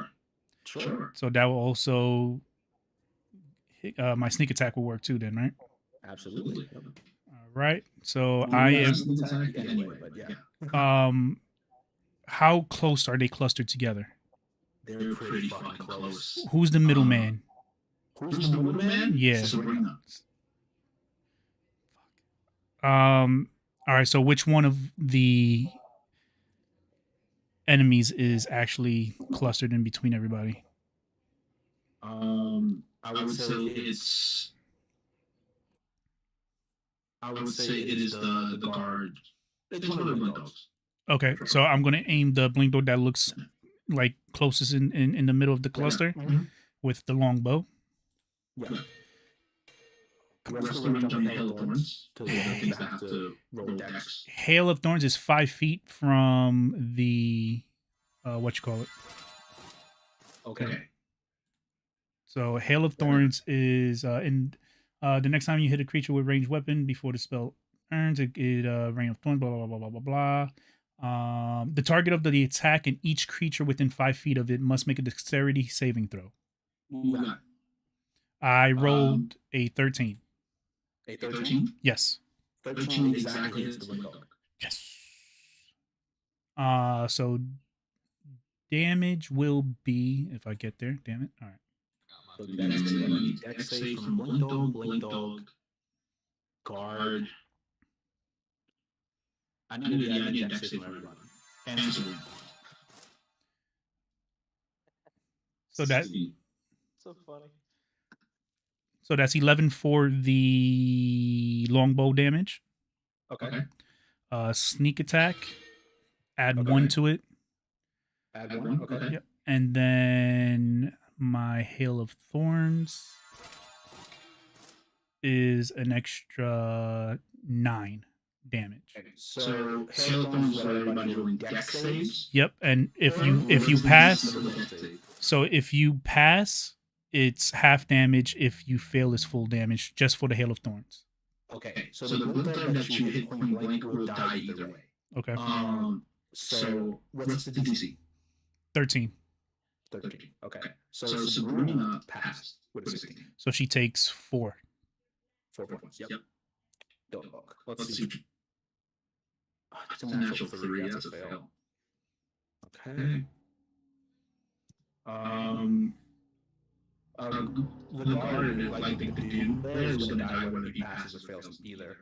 So he's dead. And then Owlbear. I will say, you guys did the best part of this and you killed the humans. They're the big deal. Cool. Dex save for the Owlbear, he also fails. With a 5. Rolling really bad. Right. So that's okay. As you shoot your arrow, and it bursts into like these needles that come out, and they, for the guard and the blink dog, get completely shredded as if they went into like a wood chipper. Just completely annihilated as the guard falls to his back with like needles in his back. He looks like he just went through like a hardcore match with Mick Foley, and they just went into the thumbtacks. It looks like that, except he's not getting up. So yeah, you downed. You changed the complexion of this fight. That's what happened. So every, what is it? Everybody who failed takes 21. All enemies that failed took 21 damage altogether. And then if they pass the dexterity save, is 16. It just does the extra damage. That's what I'm saying. And then everybody who passed only gets 16. I'm sorry. Yeah, no, you're right. I see what you're talking about. Yeah. That's good. Yep. Yeah, that's what we're doing. But the 2 people that died from it had like 3 and 2 health. So like it didn't matter what happened; they were just gonna fall. It's a good way to secure a kill. I'll say that. Are you done? I'll take my movement to hide behind a tree. Okay. Or behind a tree, you will take a hide action because you don't have a bonus action, but you can move. Okay. Next is the surviving blink dog. And this blink dog wants none of this.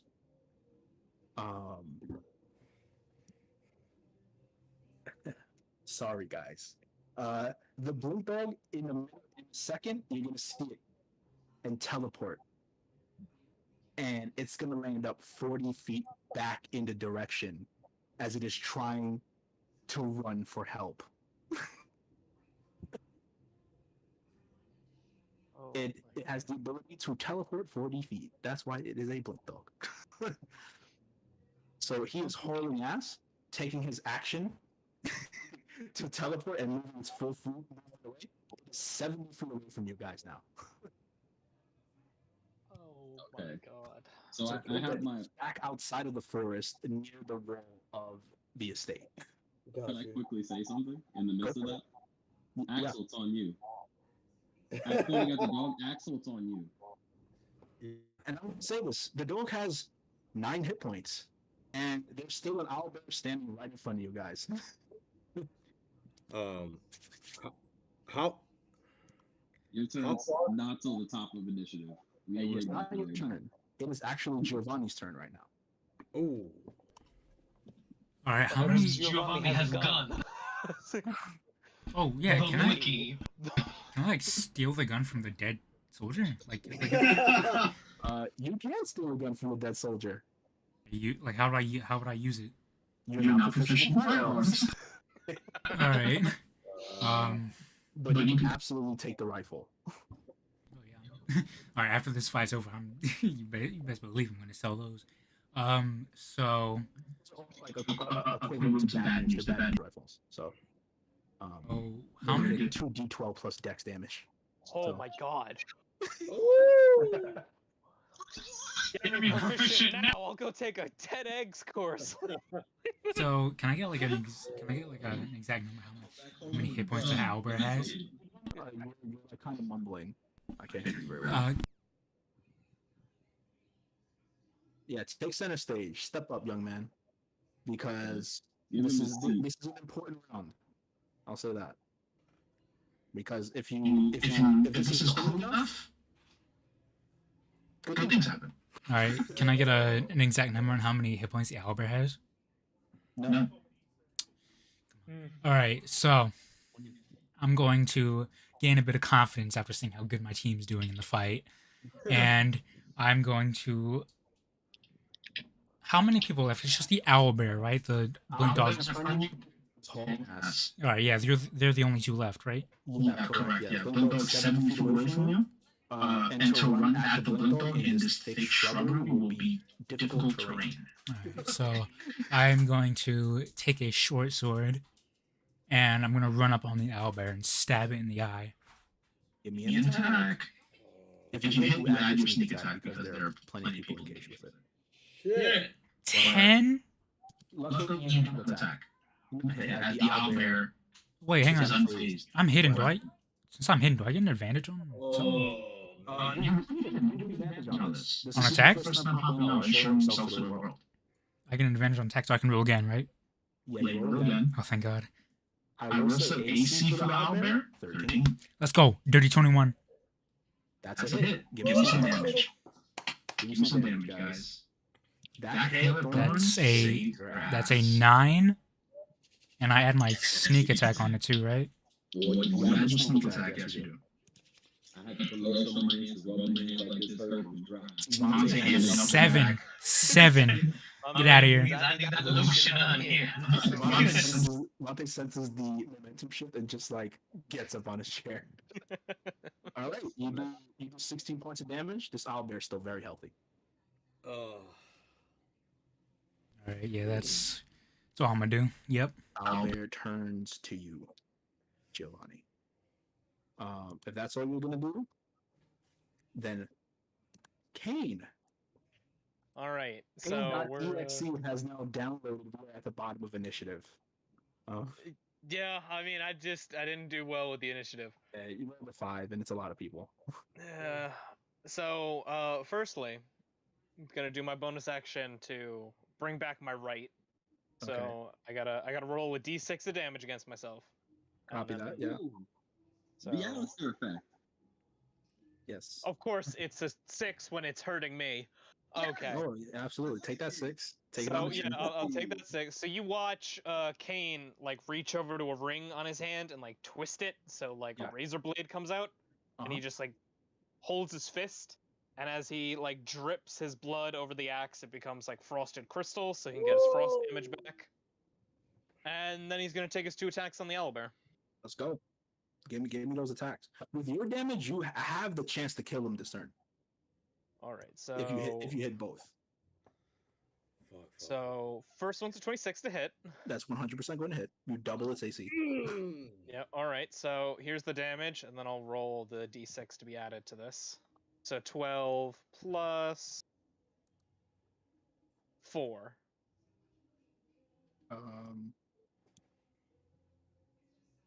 It's not showing me the damage for your hit. Oh, that's odd. Why am I not popping up the thing? Though? I think see it- I think a that's just- 12 and a 4. Yeah, it's just me. Oh, okay. So Yeah. yeah, 12 and a 4. Yeah, I see it now. Okay, 16 points of damage. Cool, still up. Yep. All right, and then we'll take my second attack. He's looking fucked up now. Giovanni put him around below half. All right. So 22 to hit. Let's go. All right.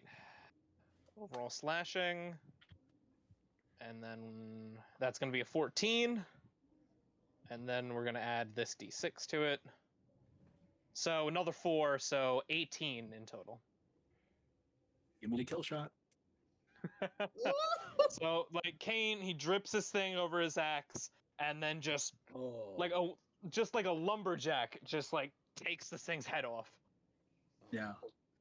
It turns from an owl bear to an owl and a bear. Exactly. I have separated the monstrosity. Owlbear pretty beefy, 59 health at full. What? Oh, wow. Takes a little effort to get the big boy down. But yeah, you load it in and you're good to go. Cool. Owlbear That's dead. all I could do. Oh, you kind of cleared the way for the most important turns of this combat. This blue dog is 70 feet away from you. You gotta kill this thing before it gets to somebody. And I will say it has a 50% chance to teleport again next turn. Oh my. Because it recharges on a 4 through 6, and if it does, he will be on the other side of that wall. He about to. Ooh, that's my So favorite you have thing to in kill him RPG Night. before it's his turn again. I will say you have a few people that can do it before you get there, but every turn matters. What are you doing, Axel, as we go back to the top of the round? How far is he? 70 feet. 70 feet. He's 70 feet from you. Okay. Let me check right now. I got you. 70 feet. Jesus Christ. Fucking hell.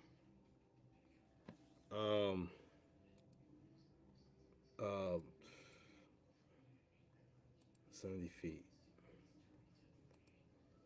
I gotta. I love it. Questions. I love the stress. It just makes me happy. It really fills me. Backup plan EXE loading. I got something. Let me check. It's a hurt blink dog. Pretty much, if you guys hit this thing once, you're good to go. But if by miraculous chance you do not, you're fucked. 70 feet. Like I would go as far to say it would be very hard to complete this job if you don't do this. 70 feet. Okay.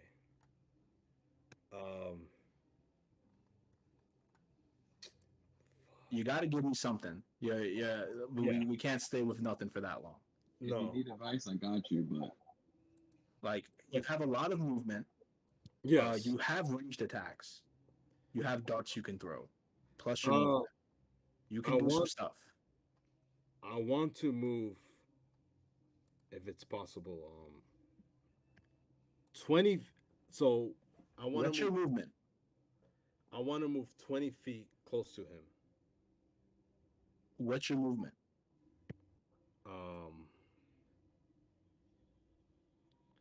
What's your speed? How much speed do you have? My speed, right? Yeah. Not a hard question. All right. You have a So 40-foot speed of movement, which means you can move 20 feet because this is difficult terrain. So I'm going. So if you move 20 feet forward, it will be all of your movement. So I'm gonna, if it's possible, could I move 20 feet? Yes. And then I'm going to throw something at him. What are you going to throw? So I'm gonna move 20 feet. Okay. And then I'm going to throw my hat at him, Bo Dempsey. Okay. So it is 50 feet away from you. What's your range on Bo? Bo is 60 feet. Okay. It is 60 feet. Yes. For the game. Yeah. Roll me an attack with Bo from 50 feet away. Oh my god. All right. You better roll high. This sounds like a TPK right now. Oh shit. All right. So Bo Dempsey. Got you. Stress on him. It's like everything vibes on you. That's 18. An 18 hits. Roll damage. Got you. As Bill has not let you down yet. And that's a 7. Damage 7.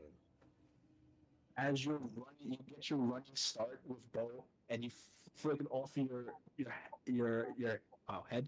and you just underarm it, and it sails true, gets the back of the blink dog. You hear the whimpering from the blink dog as it gets cut off, and Bo comes right back to you. Mhm. The dog's still running, still has some health. I want to use a second attack. Roll again. Okay, bow again, right? Yeah, roll Bo again. Come on. Got you. Come on. That's a 14. 14 hits. Yes. Don't even bother rolling Min damage damage because it gets can't it. survive with 2 hit Minimum points left. damage. Just describe to me how Bo kills this dog. All right, so Do The Last of Us 2 and just show us how they kill dogs. Oh, that's Oh, messed God. up. That ain't right. That ain't Come on, hurry up, Michael Vick. I'm sick, but I love killing the dogs in the game. In Last of Us 2. All right, so Just give me a description so that the hat leaves your head. How does it impact the dog? So the second turn, I'm gonna grab it. Axel's gonna grab it. Yeah. He's gonna be turning 360 in the air, and then he's gonna throw like an underhand. Yeah, And cool. then So he basically goes from, he does a full Kung Lao movement. It is absolutely like the end of the teleport motion from Kung Lao, and then he just underarms it. Like he's playing ultimate frisbee. It's kind of like that. And it takes the top of the head off the dog. Oh, fucking hell. So like it just clears it. You see ears fly. As initiative comes to an end. As you guys, that was pretty clean. Oh my! Not gonna lie, that started off terrible, and a few very timely rolls, and Sabrina hitting, got us to the right. Also, it was hit. I would say that there is like a very awkward silence after this is over, to kind of take in exactly what's happening. I need everybody to give me a perception check, so you can kind of recalibrate and figure out the state of things around you. Yes, a 7. Yeah, that's also 7. Nat 20 for 28. Oh my god. Big Draco. Draco said, "I'm on this today. I'm on mission." Eyes online. Draco, you're killing it here. Like this is like several times that you are the top information getter on this. There's movement coming from around you, but not toward you. It's very odd to think about that. But you can tell there are people storming in the opposite direction of you. Oh. Almost as if they're being told to go away from you. I'm gonna relay that. So you're gonna see me put my hands to the ground and close my eyes, and I'm gonna relay back to the guys. Hey, there's a group. They're running, but not towards us. I think we use this to get over this wall and see what's behind that door. We get flanked. I'm gonna say that because of the nat 20 and because you are able to like finally kind of be in tune with what's going on around you, you know you have a window. You don't know how long it is, but you know you have a window to get up over that wall without anybody being on you. What are we doing, guys? The second that's told to Kane, he's gonna sprint. Like there's no more questions. Unflinching loyalty to the plan. Exactly. You guys go. Everybody, give me athletics checks as you get to the wall. I have a climb. Hang on. Advantage. Before we all go towards the walls, you're just gonna look back and see Giovanni just quickly stumbling to grab the 2 guns from the guards and just holster them around his back. Big ass rifles and grab some ammunition that's with it. He just has this really creepy smile on his face. Pretty, my pretty. Like a fucking goblin. He's just like, yes, my pretty. So yeah, let me get those athletics check. You're gonna get over the wall. There's no chance to fail over the wall. This is how much time it takes each of you to get over the wall. So it's funny Then 16. I got advantage. I rolled 25. 25, you zoom in. It's I had a +8 to this roll, and I got a 12. So 22. Okay. Everybody is zooming except for Kane, who's having an issue gripping the kind of, and a lot of you guys kind of noticed that you blew by. You get an obstacle course when there's that one guy that's taking forever to get up, and everyone else is just going. It's just like surprisingly, it's Kane. When you think he should be the last one in this position. it's the way I'm envisioning it is like you said, it's like a very dense forest. So Yeah. everyone else who's kind of like a normal height is like moving past these trees, and Kane's hitting like every low branch. Like Yeah. There are vines. It's all types of fucked. Yeah. Yeah, and you guys get over the wall. As soon as you guys drop down, not gonna do fall damage or anything. As soon as you guys drop down on the other side, you look again. You another one of those awkward silences to see did anything change. You hear more rumbling on the ground, like more people are gathering to go and go and go, but they're still not coming towards you. You have to act now. Draco, it's on you. Pointing at the door. There's a door there. You know it's locked. What are we doing to that door? That's why I said Draco, it's on you. That door, it's an ornate, all black door with a fancy doorknob Well, that has the lock in the knob. Like, what are we doing? I got thieves tools. Give me a tools check. So it's going to be D20 plus Dex plus proficiency. So if you have a Dex skill that do you have expertise in it? In which one? In thieves tools? Then you take that as expertise or just proficient? Just proficient. Okay. So it's Dex plus proficiency on this roll, because D&D Beyond's weird about letting you roll those type of checks. You see Kane in the background getting his axe ready, like, I'll chop it down if need be. All right, so it's 9, and then you said plus proficiency. Yeah, plus proficiency plus Dex. So 12 for the proficiency, Dex plus 4, so plus 7. I got 16. 16.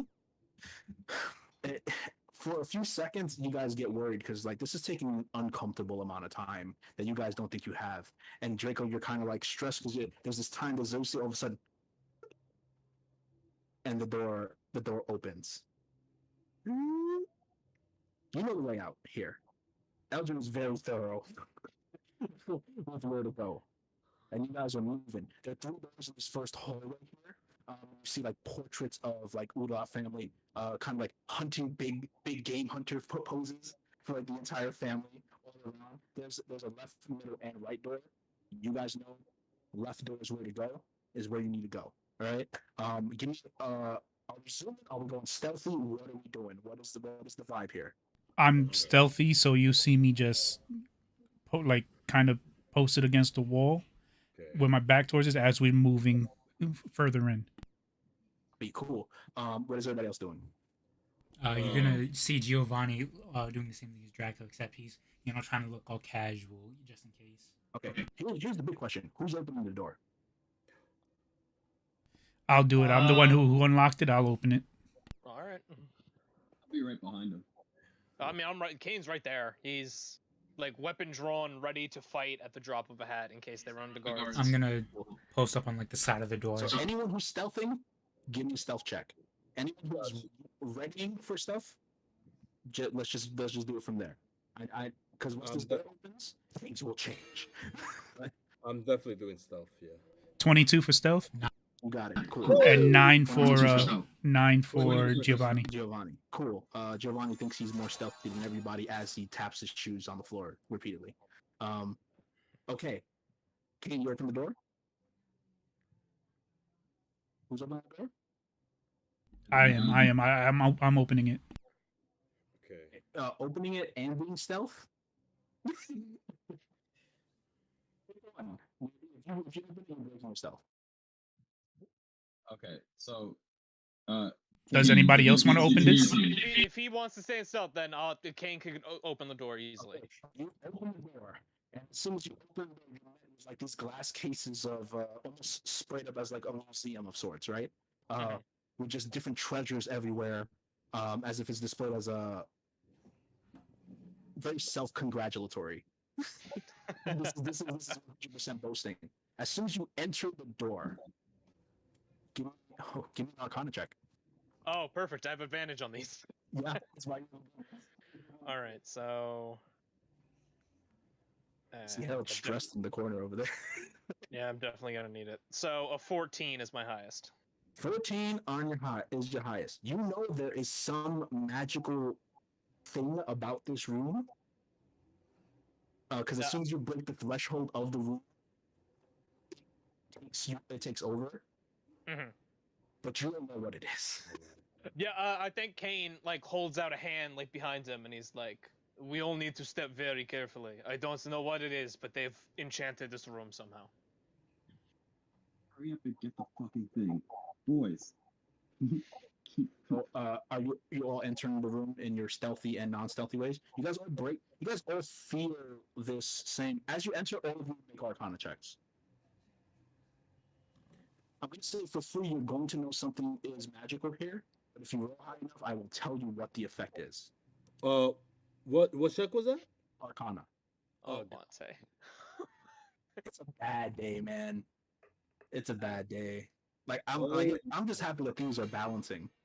Yeah, that we're somehow getting it together. I got a 14. I got a 15. It's not good enough. None of you can figure out what's going on in here, but there's something going on in here. And it's through the walls. It is the entire room itself. It's the bigger picture of this room. That this room is completely under a magical effect. And because you're stepping in it, you are kind of within it as well.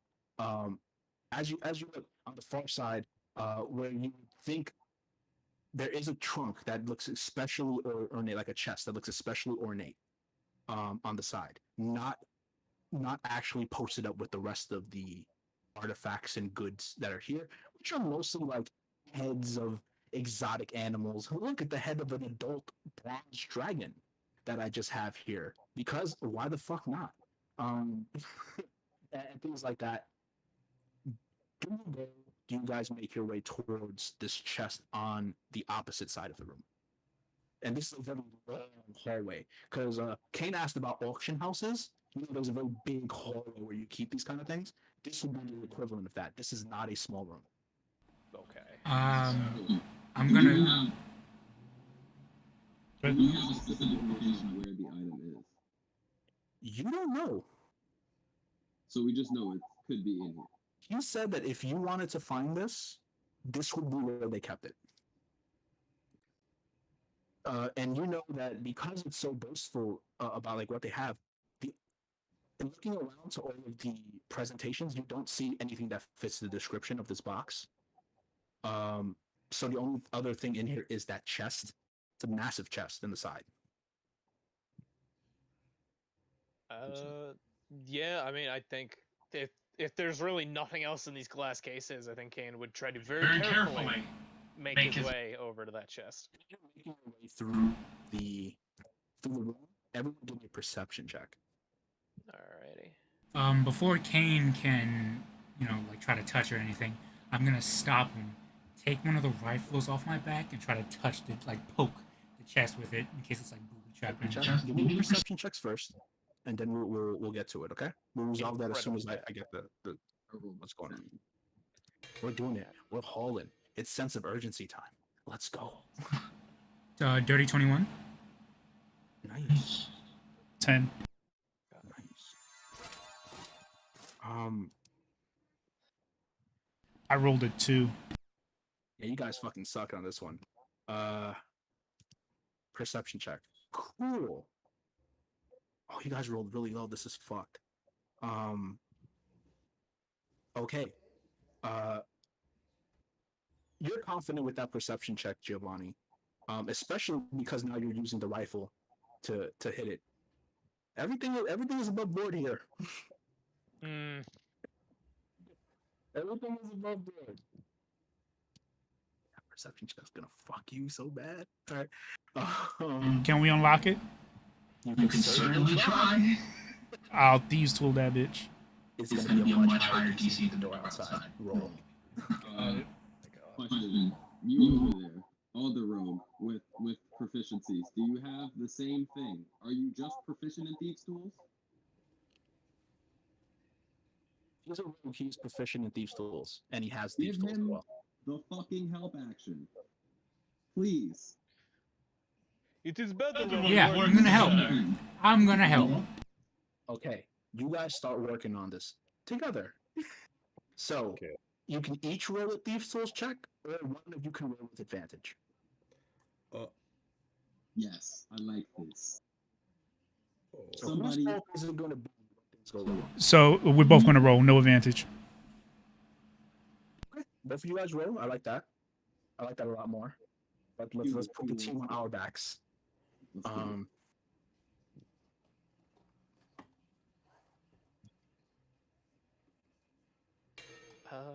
it. While that's happening, exactly how big is this chest? And is there Hold any on. kind of check I could do to like try to guess its weight? It's a pretty big chest. I would say. I don't have the exact dimensions, but if you wanted to lift it up, Yeah, because I do have I do have some stuff for being Goliath where I'm just like, I'm huge and can carry things that count as one size larger when it comes to my carrying. So I'll just carry that shit if I have to out of here. yeah, this is. I mean, we'll see what those checks are. What we got? Yeah, I mean, please, let's see. I rolled a So- 15 and +7 for my dex and proficiency. So I got a 22. Let's I see. rolled a 10. Plus, do I add anything? That is not enough to meet the 25 DC for this lock. Oh my god. You can try to carry this if you want to go and try to lift it up and see what's going on. Yeah, 'Cause I they think I failed. would. I was gonna say the next You step can is carry a breaking. whole bunch, right? You are fucking strong as shit. Yeah, I also, it helps that I also do have a full 20 strength, so on top of being a Goliath, I do have the necessary strength, just And one. you count as a large creature when carrying things, correct? Correct. You hoist that motherfucker over your shoulder. Yeah, it is like But I put the great axe away, I put that thing on there, I'm like, we leave. Yeah, it is impeding your movement a bit, and it is taking both of your hands to do this. Yes, I Okay. figured. And as you take the chest and you guys are ready to go, you turn around and kind of like in the doorway, there's like a figure there, kind of leaning on the door. Oh no. And she's just looking at you as what you see is a dwarven woman with like this floof of hair, with like one white shock, of like a bang that goes down, very punk rock esque, you should say. And I hope that Harold knows what I'm going for with this, because as Dick, you've actually met this person before. And she goes, "What are you guys doing?" Alright, I know Dwarvish. I know Dwarvish. She's a dwarf. Yeah, I may just. You know, moving company. You said she's a dwarf? She's a dwarf. Huh. We're the new.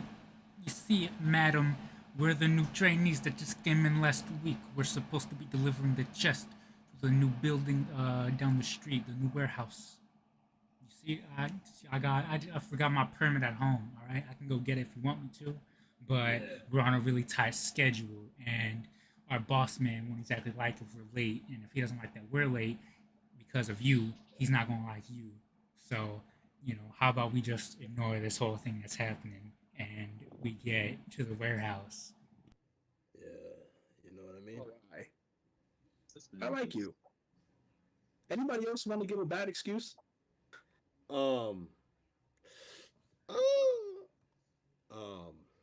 Nah, I'm just messing with you. I'm just messing with you. I know why you're here. Do you?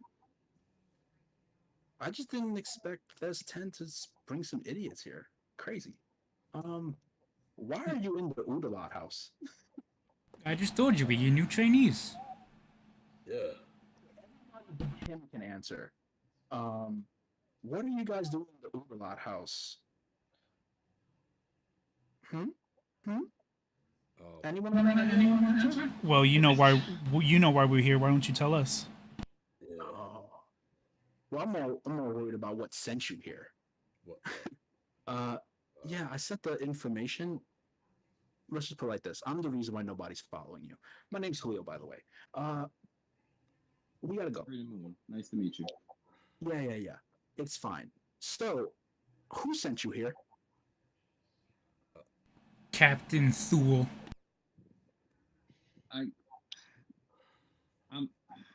I'm sorry. Inside check. Hey, I was probably going to lead with that. She's just like talking. Yeah, I was like, I'm gonna say the words "I'm sorry" before inside check. I'm gonna finish that sentence at the end of the roll. It's an 8. Oh, Okay. Read little dwarf girl. And may I do an insight as well? Absolutely, yeah, sure. Yeah, I'm like, because I don't have anything to add to this, but I might as well try. Same. I'll help him. I'll help him. He could use mine for advantage. Sure. Yeah, oh, I'm oh, word? gonna want to do insight. Could I roll again? Everybody just do insight. How about that? All right, Insight? let's do that because I feel like we're not going to go anywhere unless somebody passes. But still, I'll give you a chance to all fail. I've already failed. Two I'm twos not in a gonna do row. that. That's wild. Anyway. So the perfect person. I got 17. I rolled a natural 1 for 3. Great, Axel. Only you get the insight on this. Pretty simple. This girl, pretty rad, kind of cool. She's asking you questions because she wants to make you feel like an idiot. She knows somebody gave you bad information, which sent you here. Okay. All right. I'm sorry.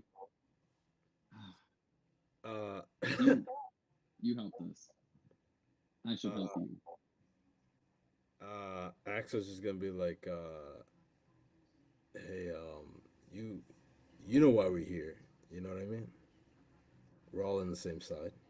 Just need to know who sent you here, because that's where we're gonna go. Killborn. Who's our? Oh, that's what you mean. Who sent us here? So we're hearing this conversation happen, correctly? Everyone's right here. It's in broad daylight. All right. Did you not hear me say it? I said it already. I just What'd you say? said Killborn. Straight up. Killborn. I was gonna say End of the World Tavern, because he's the one who gave us the very detailed directions to this place. That's and what. all the time that's I've been what she's thinking, looking I'm for. like, how does he know it's exactly here when we have no idea where we're supposed to go in the city? You say, Sabrina says Killborn. Halil answers back, I know I'm the one who gave him the information. You say the End of the World Tavern, and she says, did you get the information from that fuck nut Elgin? That would be correct. How much of a fuck nut is this man? He works for the Mardoon family. He's ending up dead after this. 95% of the people you talk to aren't neutral in this place. You have to be careful who you speak to. Didn't anybody tell you that before you got here? Then how can we trust you? Then how can we trust you then? A marvelous question from the old elf. You don't have to, but you're gonna take me with you when you leave. Good. Okay. What do you have to contribute? I don't have anything to contribute, but the command word that will set off the alarm in this room. Listen, you're already a woman. Or everybody in town is gonna be down your back. Gotta go. Hey, I can vibe with that. Let's go, guys. Cool. You guys have any enough. horses here? Because I'll wait for you there. I'm trying to make a clean break. I'm not going to be seen with you. So where's what we were looking for? Do we get it? It's not here. It sounds like the Mardoons have had it the whole time. So Why don't you go ask that fuck nut Elgin where he had it? That's exactly what we plan on doing now. Yeah. we also didn't see what the back room for the tavern was like either, and they were just You pushing dragged straight up ba- you bodies in dragged there. bodies He to the dragged back straight room? up bodies in there. I was Yes. too high on the blood rage, so that's on me. So it's time to go back to the end of the world. And Hold on. Are we still taking the chest? you can absolutely still take the chest. Oh yeah, I'm not dropping that, please. I need a Um, payment for all this nonsense. Cool. Now, okay, you guys are just gonna rush back to the end of the world tavern. How long will it take? We're gonna live for that. I need athletics check from the group. It's gonna determine how fast you guys get back there. There are 3 increments of speed here. Each one will determine what you see when you get back into that tavern. Okay, so I'm gonna use my climber's kit again. Okay. Okay, I rolled a 22. 4. Climber. 21. I got that chest on like a fireman's carry, and I'm just going. That's a 20. Forward. Ooh, that is great. Oh. That is great. You guys get the best ending here. Okay. You guys finished in the top percentile. You fucking book it. Whole ass want answers. What's happening? I don't know what's happening. And you guys head back and you storm through to the world's end. And Before we charge in, do they have a window in the front? front, Oh, okay, I straight up threw that chest through that window. you throw the chest into the window, and you lose the chest in the window. Here's why: the entirety of the tavern is covered in magical darkness. Oh my god. As you do that, And I'm not proficient in firearms, but can I still shoot? you don't know what you're shooting at. Are you going into a tavern or not? I was just planning on shooting, like, and causing the muzzle flash to, like, light up the air. Or no, it's magical. Never mind. You said magical darkness? It's magical darkness. Okay, I have a crazy idea, and feel free to say no. But I'm looking for crazy ideas to get past this because it's gonna be very hard. so I would burn another D6 to activate my Rite of the Dawn, which allows me to project out magical light. Is that gonna be enough to pretty much be the torch to light past some of this darkness? I like the idea. Mhm. Give me an Arcana check with advantage because you get advantage on it. And Alright. if you roll higher than, what is your plus on Arcana? Just a 1 to Arcana. Roll a 10 or higher, and you got it Okay. with so advantage. First one's already an 18. Yeah, you have to use your dice. You have to damage yourself, right? Yes, I do. I have to pretty much inflict a little bit of pain, and then I can turn this axe into essentially a radiant light torch. Okay. Yeah. I think I have a pretty neat description once you take the damage. Certainly, I'll roll it now, and then it's pretty much, it's almost the inverse of what happened before, where he made ice crystals. Yeah. He takes 5 damage from his like little razor ring, and each drop of his blood just becomes brighter and brighter on the axe. Okay. And as you do that, like everybody else sees like this blood pouring and taking its form. It's almost like watching like a symbiote take control of somebody as it wraps itself around. And as it wraps itself around, it keeps going and going and going. And like with each rotation of it, it gets brighter and brighter and brighter until it eventually dissipates the darkness in the room and effectively disenchants it. What you hear, what happens when the light comes back on, first things first, that sword that was above him, no longer there. Secondly, you hear movement in the back room. What are you doing? No one's at the bar. I assume you guys go straight for it. Oh yeah, no. If I have to, I will donkey kick that door. Like, You fucking keep the door open. There's no check involved. You swing it open, and next to a keg of ale is a door that is still open that leads down. Now I would say if you were any slower, this would have been something you would have had to find. But the fastest one is that you run into him in the midst of running, so he says "fuck it" and just keeps it moving and books it down. Are we climbing down the ladder that is there to get to the bottom level? Do we see any other way? No, you do not. You can look for another way, but every second counts. What about the bodies of the guys that we fought here? They're not there anymore. Yeah, I mean, if other people can figure out their thing, I think Kane is too mission forward, and he'll be going down that ladder. Jumping down would be really kind of dumb. So I thought about it. Yeah, you guys take your time, or you guys rush, not actually taking your time. I want But to you hit the Resident Evil slide down the Yeah, ladder. exactly. I just grabbed this. Just go down. As you go down, you see this very narrow hallway. Kind of like there's really nowhere to go. There are side doors. Everybody can give me a survival check. You guys are pretty close. The DC is a little low, so you can see which way this man went. All right, so Survival. let's see what my highest is. Where's So, my highest is a 21 for that. Okay, Kane is fucking on it right now. Yeah, this is his juice and jam time, dude. Hunting things and killing them is what his job is. Giovanni rolled a natural 1 for a 0. A 0. I got a dirty 20. Okay, we're it's okay. DC was low enough that the good rolls really countered the bad rolls. Yeah, you know exactly which way this guy went. You can see kind of like in the midst of try to make it look like he went to several things, but he didn't. He didn't turn to the right.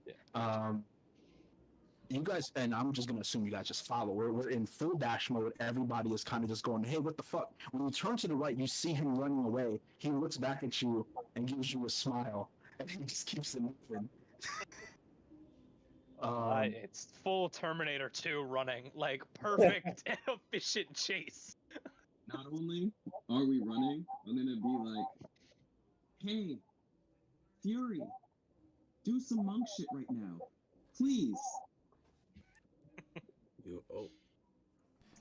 How many do we see?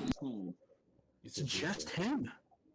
It's just him. It's just him, and he runs and runs and runs into a big room that is very dim lit. I will say, as you guys run past one of the doors, Kane, you feel something very familiar in that door. For a split second, you feel like someone else with Hemocraft is here. There's no time for that. Yeah, no time. He'll look later. To the clearing, and as you enter the clearing, he's just standing in a very tropey boss fight, standing in the middle of the room. This dim lit room. And without saying a word, just wags the sword a little bit.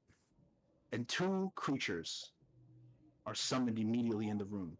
These shadowy creatures with twisted double tongues that look like a double helix come out. And as they come out, they have this very crooked, gnarled smile. And as they disappear into the floor. It's time for the final battle, guys. Let's roll the initiative. Let's get it. Final battle. Final battle. I rolled a 19. I got a flat 10. I got a 19. Dirty 20. All right. So I gotta go to my other. Damn it. I must bring open the other page. The other encounter. Yeah, you guys hit all like the encounters that I set up. I'm fucking happy that I got this. This is so. I'm loving this so far. I appreciate that. And I also wanted to end this in one session, so that's what we're gonna do. Yeah. So we have. Let me roll initiative for these. Oh boy. All right. What do we have for initiative? Give me initiatives. 2 20s, 2 19s, and a 10. Okay. So Draco got a 20. Draco's very much appreciating the dim light in here. And much appreciating your higher dex because you go in front of me. Yeah, that is true. But good initiative was going to help here quite a bit. Don't worry. It's This is something you 100% want to be good because this is going to be fast and it's going to hurt. This is the deadly encounter of the camp of this session. The other ones were actually pretty easy. I'm so happy I picked like the ghost hunter like tree for blood hunter because it's good to have some radiant damage. Yeah, there's just enough Okay. that you have like out of the box things that you can tap into. And I'll roll for some for this guy who's not on my initiative tracker for whatever reason. Okay. Yeah, let's see what happens. Manual entry, AC 17.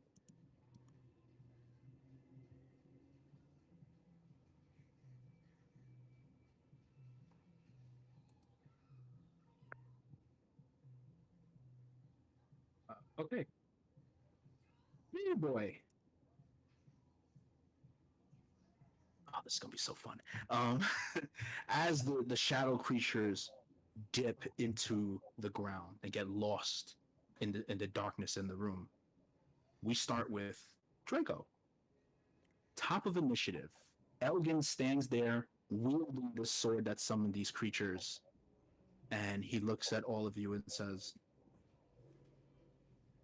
I told you. You have to watch who you talk to. You never know what might happen. Thank you, by the way. Your turn. Go for it, Draco. Bonus action Hunter's Mark right off the bat. Yeah, he's Hunter's Mark. The red hazy light is on him. Quiet, bro. And how far is he from me? I'm gonna say 30 feet. 30 feet. Hey, Hunter's Mark. Sneak attack? Yes or no? No sneak attack. No sneak attack. So No sneak attack. there's Hunter's Mark. That's all I really have. And then we'll go longbow. Copy. Give me an attack. Here we go. We're hitting things. We're pressing buttons in this session. 17. 17 does not hit. Let's go. What are we doing, guys? Okay, all right. I'll use my movement. Yeah, sure. I will. How is the area we're in? How is it shaped? So rectangle, get like shadows in the corners. Plenty of places for a Gloomstalker to get the features that they want. Mm-hmm. So I will. Where is it? Oh, I got that already.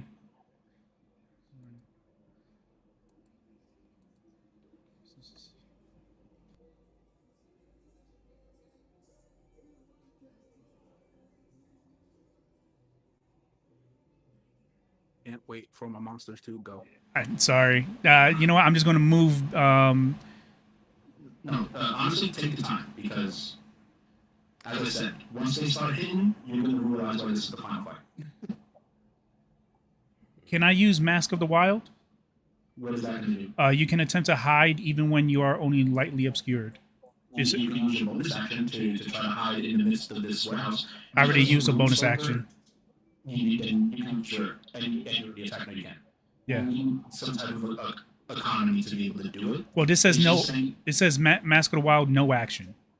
Yeah, because you get it passively, but it's just saying that you could hide successfully in more places than you would otherwise. Okay, so.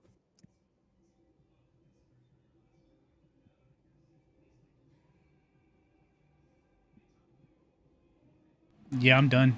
I don't have anything else. To the shadows to try to get invisibility on this. Yeah. All right, so you see Draco move out into the corner. Anything that requires dark vision to see him is not going to see him at all.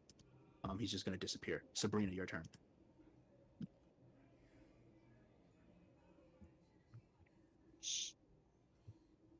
Man. Give me like 2 seconds. I need to think about how I want to do this. I suggest you take the time. because you, as Austin likes to say, you're gonna hate me. You're gonna I hate get me that feeling. once the creatures are coming. You're gonna hate me, bro. Listen, bro. I could go with my head, or I could. I'm gonna be smart about this. Let's go. I'm gonna find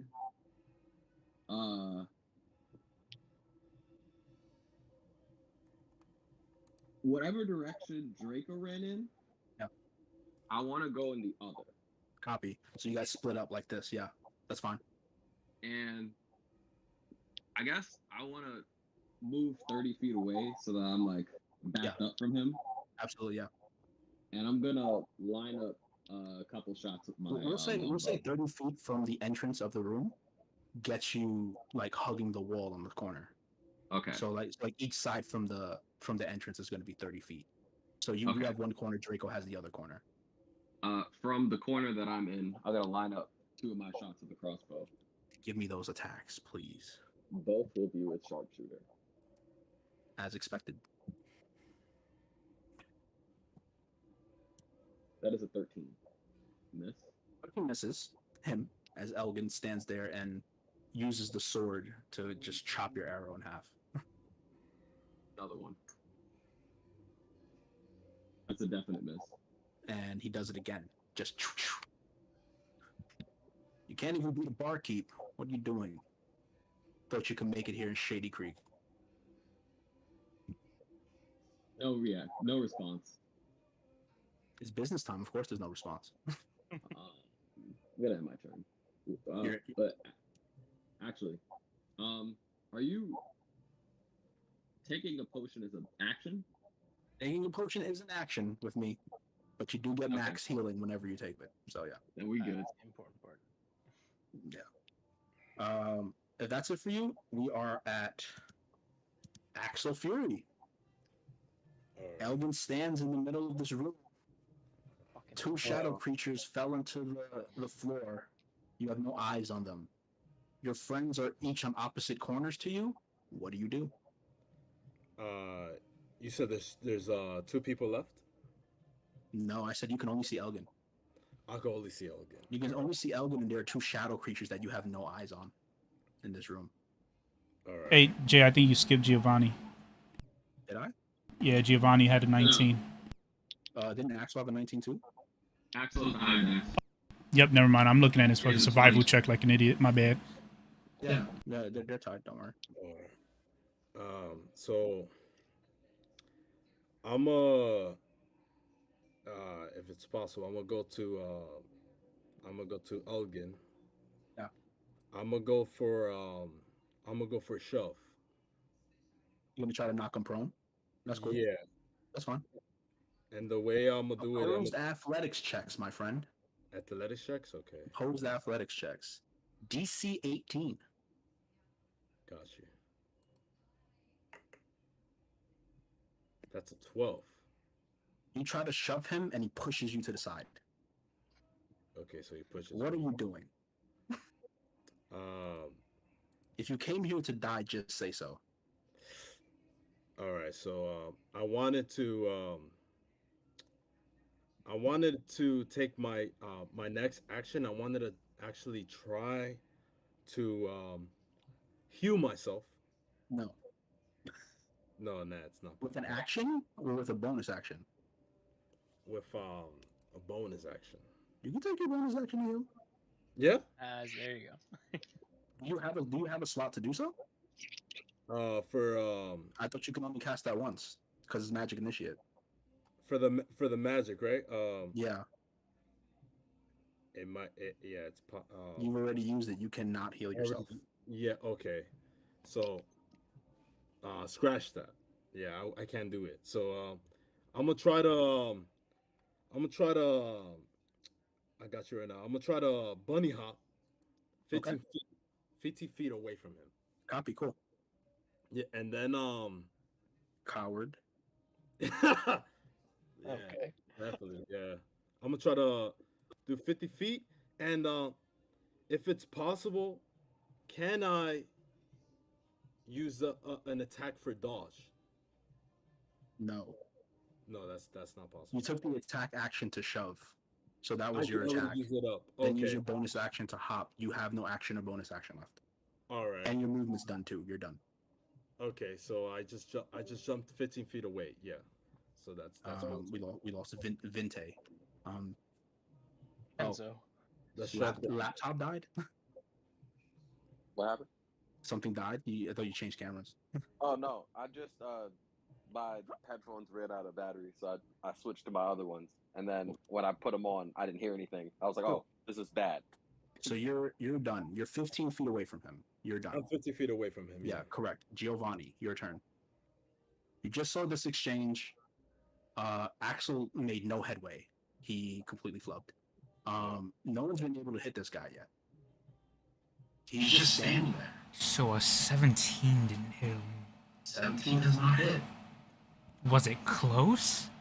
You don't know that. No. All right. So you said he's what? Generous information, but you don't get to ask. All right. I'll tell you eventually, but you don't ask. You really gonna do your nephew like that? All right. Yes. Anyway. All right. So you said he's 30 feet away, right? 30 feet away, yeah. All right. You want to just try to, get up to him and do what you want to do. Might as well. All right. I'm gonna run up on him with take a short sword out, run up on him, and just drive it into his chest. Absolutely. Give me an attack. Don't get sneak attack because Axel bounced away, so he's no longer engaged. Hey, dirty 24. 24 now. That was a 24 hit. That's a real good question. What? Are you seriously? It hits. Give me damage. God damn, I hope it does. That's a really good question. All right, so 11. What is that? A 25 AC? GG boys. I'm leaving. I'm out of here. I wouldn't do that to you. I would have been like, oh. Sabrina takes all her actions to dash out and leave. 600 golden ones. This ain't worth 600 gold pieces. So yeah, I hit him for 11. 11? Cool.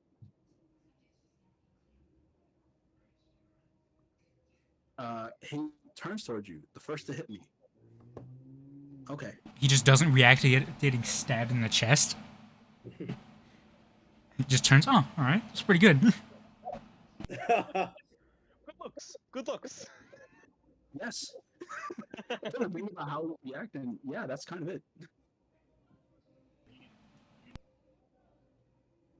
If you're done, I assume you're done. Can't hear you. I'm talking to myself. Okay.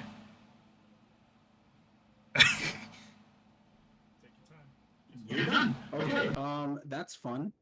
I will say you do have action surge back because you guys did take a short rest. Acting surge. Stab him again. Yeah, I'll give you that. Aha. Let's action surge now. You love me that much? I would love for you to waste resources on the least threatened in here. Sure. Excuse me? All right, no, ignore it. Nope. Stab him again with the short sword. All right. Ella guy, whatever his name. Ooh, 24 again. Same roll. All right, let me damage, bro. Listen, man. 9. We're playing Plus damage. Ooh. Okay. the last turns in my mind. I just had a thought to myself. They disappeared into the floor, which means that they're Noob Saibot. You know where Noob Saibot comes from? The shadows. We about to get freaking ganked, boys! Now you understand the terrain. Now you know what you face. Now you know he wasn't just mindlessly running. Oh no, it's over. I'm gonna die. Hilariously enough, it's Elgin's turn. Fuck. Alright, here we go. And he takes that sword and he drives it right into Giovanni. Okay.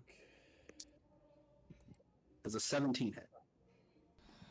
Yes.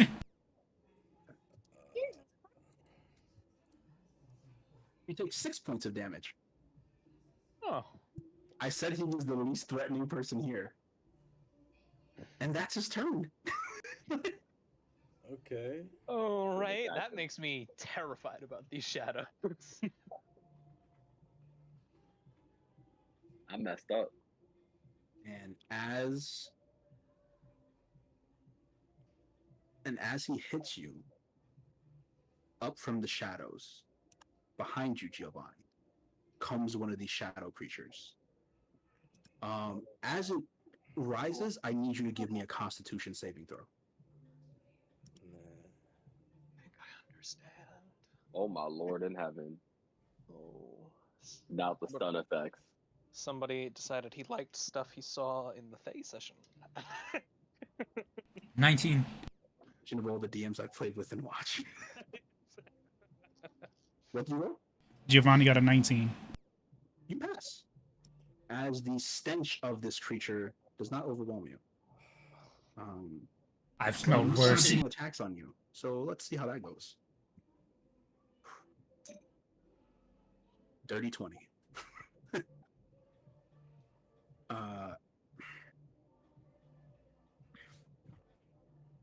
You take.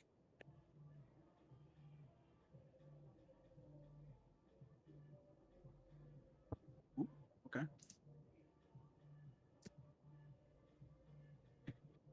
You take 10 points of slashing damage and 10 points of necrotic damage. Oh my god. So 20 points in total. As he claws you. No, actually, that was a bite. We'll say that's a bite. That's a bite. He's fine. And that'll be his turn.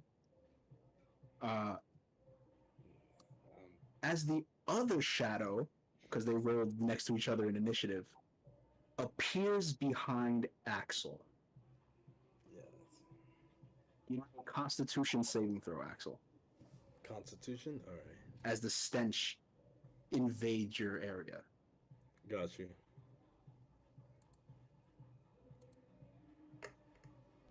Is that axe still lit up? Yeah, I'm bright light for about like 20 feet, but I don't think I'm anywhere near you guys right now. You saw that? Yeah. Well, good looks though. That's a smart idea.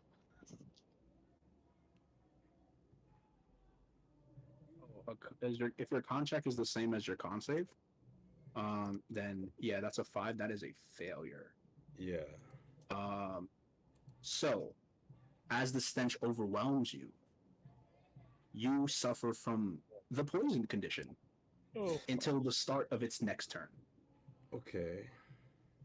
which will give you disadvantage on all your attacks until its next turn.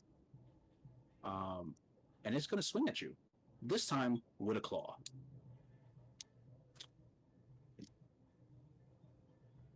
The natural 5 for 13. 13 hit? No. Nah. Okay. Fuck you too. I don't know on that. That's its turn. Kane. Yeah, all right. I have a lot to do here. You have a lot of work to do. I mean, yeah, especially with this ridiculous barkeep.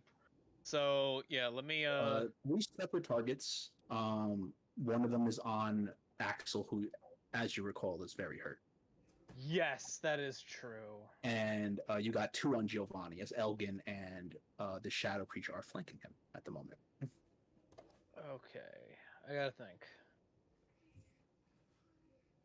Yeah, no, I think he's gonna go help Giovanni because even though he knows that his kangaroo compatriot is low, he's like that could go really bad if we have one dude who's like primarily stealth getting double teamed. Fair enough. Roll up. Who you attacking? All right, so what I'm gonna do Yeah. is I'm gonna sacrifice another d6 to activate Blood Curse of the Marked on that shadow. Okay. So that will allow me to not only roll 2 radiant die on it when we attack, but I'll also have advantage attacking it. Okay. Give me your attacks. So Wait, who are you attacking? the shadow. Okay. Smart. So let's just see if I crit because that was already a 21. So yeah, it'll be a 21 to hit. 21 hits. And then we're gonna roll the damage, and then I'm gonna add 2d6s. Okay. So it's gonna be. Let's break out the calculator so I can get all these numbers correct for you. So that's gonna be 22 damage to this shadow, 17 slashing, and then 5 radiant. I don't know if it doubles, if it's an undead.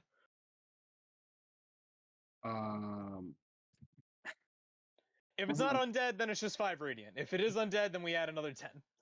He's fucking undead, man. Hey, well, it's a good thing I did pick the shadow. So yeah. All right, and then I'm just gonna take my normal second attack on it, so I don't get advantage. How much was the first hit? The first hit is 22 damage in total. 10. No, because now we add 10 to it. No, so 27. 32, 10 of which is radiant. You got it. All right, now this will be the second swing. Does a 14 hit this thing? 14 misses. All right, well then I've taken both of my actions on this thing.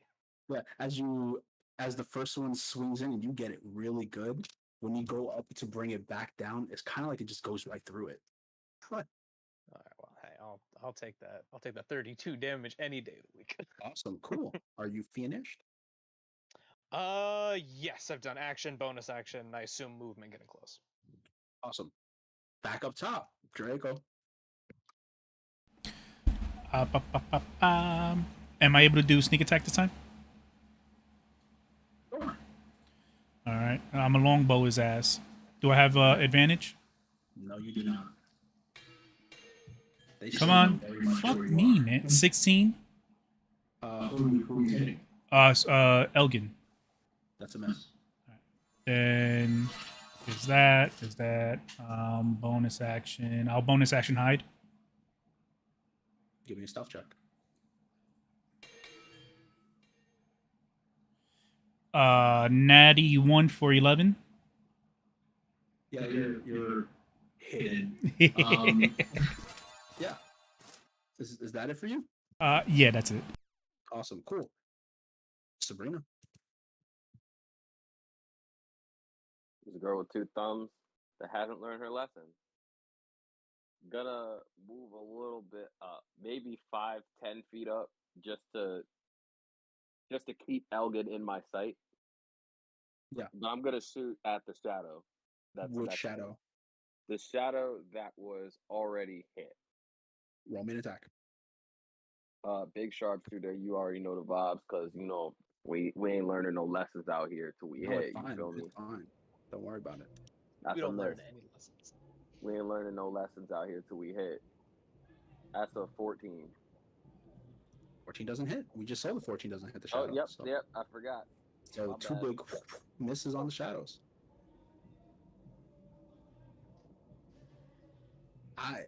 It's been since Carlito that I've never seen you roll this bad. It's fine. We gonna make it work. I feel your pain, man. Yeah. We gonna make it work. You're gonna make it work. So we're good. You're good with that. Okay, Axel Fury, your turn. Staring down an untouched shadow creature. What are we doing? So I see Elgin, and then I also see a shadow creature, right? You see a shadow creature that dipped up. Remember, you went 15 feet away. Yes. So you are alone with this shadow creature. There's another shadow creature with Elgin that are tangled with Giovanni and Kane at the moment. What are you doing? All right, so I'm gonna try to attack the one next to Giovanni, and I'm gonna go for Okay. Are you moving? Actually, how far am I away from that shadow creature? The one that's on Giovanni? Yes. 15 feet. You hop this far away. So, all right. So I'm gonna go for a thorn whip. Okay. What is happening with Thornwood? So I forgot to mention. So I just saw Shang Li. So I kind of wanna to make it more actual flavor. I kind of have like I kind of have like rings on my legs. I forgot to say that. I forgot to say that.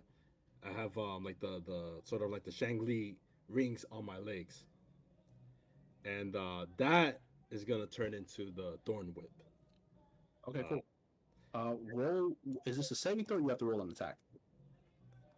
you said whether it's a saving throw or an attack. Are you rolling an attack for this? I'm gonna Uh, have to check your sheet. um, Thorn Whip is a second attack. Is an attack, yes. That yeah, can be hit with a D6. Or we hit yeah, with a thingy. yeah. Okay. So roll the attack. Okay, that's a 25. It's a natural 20. Yeah. Fucking Christ. Roll damage. Okay. So the creature takes 1d6 piercing, and if it's larger or smaller, pull the creature up to 10 feet closer. Yeah. Thornwood. Is it 2d6? Yeah, I think it is All right, because and- it's a cantrip. And that's No, the one I'll that tell I you. was immediately attacking. Do I get an opportunity attack if this thing getting pulled away from me? I'm a level 5, so it's a 2d6. Yeah. Okay. It's 4d6. 13 points of damage. We got that part. What happens? It gets dragged away. So yeah, so I'm gonna kind of like jump in the air. I'm gonna kind of like on some magic type of deal. I'm gonna grab like my leg, grab the rings, and then I'm gonna Creature throw. is large or smaller. You pull it up to 10 feet. Yeah, Okay. That's all I care about. All It right. is indeed a medium creature. yeah. So it gets dragged 10 feet. Hmm. Do opportunity attacks only proc when they willingly move? I don't know. I feel like the writing was always when it leaves your threatened area. I'm going to rule it. Take your attack. Okay. Take my Take your attack attack. Let's see what happens here. with the thorn whip, right? You already did your damage. Can you take your attack? The damage I already did I did. It's 16. I don't know if that hits. 16 does hit. Okay, then we're gonna do the damage and the radiant. So that's gonna be a, funny enough, 16 on that roll, and then we're going to do our little thing here. Okay. So 12 and 16. Okay. Yeah. This is the fun. This is the fun part Okay. because you swing right through this thing, and the shadow completely dissipates. Okay. And as you see that shadow dissipate, it moves towards the other shadow creature, Okay. and that shadow creature gains a size. Oh, that's horrifying. Okay. Oh, too much damage fusion, huh? Yeah, that's exactly what we got here. So you effectively killed one of the shadow creatures. Okay. Yeah, but that's that. Kane definitely does yell out like just a yell of admiration to his kangaroo friend, like, ah, yes. Seems that like Axel turned away. What in the Dark Souls is happening right now? What in the Dark Souls? Dynamic combat, my brother. That is what's happening. How about that? That's How to more roll dangerous a because little he's your better. brother. Not gonna lie, this is pretty dope. This attack, yo, this battle is pretty fucking dope. Yeah, I'm at 5 health. Yeah. So as Axel throws his rings at the shadow creature and grips it and pulls it away, Kane swings at it, dissipating it as the thorns fall to the ground. As it travels through the air, it goes over Axel's head, and behind him, a larger shadow casts as a bigger shadow creature stares down at Axel. Now, is that your turn? I believe it's your. So is it possible I to do believe not. to do another bunny hop? My last bunny hop. As the bonus action? Yeah, sure, yeah, of course. Yeah. Okay, that will be my last bunny hop. Oh, so you can't run away anymore? All right, kid gloves Oh, off. sometimes you don't say things out loud to the DM. Kid gloves off. Don't let my Yeah. boys go. You finished phase one of my fight. Actually, I kind of have more on my sleeve though, but I won't say that. All right, there you go. See, we're both friends and adversaries. You got to choose your cards. So then Okay, so that's I your kind of turn. do like a I kind of do like a Giovanni, double. Yeah. go. You're still engaged with Elgin. The shadow creature that was on you is no longer on you. Tell me what you're doing. Let's go.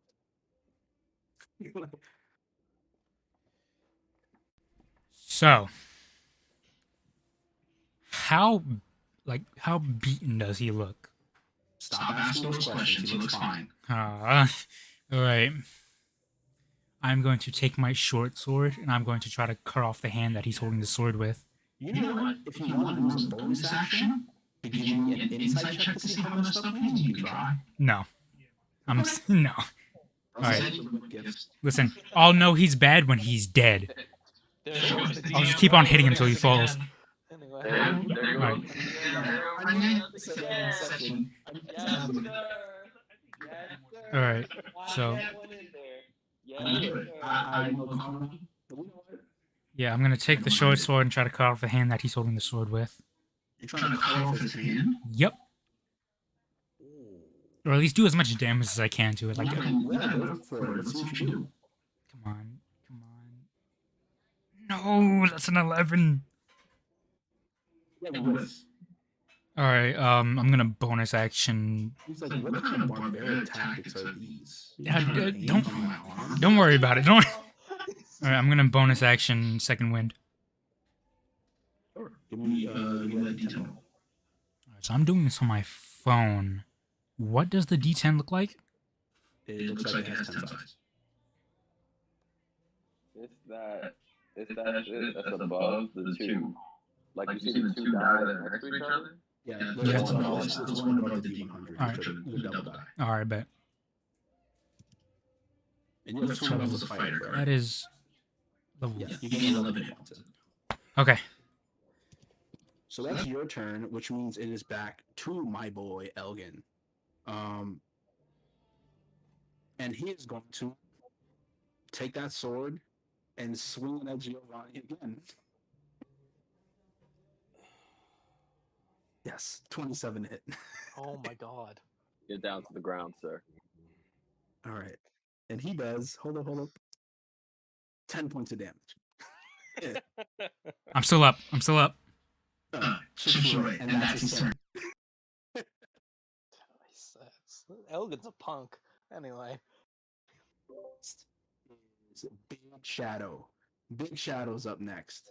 And he is going to use 15 feet to run up to Axel, and as he's running, he's going to in stride, like elongate his mouth and just try to chomp on him. Oh my god. Okay, that is an 18. Does that hit? Yeah. Okay.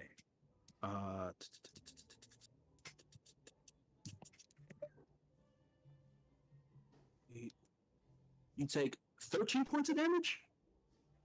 Oh, that's more than enough. Yeah. yeah.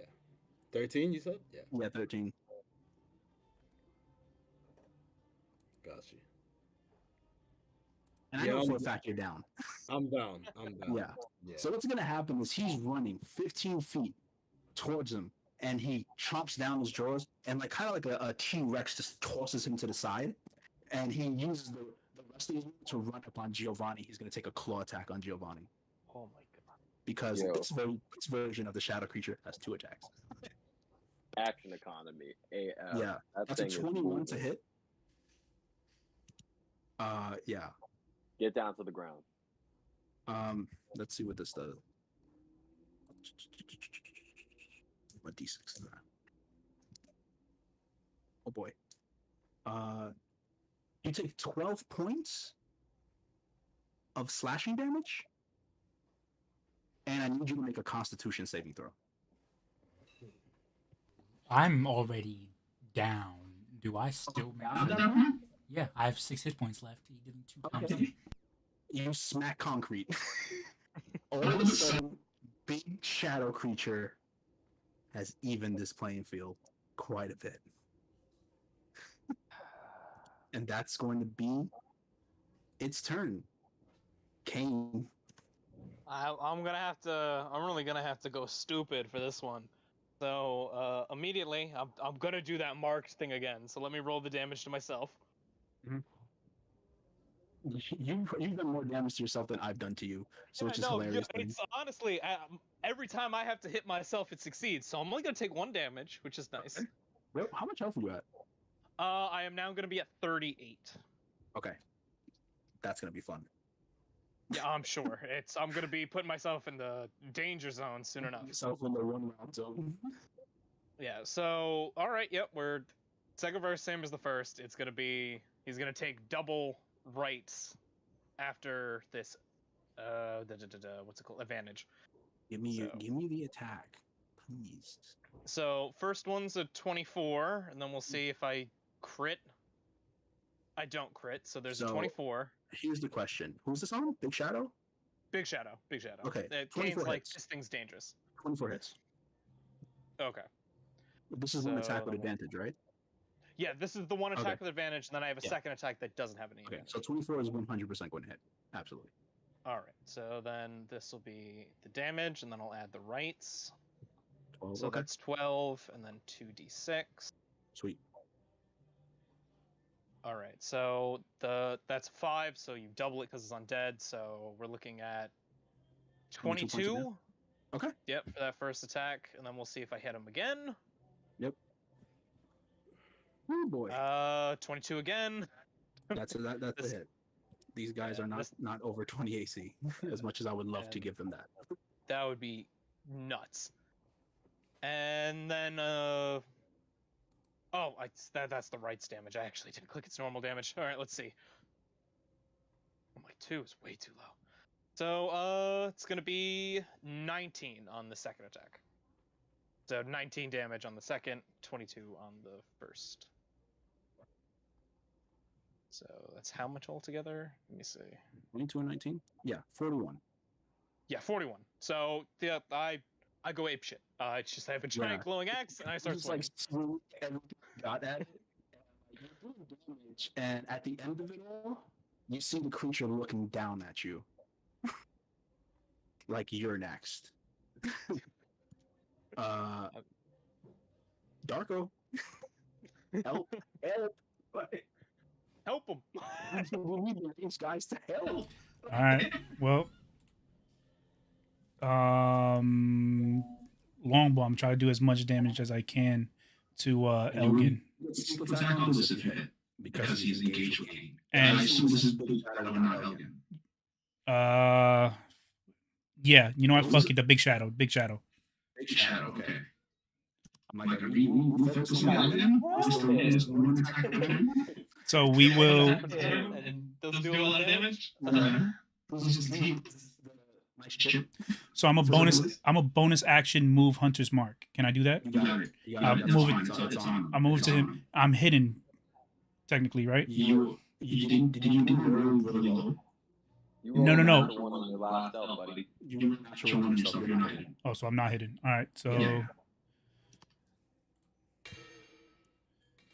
Oh, come on. 15. 15 hit? 15 That is hits. hilarious. Because it does it. That's fucking. All right. So, got 12. Elgin has higher armor than the Shadow.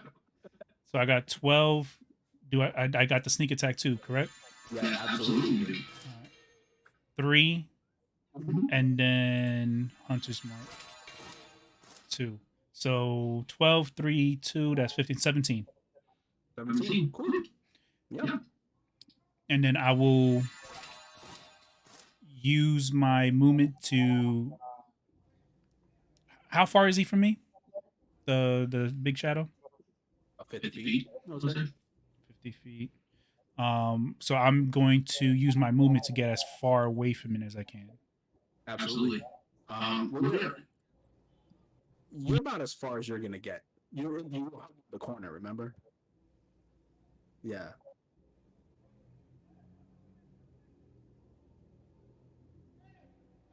Yeah, that's it. Did Okay. I No, keep it's a good turn. You could see the big shadow visibly exhausted, but still chugging along. Sabrina. Going to. How far am I away from Kane? From Kane? Mm-hmm. Be 50 feet. You be 35. 35. Yeah. I'm gonna move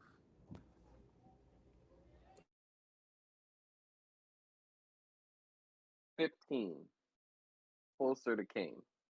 Okay. And line up a couple sharpshooter shots for the big shadow behind him because I'm Let's never get it. going to learn my lesson. No. This could be big if you hit these. Like, very big. Big if true. Yeah. That's 13. That's a miss. Doesn't hit. We know 15 is the magic number. That's another so miss. big. Just 2 misses completely. Well, could I? It's not. I can't. Technically, in the rule book, I can't do this. I want to help myself hit, and I have something to help myself hit, but it only affects after the roll, but before effects are applied. Okay. No. So that's that. Okay. I need a death save from Axel.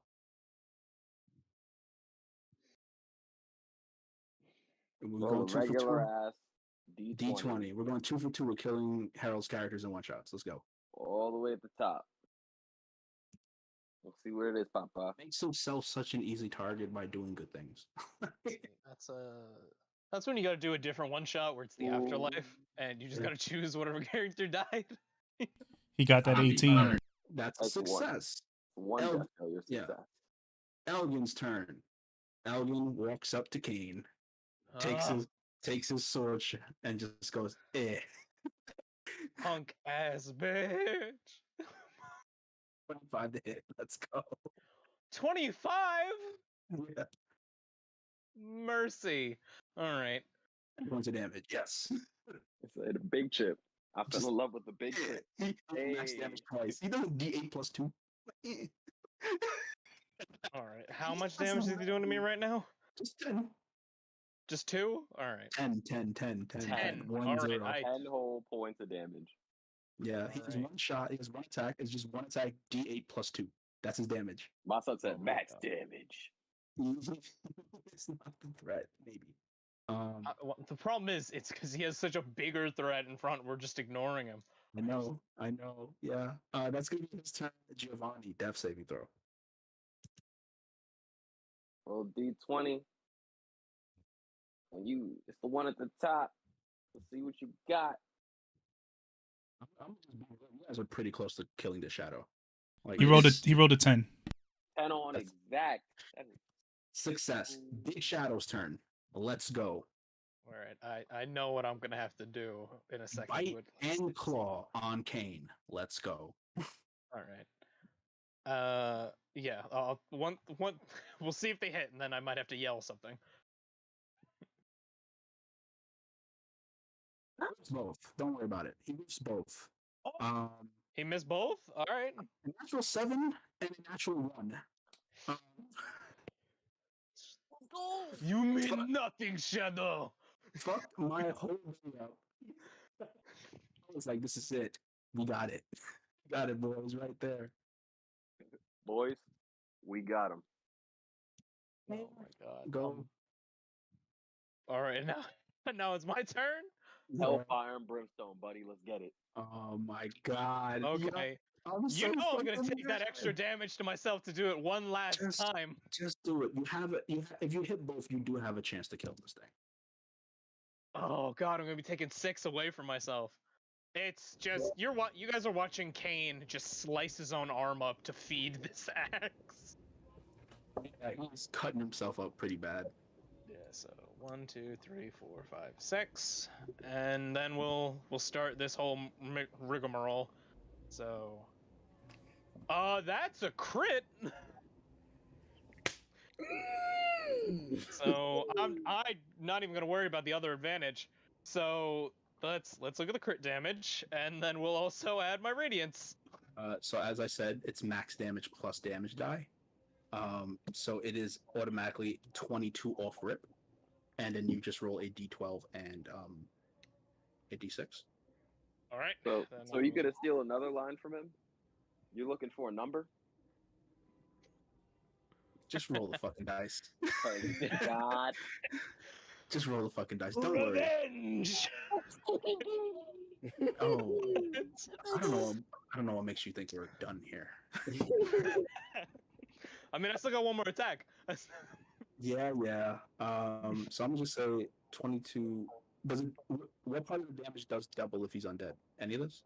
The double will be those 3 and 4, so 7, so 14 would be doubled. So it's So really the d6 is gonna max first as well. So we're gonna take the 6 and the 3. So it's gonna be 12. It's gonna be 18 points of damage from that, and then it's gonna be 22 from. Fuck me. Roll your next attack. All right. That's gonna be a 26 to hit. Don't roll damage. Don't roll damage. Okay. Just don't roll damage. As the shadow dissipates, the big shadow dissipates, and it begins to move onto Elgin. You see Kane wheel around to just look at Elgin and is like, "You are now alone." As you do that, the shadows encompass Elgin, and he is surrounded by this purple and black energy, and he responds, "I'm never alone." Oh, don't hit Elgin. He only attacks once. You guys read the beginning of this fight when you killed. Listen, all right. Those dogs took out 2 of our own by itself. It did way more than Elgin could do in 1 turn ever. All right. Greatest magic. Okay, Denzel. Telling you who to hit. Now, And on sadly, top of I that- feel bad because also like you could have packed Radiant. I came ready. Draco go. How about this? We have Dark Elgin. Dark Elgin. He is technically alone. He's the only target. Let's do something. I'm assuming. So I'm assuming that the Hunter's Mark went with him, right? So yes, I went with him. I will say, I will do this. He didn't gain any extra health with this. So you're not. I didn't reset the fight. But just know, if he goes, it hurts. Because assuming he gets 3 attacks now. If that's your assumption, you would be quite Don't right. give him ideas. All right. Do I get a? Since one shot, we're fighting. All right. Am I getting sneak attack on this one? Is anyone engaged with? Yeah, you do. Kane's Yeah, there. I would say he's right in front of me. Yeah, Kane's there. And he's engaged, so that's advantage. No, it's sneak attack. Is he's engaged. You're still not hidden. I don't think you took the time to get hidden. No, you did not. Oh no, yeah, I didn't. No. It's regular hit. Let's go. I'm gonna tell you for the sake of brevity, his AC is 18. Let's do this. Fucking 16. I'm done.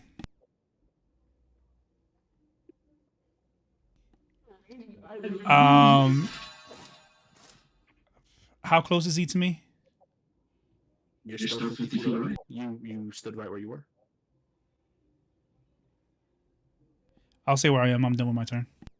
Copy that, sir. Sabrina, help. Sabrina, please, you gotta help me. We putting the bow down. I would like to get in position to flank him. You absolutely can. Yeah, because you moved up previously. You do have enough movement to engage. All right. I'm gonna use my bonus action to start this off by using a feint attack. Sure. I'm expending my superiority die and use my bonus action to add the total to the damage roll and gain advantage on my next attack roll against a chosen creature within 5 feet this turn. This is your time, bro. This is your time. And the chosen creature. It all comes down to this. Give me some advantage. Give me some GWM. Times, and now we're doing it. Can we hit him? Let's see how we do. We're not doing well. We're not doing well on the first attack. No, it missed. All right, we're trying again. 2 attacks, baby. 2 attacks. We got advantage. All right. That's dirty 20 to hit. That hits. Fabulous. All right. So come on, let him go. Let him have a turn. So this is please, please. I do this work for you, please. I get to add to the damage roll. So let's roll this D8 here. Kill him. I get to add an extra 2 okay. on top of the. Please don't kill him for the love of all. No, please do murder him immediately. On the top of the 14. No, 24. So 26. Ooh, 26 points of damage? He almost hit max damage on that one too. Almost. You can tell after you hit. You're close. You're so close. You're so fucking close. Aren't you just so sad that you decided to double cross us like this? I mean, it's just so rude. I didn't get a chance to tell you. This is probably why we shouldn't trust men in this world, huh? To the face of this barely human being. Yep. This is why we shouldn't trust men. This right here. Are you done? Yeah. Okay. Axel, I need a death saving throw. Gotcha. I'm gonna let you ride out. See if you finish this. Oh, please. Oh!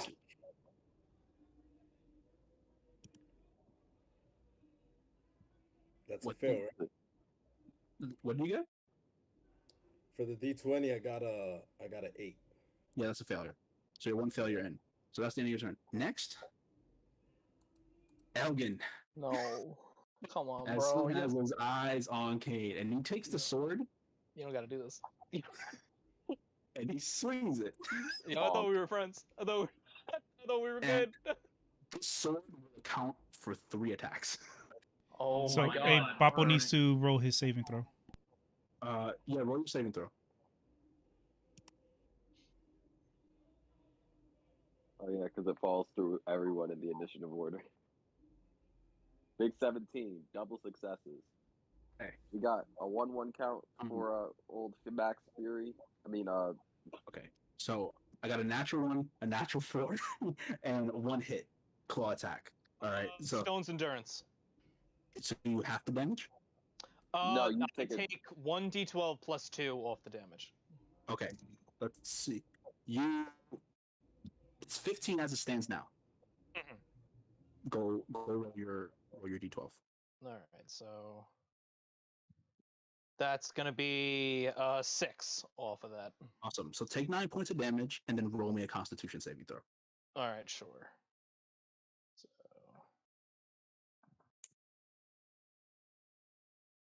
okay, and then con save is here. 14. Life is good over here. You're paralyzed for the next minute. Fuck off! No way! Oh, you're a bastard. All right. Right before my turn. Ah, you're cruel for this. Bro, Thursday gonna be bad. The claw attacks from the shadow creatures had this effect. You were so lucky. So lucky. This is gonna be so bad. And that'll be the end of his turn. Kane, roll another con save to see if you can shake this at the end of your turn.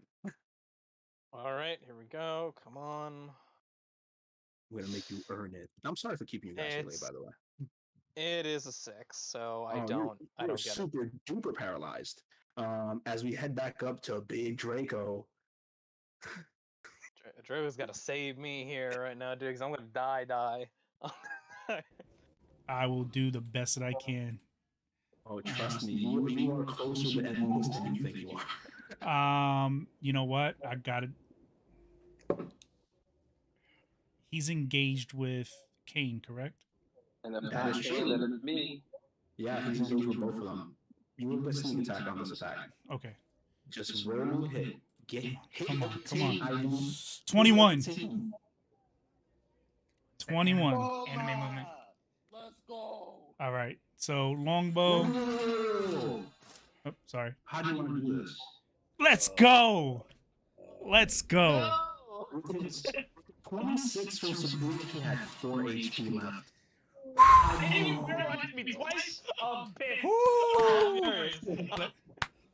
All it takes is one hit. Let's All go. bad. All right. Somebody So hurt. As the shambling body of Elgin is barely keeping itself together, almost being torn apart by the shadow energy that engulfs him. You line up your bow, poised, composed, as always. It's been bad, but you've been here before, and every shot is a chance to come back. It flies through the air. How does it hit? as I knock in and I pull back, I just have that brief moment of clarity where, for some reason, Draco is just so sure that this arrow is going to hit its mark. So Draco strafes a little bit to the left to get a better picture. Lets it fly. As he lets it fly, the arrow itself turns red.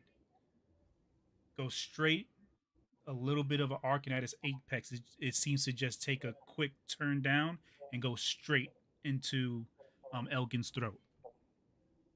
Yeah. And as it goes straight into Elgin's throat, it goes through his throat, and the shadow energy starts to, kind of like a vacuum, go inside the opening that you've caused, taking all of the essence of humanity out of him, crawling out and going back into the sword.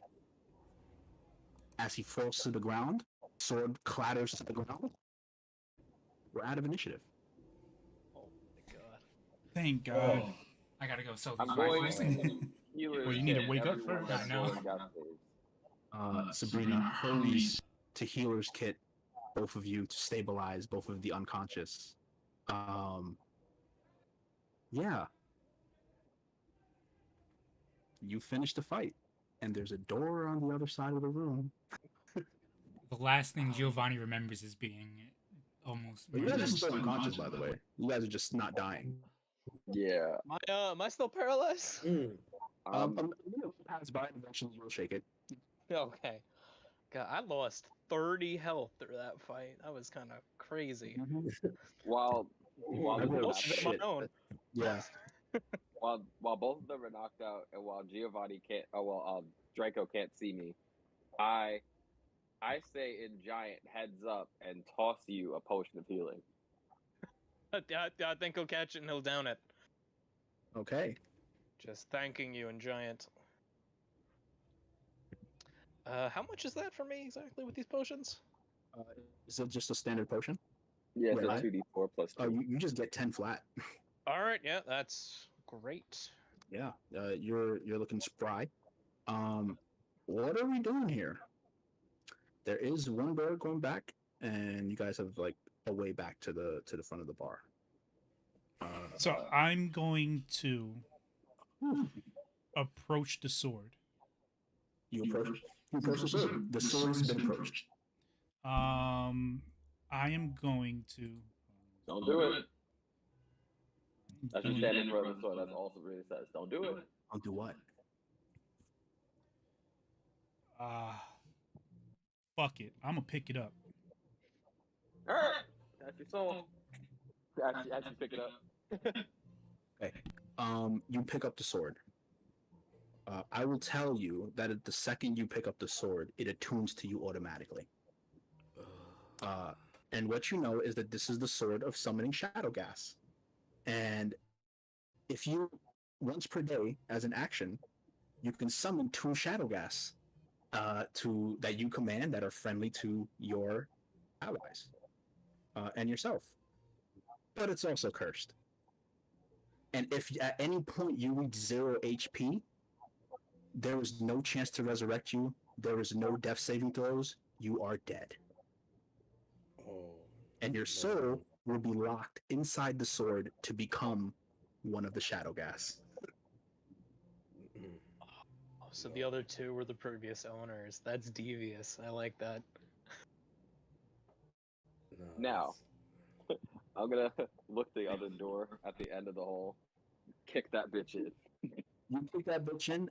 It's a very you have a sigh of relief because when you kick the door in, you see what you're here for on the table, and next to it is a bunch of paperwork. I grab everything and put it into my bag. You can absolutely do that. Yeah, I think RD when RD Sabrina's doing that, I would go to where I felt the hemocraft. Like, they have it handled. I need to understand what that room was. Hey, real quick, are the unconscious still unconscious? You can shake them awake at this point.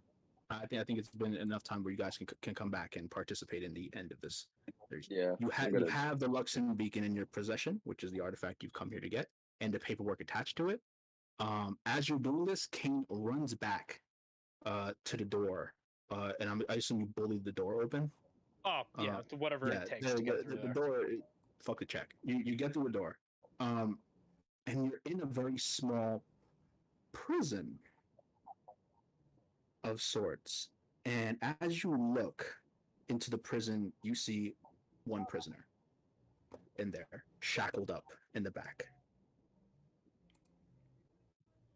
As you've been told by Elgin before, the Mardian family specializes in exotic trade, which can include people. And you know that this sense of hemocraft is coming from this person. And as soon as you enter the room, you hear a woman's voice. I told you I'm not going to answer any questions. I am not here to ask questions. I am here to help someone else of the blood.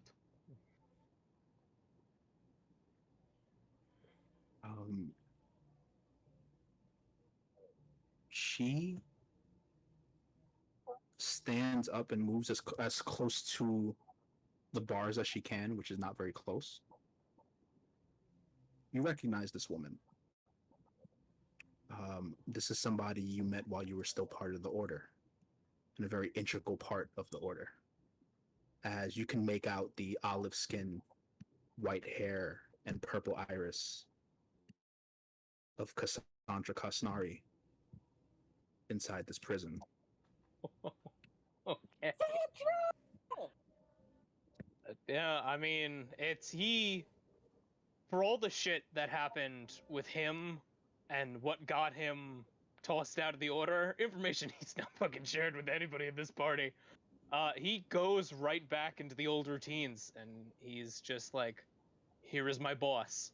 I have to get my boss out of this cell. So, strength or finding a key, he'll tear these doors off if he has to. Yeah, you do so. We're just gonna narrative it. You can in time just like rip the shit open, unshackle her. She is beaten. She looks like she's been tortured. She has several levels of exhaustion on her, as if they did not let her sleep since she's been here. As you know, she's a Kalishtar. Yeah. She has a very deep connection with the dream realm. The people here knew that and made it so that she could not contact anybody through her dreams. And as soon as you unshackle her, she collapses in your arms immediately. No words.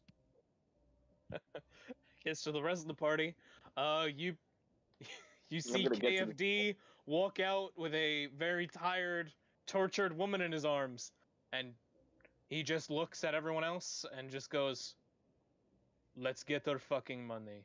I have business." Good, more women. Very important women. All the Yeah. ones should be. Let's go. And you guys get out of Shady Creek Run. You reach your horses where Halil is waiting for you. And y'all fucking book it, completing this adventure. Oh yeah. Oh, just Holy amazing shit. play. There's no way. Oh my Holy God. shit. That was This solid. is Love that. awesome. No? And Okay. while the story ends for this adventure, and for these characters at the moment,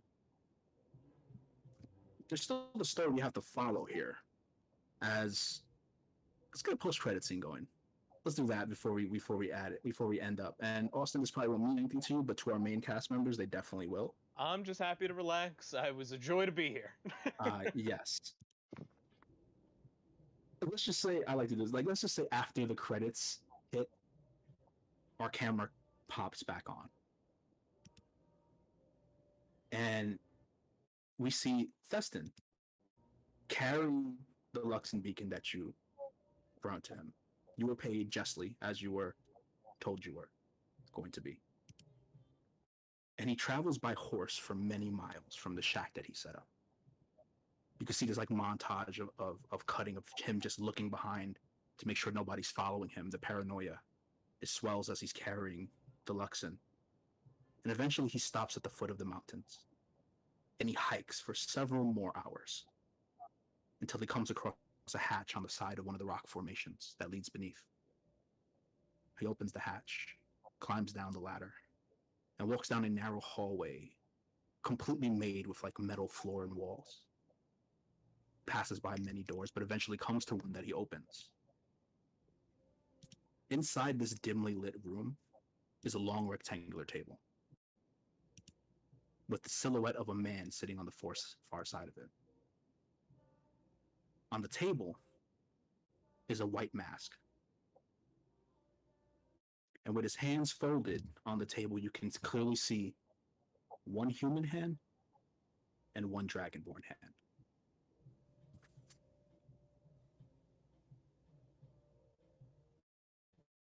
Theston comes up to him and says, "The job was done.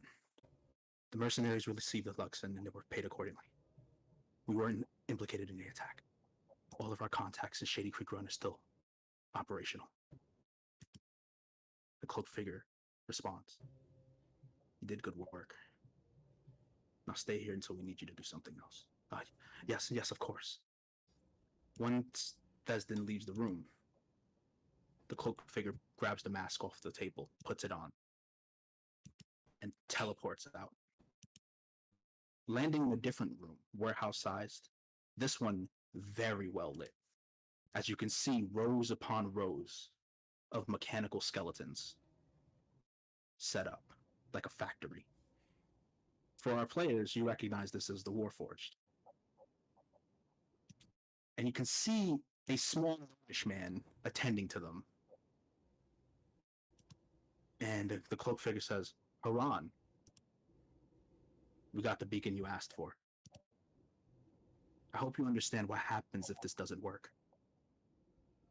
And Haran grabs the Luxon from him and says, "Don't worry, it will. The Hupperduke idiots didn't know how to power these things effectively, but the answer was so simple. If you want sentient robots, all you need are souls." As he looks deeply into the Luxon, that's where we end our fucking session. Holy shit! Watching Vate fully get up, just leave his chair was golden. It's fucking Vega. Bruh. We've been chasing after this man for half the campaign. So you're telling me that we had a hand in this fucker's thing? It's You alive. you gifted the biggest villain in the main campaign for your time bomb, basically, because he has a way to power that forged army now. So I will say that because you grabbed the paperwork, and I assume you guys would look at it, it mentions how it's a Kryn artifact that takes souls that worship the Luxon and stores it inside of the beacon for reincarnation.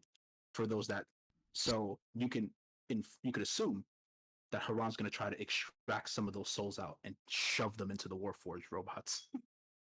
Wow. Yes, Vontae? Could I ask a very character specific? Go for it. Could I say that Sabrina never gave anyone that paperwork?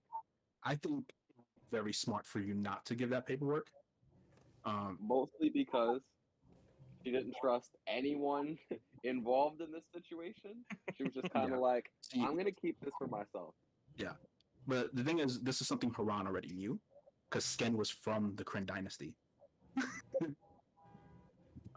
So yeah, thank you guys so much for sticking with this session that I worked my ass off on. And I hope that it was fun for everybody involved.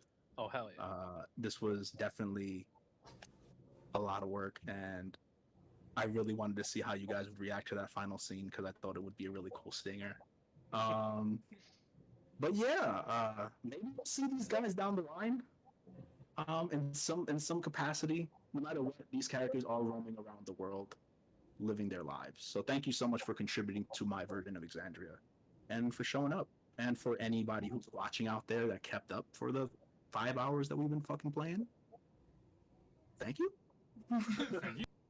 Hey, for everybody who joined today, YouTube, you're gonna be our new home from now on. It just makes things a lot more easier for us when it comes to time management. So YouTube, thank you for that. Other than that, guys, thank you if you joined the stream. Thank you if you're viewing this after the stream. Yes, sir. We definitely want to thank Austin for joining us today on a one shot. Definitely love you, man. It was great with you today. Thank you so much. I was happy to be welcomed in so easily. Definitely, man. Your experience tells a lot of tales, so thank you for that. So, with that being said, we're going to end the stream here, guys. Y'all have a great weekend. Stay healthy, be safe, and all that good stuff. Bye-bye.